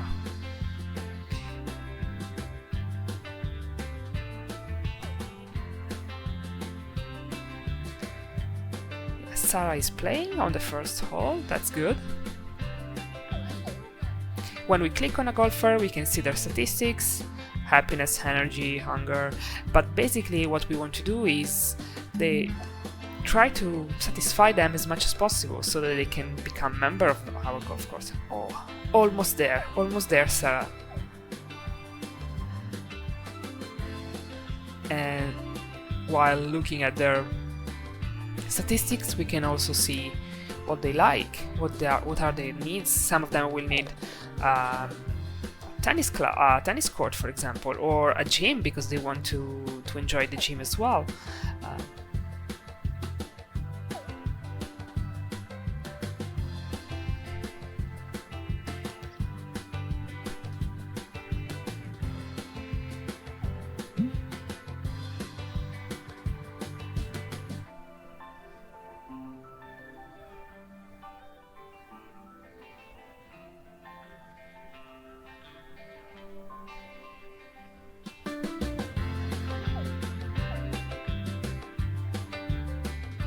Oh, there is a queue. There are a lot of golfers incoming and playing on the first hole. Let's see. Some of them are queuing, not so happy.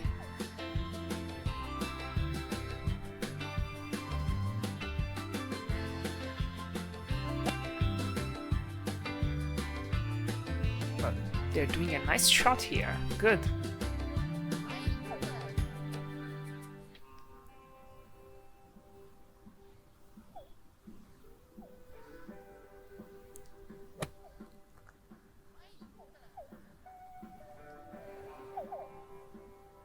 Let's hire a new assistant that will take care of rubbish. Yeah, it's a cleaner.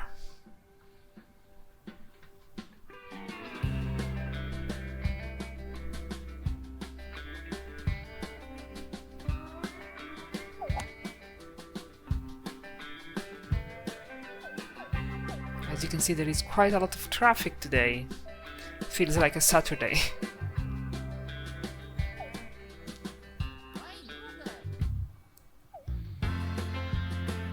Some golfers will be playing in groups, so they're playing with their friends, and we completed another star. And they will enjoy their time with their friends, and you're gonna see them chit-chatting about daily stuff.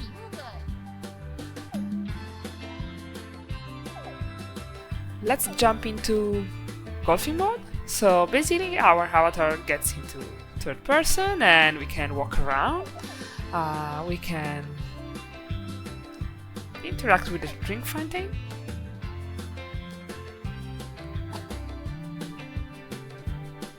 And get ourselves a little bit of water.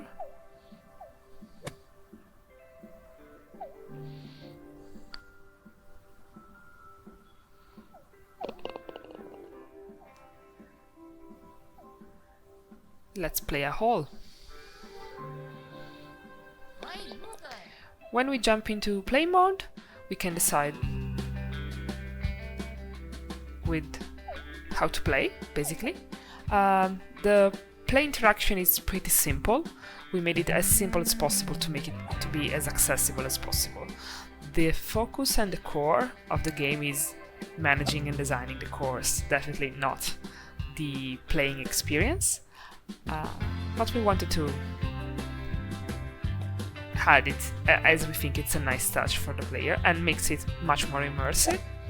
Also, as a designer, you can design your hole and then get back into play mode and test it, because maybe your directions or your length or whatever you have designed is not working. Like this dog ride hole doesn't work too good, I would say.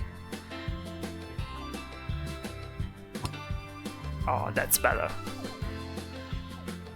Nice shot here. Let's see how long does it take for us to get on the green. It's a par 4, so let's change a wood tree.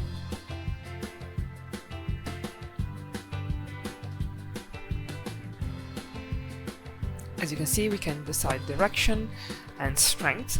We have very few things to handle, but we think that that's a way to make it accessible for all players.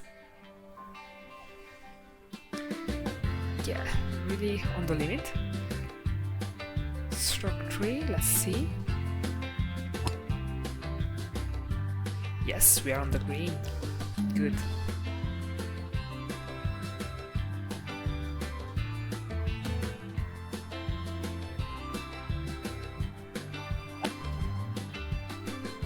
Too much. My bad.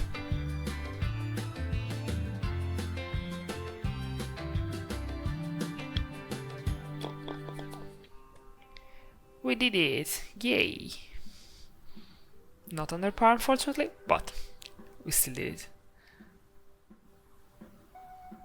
We can roam around into the golf course and look at what other golfers and the other NPCs are doing, and we can still enjoy their conversation and kind of eardropping what they are saying. But yeah. And once other golfers are happy or they decide to subscribe, you get a little notification as a player, so we know that what we are doing, what we created, is running well actually. There is a little bit of queue here. Yes, a silver membership. Good. It means we will be making some money. Let's play hole 1.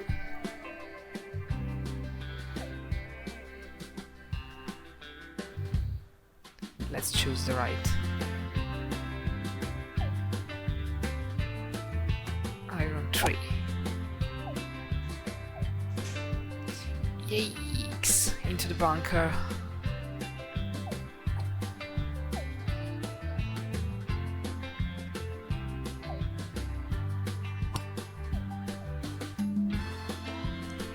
We are onto the green. Good. Maybe we can do it with a putter. Birdie! We are under par. Good.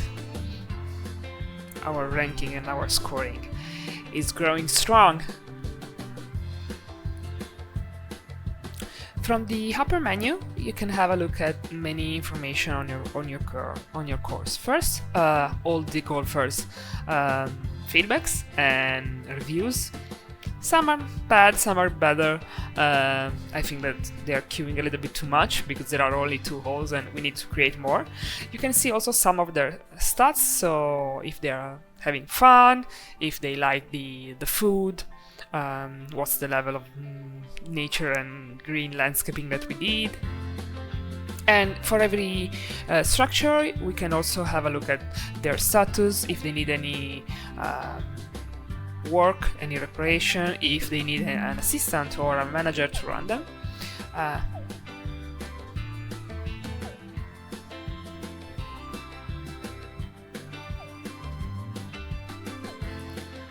And with the employees, we can have a look at them if they're happy, and we can, clicking on location, we can definitely see where they are at the moment.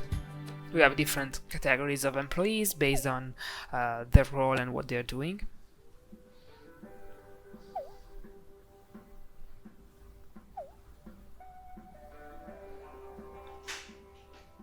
And also statistics about our profits. Are we profitable? Let's see.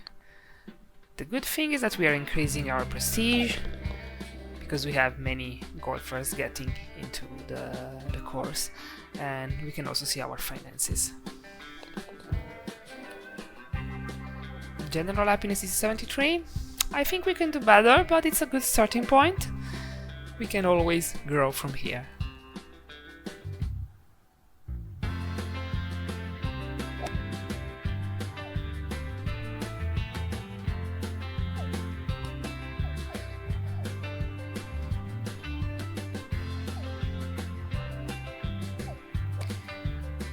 We can also host tournaments, and we don't have the specific requirements yet, as you may see. But once we can host tournaments, our prestige and our fame goes up, so the golf course gets better reviews and better scoring. Thank you so much for being here with me and staying here for all this gameplay playthrough. We hope you liked what you saw of Underpark Golf Architect. Remember to wishlist us, and see you next time on the green. Ciao!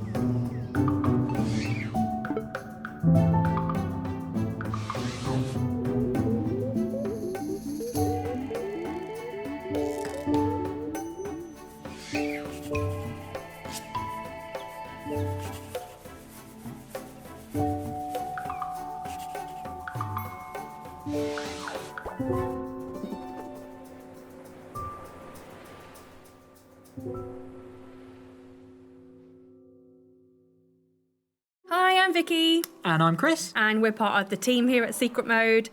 And today we are playing the Townseek demo as part of our upcoming games in Cozy Quest 2025. And I'm really excited for this one. I've played this demo before, and I've got to say, I absolutely loved it. Yeah, you've been waxing lyrical to me about this game. Yeah. I'm a little bit less involved in it as you are, but I'm really, really keen based on what you've been saying to get into it. So Yeah. I am hyped. And what I've read and what I've checked out looks really, really cool. I mean, look at the style of this. Just Yeah. how beautiful is that? Pretty. Very nice indeed. So this is the demo, right? This is the demo. Anybody can check out on Steam right Yep. now. So, good stuff. Some people spend their lives searching for meaning, adventure, love, even fame. Others might just want to strike riches. In Sharkdwell, it's no different. Good stuff. When Sir Reginald Shark Kingston became the richest shark in the ocean during his early youth, his life goal was achieved fairly quickly. Here we go. Here we go. While digging around the outskirts of the town, a young Reginald came across a cave full of unknown, shiny materials. Okay. According to shark lore, since he found it, the cave and everything within it belonged to him. This strike of luck even brought Reginald riches beyond his wildest dreams. Wow, some sharky diamonds.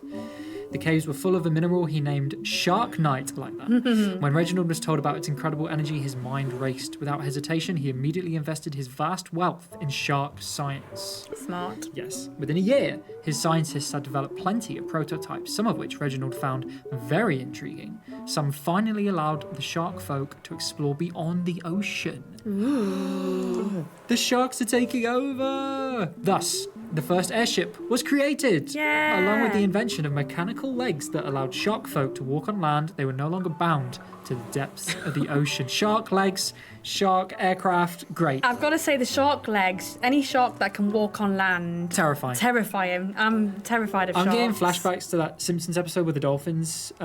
It's like a Halloween special where the dolphins come to land and just invade. This feels along those lines, but nicer. But cuter, yeah, cuter for sure. Driven by the thirst for adventure, exploration and discovery, so Reginald Sharkingston emerged from the water and took off to the skies. Fly, Reginald! Fly! Gosh. Good stuff. And off he went to discover the vast world of Explorer. Explorer? Yeah, that's where we are. Look at how beautiful this is! It's pretty. Even this is yeah, Captain Jawline. But of course, every shark in Sharkdwell knows that story. You didn't think I called you here just to talk about my late grandfather, right? Oh no, I wanted to let you know that I'm finally done fine-tuning your brand new airship. Good stuff. It's as good as new! Oh. I promise you won't even notice that half of the pieces are repurposed from older ships. Ha! Anyhow, I told you Sir Reginald Sharkingston's story for a reason. See, his journal has been passed down from generation to generation. And now it's in my fins! Ah! They're not very shock-dwelling to get emotionally attached to old things, so I don't really want it. I think you'd find it more useful than me. Mm-hmm. It's a bit worn out, but it has a lot of blank pages. Feel free to use it as your own. Good stuff. Just be careful with any loose pages. Right. Loose pages, you say? So we're in the journal. Oh, there you go. Okay. So, I think we are probably ready. You dive in. I'm going to talk a little bit more about this game if you Go haven't for got it. the glimpse of it, if you haven't got the gist of it from that intro. So yeah, this is Townseek. It's made, developer is Wales and Games. Yep. Publisher is Super Rare Games and Game Sky. And we're playing the demo, which is out now. Take to the skies in a whimsical voyage across Explorer, as you've seen, and uncover the lost legacy of Sir Reginald Sharkingston. Trade, fish, mine, farm. You'll meet whimsical characters and explore vibrant towns along the way. The whole world is your sea now. So set sail and see all that it has to offer. So we need to visit 5 towns. Got it. So we've got Sharkdwell, obviously. Mm-hmm. We can leave the town. So we need to go and visit 5. Let's go and explore. Oh, look at the kitty! I know. One thing I fell in love with was just the amount of detail in the maps. Yeah. There's so many little bits for you to discover. There's these doggos here. It's Good Boy Park. Yeah, Good Boy Park. You love a good boy. Yeah. Yeah. Good stuff. So, we got a Good So Boy that's Park. it, Good Boy Park. It's so clean now. It used to be an office chair dumpster. Nice. Oh, lovely. All right. So what is that? We need to visit. We've only visited 1. Right. This one doesn't count apparently. I'd say any. New landmark, the big bowl. It's the big bowl. With The a cat, big with a little bowl. hat. The bowl looks empty. Okay. Oh, interesting. Oh, I keep pressing that. We got our 2 landmarks. We'll get that. Third one, Sandcastle Crabdom. Good stuff. That's our crab land.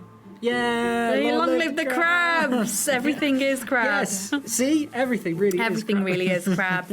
What more can we discover? So yeah, we got up here as well our basics of exploration. So we've travelled as far as we can. Buff Cat Cave. Buff Cat Cave. Why does it smell like cat sweat? Oh my word. Ew. Buff cats. Look at them. Look at them doing like push-ups and I lifting know. weights. Yes, that's one thing that I fell in love with this game was just the amount of detail in the map. It's very, very... Like the little island break-off is like a paw. That's cute. That's cute. Right, one more landmark. Here's one. Right, it looks like we have visited all of our landmarks. I love the rig. Yeah. Oh wait, is that what are the little things on the ring? Are they like squid little axolotls? Are we now where we're in? Maybe now we're in Loddle North. We've crossed Loddle North, but still wakes the deep somehow. There's like a painting of one of them as well. On the big tube. I like that. Oh, I like that. we've got some whales over here. I see what you mean about absolutely loving the art style. The art style, and there's just so many little details to discover. Good stuff. In the map. So I think it says we've got one quest to deliver. Oh yes, top corner, yeah. I think we need to go. Oh, there we go. We need to go back to Sharp Dwell and give it a click. Visit the town. Yeah. Back so soon. Get back out there and keep exploring. So you got town. So quests. do I need to just? You got town. Oh, town quest. I see. Deliver quest. Hey. It has been a long time since I played this demo, so Didn't know the world out there was that colourful, did you? Oh, Okay. It is very nice. Now, flying is only part of the job. How about trading and making some money? Good. Here we go. Visit towns, buy some stock, sell some of yours, and turn a tidy profit. Okay. Remember the golden rule: buy low, sell high. What's cheap in one town might be more expensive somewhere else. Okay. Clothes and valuables are cheap in Sharp Dwell. Food, entertainment, and souvenirs are more expensive. Right. Don't overthink it. When in doubt, trust your gut, and you'll be fine. Clothes. Wonderful. As you explore the world, you'll find towns, each with their own unique culture and town hosts. Some of the town hosts are fantastic, by the way. Cool.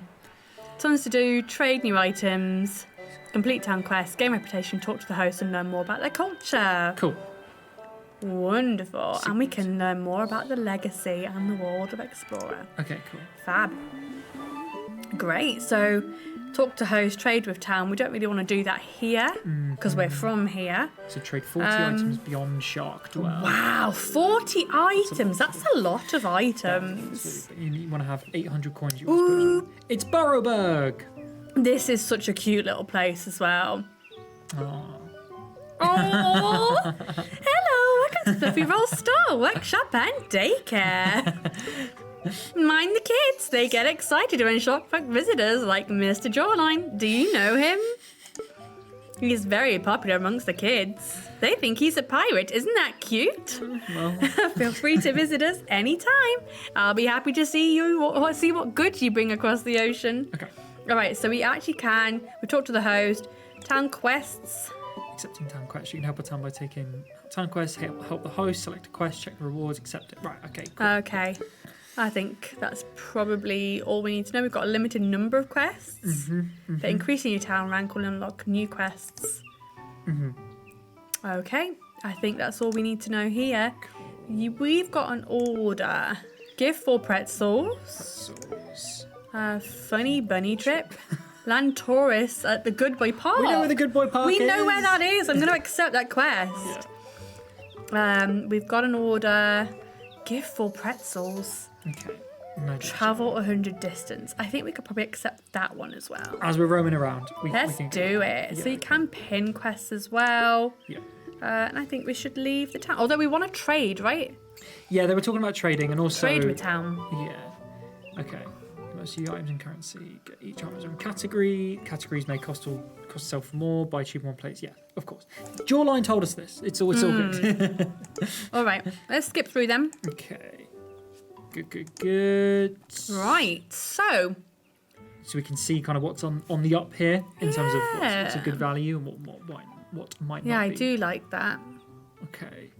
Buns, plushie. Oh, plushies, nice. What do we have? We've got goggles, postcards, treasure chests, lunchbox, and a portable video game. Yeah. I don't know what. Whenever I'm trading stuff in video games, I always look at. Well, I've got multiples of, say, the postcard or the lunchbox. Maybe I just get rid of one of those for now. I've still got one with me. Fair. So maybe you could do. Sort by category, stop by name. I wonder if. What have they got here that we could pick up? Golden carrots. Interesting. Carrot cake. My favourite. Right, okay. Yeah. Get one of this item to add it to your missing collection. So, so you have collections as well that, Sure. as you buy things. Do we have any money right now? 250 coins. I see. Right, So we plenty. could buy a carrot cake. I'm never going to say no to a carrot cake, to be honest. Golden carrot? Fridge magnets. Yeah. Nice. Oh. Wherever I go, Ooh, I've a got to staple of any souvenir Yeah. collection. I'm definitely Yeah. getting one of these. Yeah, absolutely. Hey, no problem, Fluffy Roll. Do you want a postcard? What do you reckon? I think they'd want a postcard. That's what I mean. Do they want a postcard? Yeah, as like an exchange thing. We take a fridge magnet, you get a postcard in return from Shopwell or something like that. Oh, I gave them a lunchbox. Whoops. That's fine. That's fine. We did have two of those. So We did. I was looking at things that we have. You can also see very valuable souvenir, valuable clothes, entertainment. All right. Cool. Okay. Let's have a little look. Talk to host. Just getting the lay of the land, working my way around. Town quests, we've got those. Trade with town. Town hub. Oh, see? So you can see they're looking for food. We gave them some food. They want clothes and entertainment. So we could give them the video game. Portable video game thing. Let's do that. Yeah. And high in demand is entertainment. Okay. So I actually do think I'm going to give them the video game. I like that. Thanks. I'll go stash these before the kids get fur all over it. Cool. So that's good to know. We're selling well. So one of the quests that we picked up from them was to drop people off at the Good Boy Park. So how do we pick up? I am not actually sure. Funny bunny trip. Children have gone on a field trip. Land tourists at the Good Boy Park in progress. Quest is this? Oh, that's a reward. Yeah. So let's see. I wonder if we've already got. Yeah. Should we do a bit of travelling? Let's do some travelling. I wonder if we've already got our. Wonder if we've already got our. These demo clouds are too dense, so I guess I'm for release. Yeah, we'll get there. Right. All right. Here we go. So land tourists. Yeah. There we go. So we've landed our tourists from Boroughburg. Yeah. Look how happy they are. They're so happy. Amazing. I would be. Right. Too. So we've done that. So that's stuff. great. We are. And now we need to travel the distance. We also need to have 800 coins, which I forgot about. Yeah. And we need to trade 40 items. We've done 3. Okay. So this is basically traveling Nice. around, picking up stuff for Travel, cheap. trade. Let's search a little further afield, shall we? Ooh, finding item crates. Ooh. As you fly around the world, you may come across item crates such as flying balloons, interacting to pop them open. Free stuff! These crates contain random items from towns you visited before and from around the world. Some crates might even contain unique items. Amazing. All right, so can we pop this then? Quick. Oh, socks! Socks! They wanted socks! Oh, they wanted socks. Back to Boroughburg! Do we want to go? Or the drip lands. Oh, the drip lands seem cool. Where was Boroughburg? Down here? Yeah, I think it was a bit further down. Here. We've found so much. Yeah, we've done some things. High in demand food, corn stick. But they are looking for socks. They are, but we can also turn in this quest Great shout. here, which gives us coins, which is one of the objectives. For Yeah, let's give them some socks. Yeah, they wanted socks. They wanted socks. Okay, good. Seems good. Okay, let's keep that now because we're Is trying that to build river made of real chocolate? I want to know. Yep. It's almost magical, all natural and smooth. Some chocolates are harmful to bunnies, but this one seems safe for everyone. Good. Delicious too. Good. A giant bunny has even taken that area as its home. Isn't that sweet? Good stuff. good stuff. So, I think this is the giant bunny that she's on about. Oh, I see. Right, okay. Can we, Chocolate River. Safe for consumption of all species, even bunnies. Okay. Woo, very nice. All right, so maybe let's visit one more place and just see what see what the locals have to say over there. we can we only need to travel a little bit further. Well, we need to get 200 more coins. Yeah, that's what I'm thinking. Maybe I think we go here. Right, this was the drip lands, Drip right? lands, which we've not been to before. Oh my word. Hello there, big fin friend. Are you from Shocktrot? I'd recognize that steampunk style anywhere. What brings you to my luxurious store? The reputation of Bubline's fashion brand? Yeah. Oh, my liquid hat's finally catching on. Of course. You're not interested in slime fashion, are you? Most outsiders can't even wear it. Oh well. Would you like to browse our local wares instead? We shall. That's the You should take a slime bath sometime. It's refreshing, but a bit messy. They like valuable paintings, trash, and clothes. High in demand is boots, farmer boots. Let's check out their quests. Give me something amazing. Give 2 jackalope Jackalope paintings? Haven't seen those yet. Raining slime. Land tourist at the big one. Oh, we can do that. Yep. Easy. Nice. Let's do that. Let's go and land those tourists. Our airship is clearly in high demand, which makes a lot of sense. Yeah, you can actually. I remember you can at some point. Oh, look at these. Yeah. Where were we going? The bowl. Look at those. Little snails. Oh, a cat house. Meowsville. It's Meowsville. Good stuff. It's whiskey. Okay. A shark boat. That's unusual. We don't get many visitors from the ocean. Yeah. But there's this one, Jawline, who has visited us a few times. Good friend of us. Meow. He's everywhere, Jawline. He's been about, hasn't he? You know him? How? What are the odds? A friend of his is a friend of ours. Meow. Let's get down to business. Good stuff. Amazing. Right. Cat's out of the bag. Oh. Land tourist at the Pastel Falls. I'm always going to do that. Yeah. Help me restock Uwu. Give to. Oh, we saw Golden Carrot was at Burrowsburg. Burrowsburg, yeah. Right. Open 4 fine crates. I think I'm going to do that one too. Yeah. Trade with the town. I don't think they've got any. I don't think we've got anything that they would want. It's in particularly high demand. Yeah. No. Have we seen? So that was in high demand somewhere, wasn't it? Or it might have changed. Oh, and pretzels. Pretzel was give 4 pretzels. Give 4 pretzels, and that was Burrowsburg as well. Yes, so let's get 4 of those. Do you want to get 4? They've got 6 in stock. Yeah, we've got plenty. 1, 2, 3, 4. All right. So hopefully what we've spent there in pretzel costs will make up for by completing that quest. I hope so. All right, we're good with that? Yeah, off to Burrowsburg. Off to Burrowsburg we go. Although we need to drop stuff at the bowl, remember? Where was the bowl? Here. Oh, good shout. Yeah, I'd forgotten that. Where are the fish? I don't know. Right, back to Burrowsburg. Over we go. Over we go, over and up. Oh, that's slimes. Oh. Yeah, that's the drip plans. But we have got something to do there, apparently. Because you've just completed that quest to drop people off there, so you can deliver that quest. Cool. And then if we go and find Burrowsburg, we can give them their pretzels and maybe get some carrot cake to give to. Maybe. I think it was golden carrots, wasn't it? That was it. You're right, golden carrot. Oh, I've lost Burrowsburg. Down? I think it's a bit further down. Dense clouds. Down. Oh, here we go. Good stuff. Burrowsburg. Okay, so town quests. They wanted pretzels. Is it still here or is it gone? Funny tip, magical journey. No. Okay, the quests have changed. They want Slopsanya now.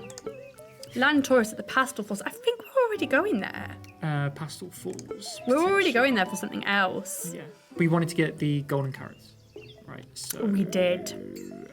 Golden carrot. How many did we need? 2. Yeah. All right. Okay.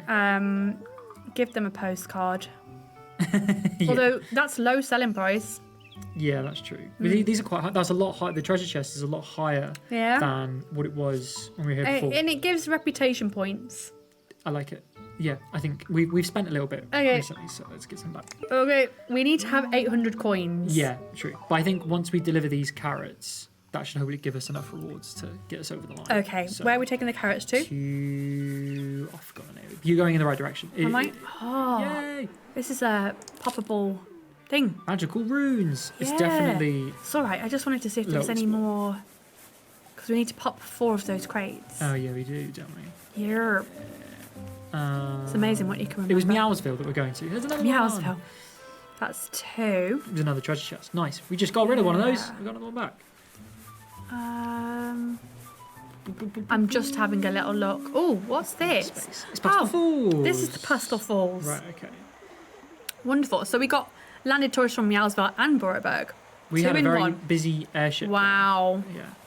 Look at these old crocs. What are they doing? Nothing. Very nice.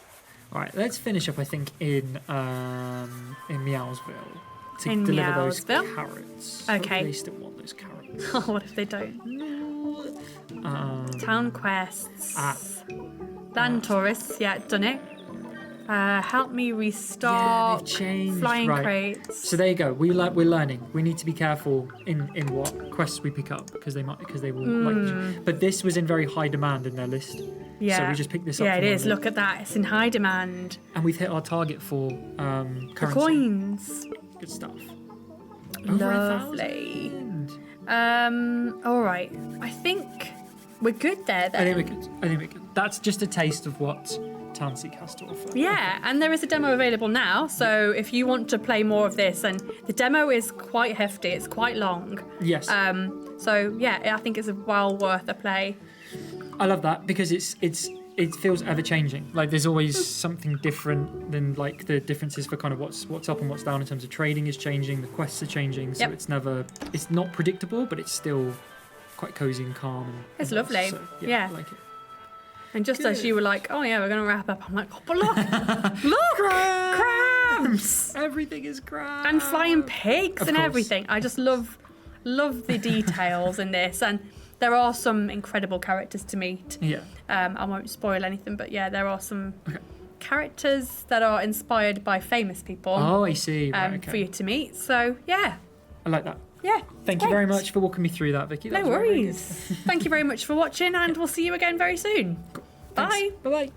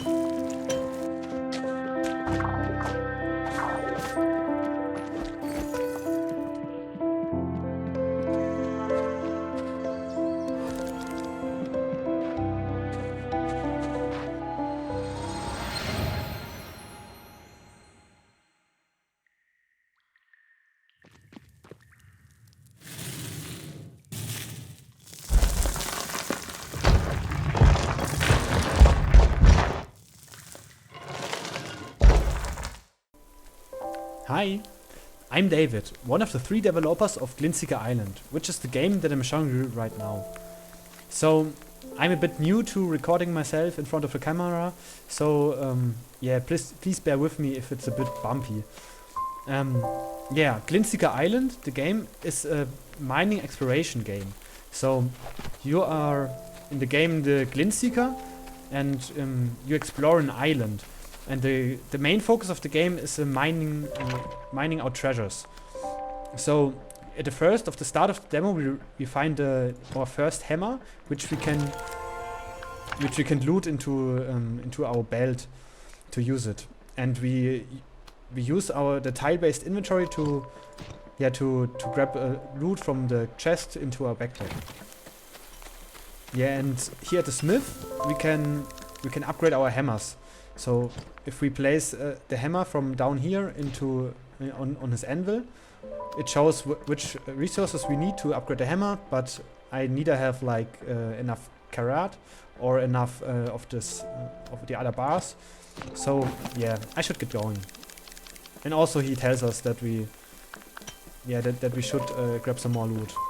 So instead of exploring the island a bit more, I'm going straight into the cave. Yeah, where the main part of the game, the mining, is. So yeah, we bump right into this little fellow, the wizard, and he basically just tells us at the start how to mine.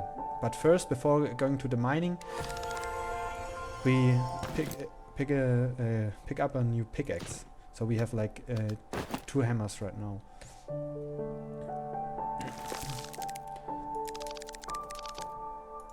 Yeah, so he tells us that we should reveal a crack in the wall, and yeah, with our tools we can select them via scroll rod or mouse wheel or via pressing here, and then we can break these rocks, and each tool works a little different. And right here we can see under these rocks there's already the crack the wizard was talking about.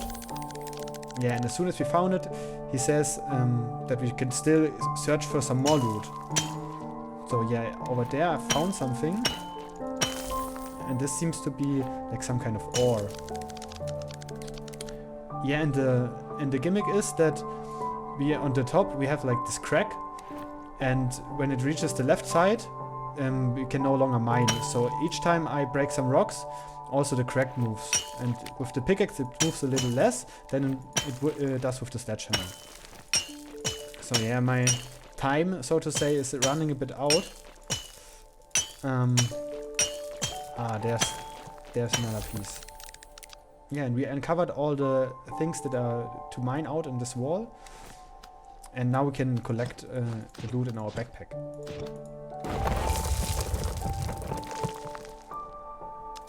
Yeah, and uncovering the crack also broke the wall and freed the wizard.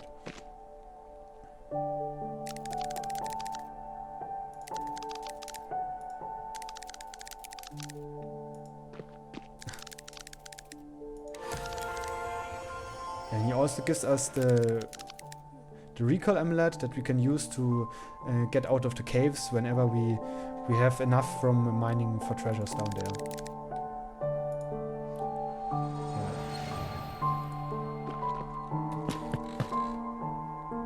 So yeah, at first I'm going to try to find a bit more coal and of the copper ore so we can upgrade our hammers. So at these sparkling spots we can enter the mining minigame and hunt for more treasures. So yeah. Oh, and there's also like, this is one of the ladder pieces that we can use to construct a ladder to go further down. Yeah. And in this wall there was like a piece of this engraved stone shard and this ladder piece. Oh yes, and with when we have an item in the hand with right click we can rotate it, so we can fit it a little better into the inventory. Yeah, this is also another mini game. It still has like a sprite that is not it's not final yet, but this allows us to socket gems into our hammers. But we currently don't have gems, so we can come back to here as soon as we have gems. Maybe we find some in this next wall. There's at least one type of coal. And there's another these leather pieces, and also another piece of the stone tablet. And yeah, so the main gameplay is like, I don't think I can get it because the crack is nice. Yeah. So this is actually a geode. We can also break it open at a smith. Yeah, but I'm going to go out right now because I think I have enough to upgrade the hammer at the smith. Oh, and he also is interested in the stone tablet pieces we found. So he said we could like check the store next to the house, and because it belongs to his mother. And we can also like put the last piece of the stone tablet, and I obviously know how to do it, but you can rotate these to fit them together. Yeah, and then we have like this combined stone tablet.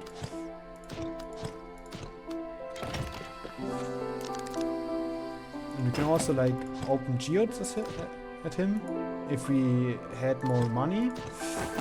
So yeah, I'm going to smelt one of those copper bars first. And with this copper bar, we could upgrade one of our hammers, but we are still missing like money and a bit of coal. So yeah, it's probably best if we go back to the mines and mine for a bit longer.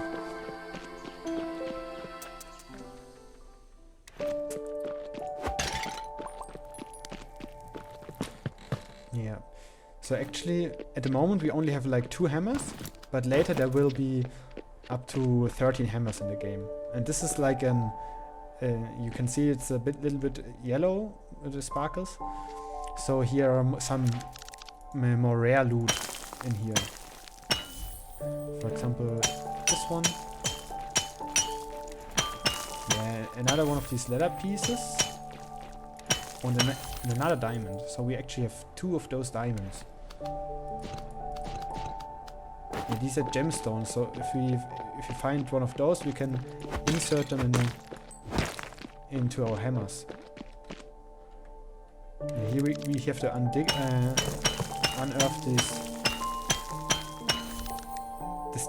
this table again, and now we can like insert these diamonds in here, and then we see that it has like it adds under minings that it is now better against obsidian, and also like this pickaxe has a different shape than the sledgehammer has.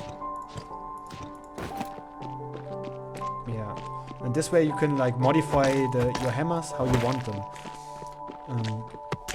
And sometimes there are also like small enemies in the mines, and you can also use the hammers that you use in the mining minigame to fight these little fellas.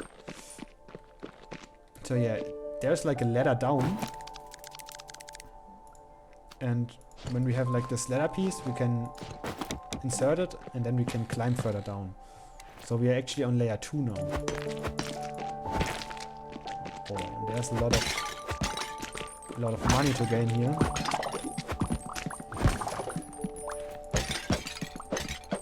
Yeah. Yeah, now we have like a lot of more money that we can hopefully use to upgrade our hammers a bit more.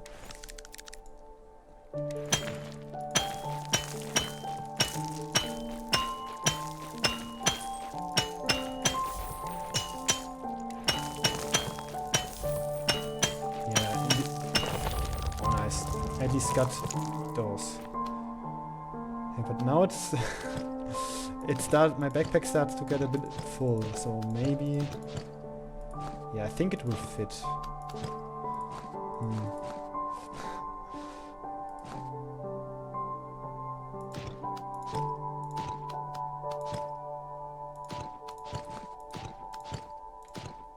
Yeah, maybe it's not the best sorting, but it works for now. We worry for that if you have more loot to fit in.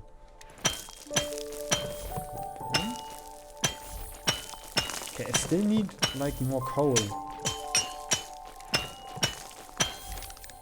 Okay, another diamond as well.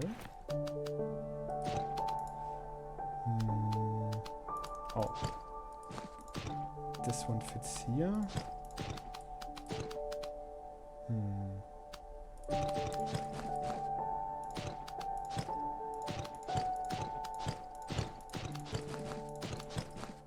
I think I have to do something like this. Oh. It's perfect. Nice. Okay. There should be a ladder down somewhere. Oh yeah, there's like sometimes these stones are like little golems that attack you. Yeah, and like the hammers also have different strengths in the combat. Oh, this one needs 3.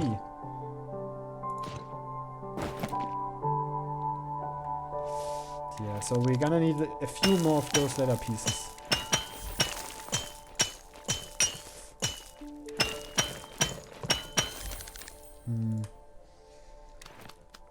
I don't really have space for all of that. So I want this one. Yeah, we already have like enough diamonds.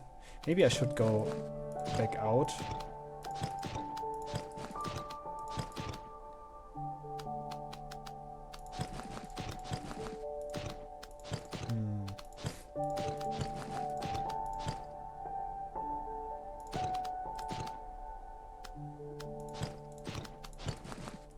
Like this, maybe? Okay. Yeah, I will go back out again. So yeah, now we can upgrade the hammers. Oh, we still don't have enough. But maybe we can open these geos at least. To get some... Oh, another one of those. To get some gemstones. Then she also sells like coal. So let's sell some of those.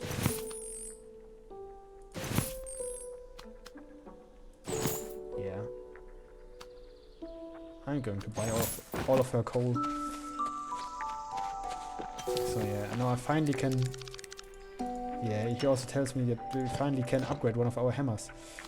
So yeah, with the copper bar and this, we can finally increase the damage it does in the mining and also in the combat.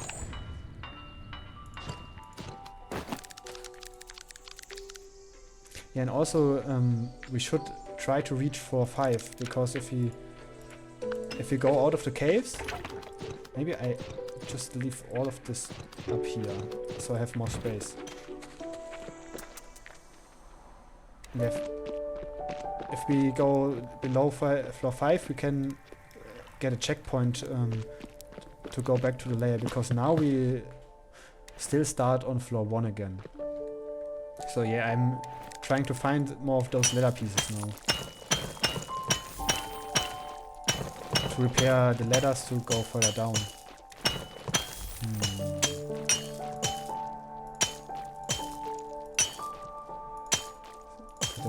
Oh, there it is. Nice.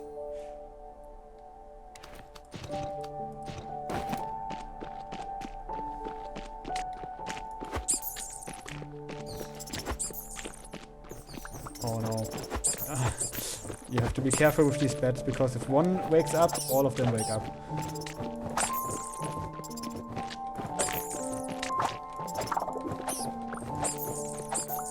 But they also give money, which is kind of good. Oh, okay. I'm just down here.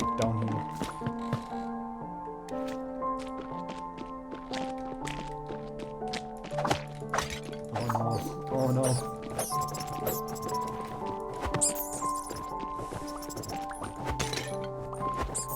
And there's another stone golem as well.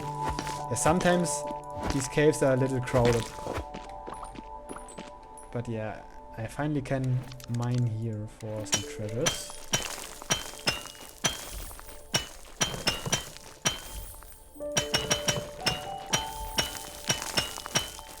Okay, I at least have like the leather piece, which is kind of nice. So let's search for maybe another one of those leather pieces.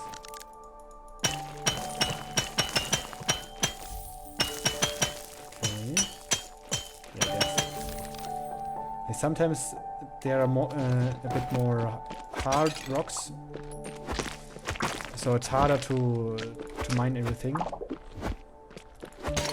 And actually, all of those caves and all the walls are randomly generated, so you will never see like the same cave twice. And we also have like a seed system plan, so you can share, like if you have found a cool cave, you can share it with your friends. Okay, that was nice. I found all of them like immediately. And now I have 3 leather pieces. Oh no. There are so many of these golems. And I don't want to enrage these bats, so I can't fight them right now. They are all sleeping. Oh, there's the ladder. Right in the last. Yeah, okay. And I only need one ladder piece, so I can. Oh, there's a lot of money here.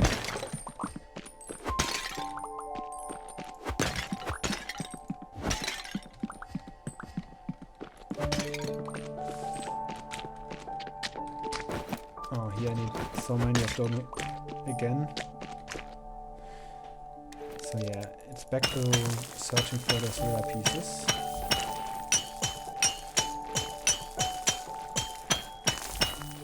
But I found also a bit of coal, so we can upgrade the hammers if I get back out, I think. Yeah, and with right click you can quick stack like all of them, if your backpack has enough space at least.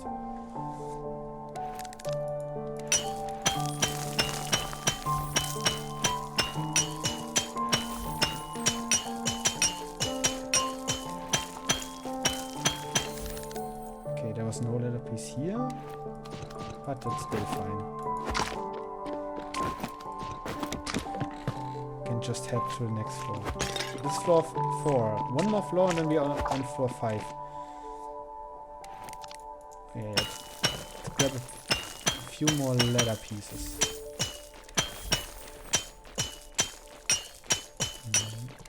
There's one.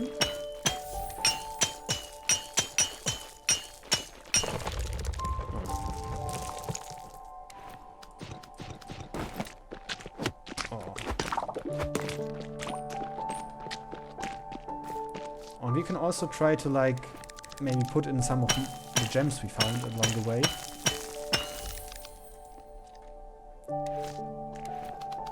Because if we put this one in, it deals more damage to the slimes. And this one makes more of those golden rocks that give money.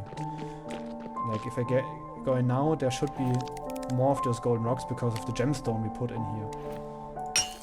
So yeah, it's also a nice source for money. And throughout the game, you find way more of those different gemstones, and the further you go down, the more different the cave also gets. With different biomes and different treasures. Yeah. Okay, there's the ladder. And it needs 2. So perfect. So yeah, we made our way down to floor 5. Just like the first layer with a checkpoint. Grab all this money here. Yeah. And this is like the checkpoint shard. So we can teleport back to this fountain.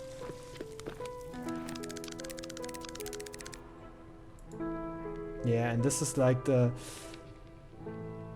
we obviously know what to put it here because we already found it, so we can safely port out of here. And go for one, maybe open a few more of those geodes. And then we can grab this. And also, yeah, we can smelt one more of those copper bars. And also upgrade... Yeah, we know that. We can upgrade the pickaxe as well. So yeah, so we have to upgrade both of the tools. Also quickly sort a bit of here. So yeah, inventory management is also a big part of this game. So yeah, I think I'm going to take all of these gemstones with me to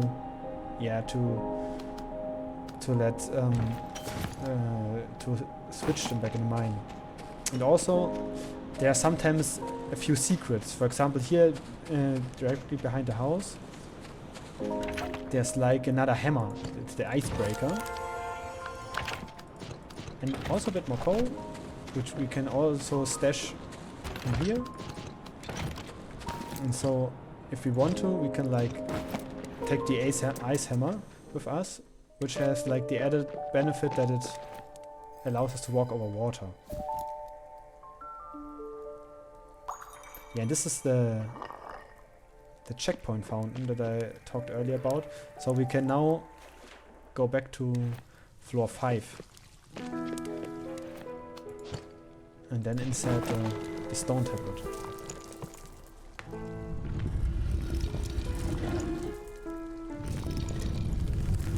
So yeah, all over the game there will sometimes be like little secrets like this or story elements that you have to also get your way past. There's also a chest. Yeah, and this also gives me like 1 heart more, so it helps us when exploring further down. So yeah, and to show what this ice hammer does, with this you can make your way over these large bodies of water, which is kind of nice. And it's actually required in later portions of the game. So yeah, this is it for now, for the playthrough of Glintseeker Island. I hope you enjoyed it so far, and yeah, as long as nobody attacks me, yeah, I wish you all a great cozy quest, and thanks for having us here. Yeah, see ya.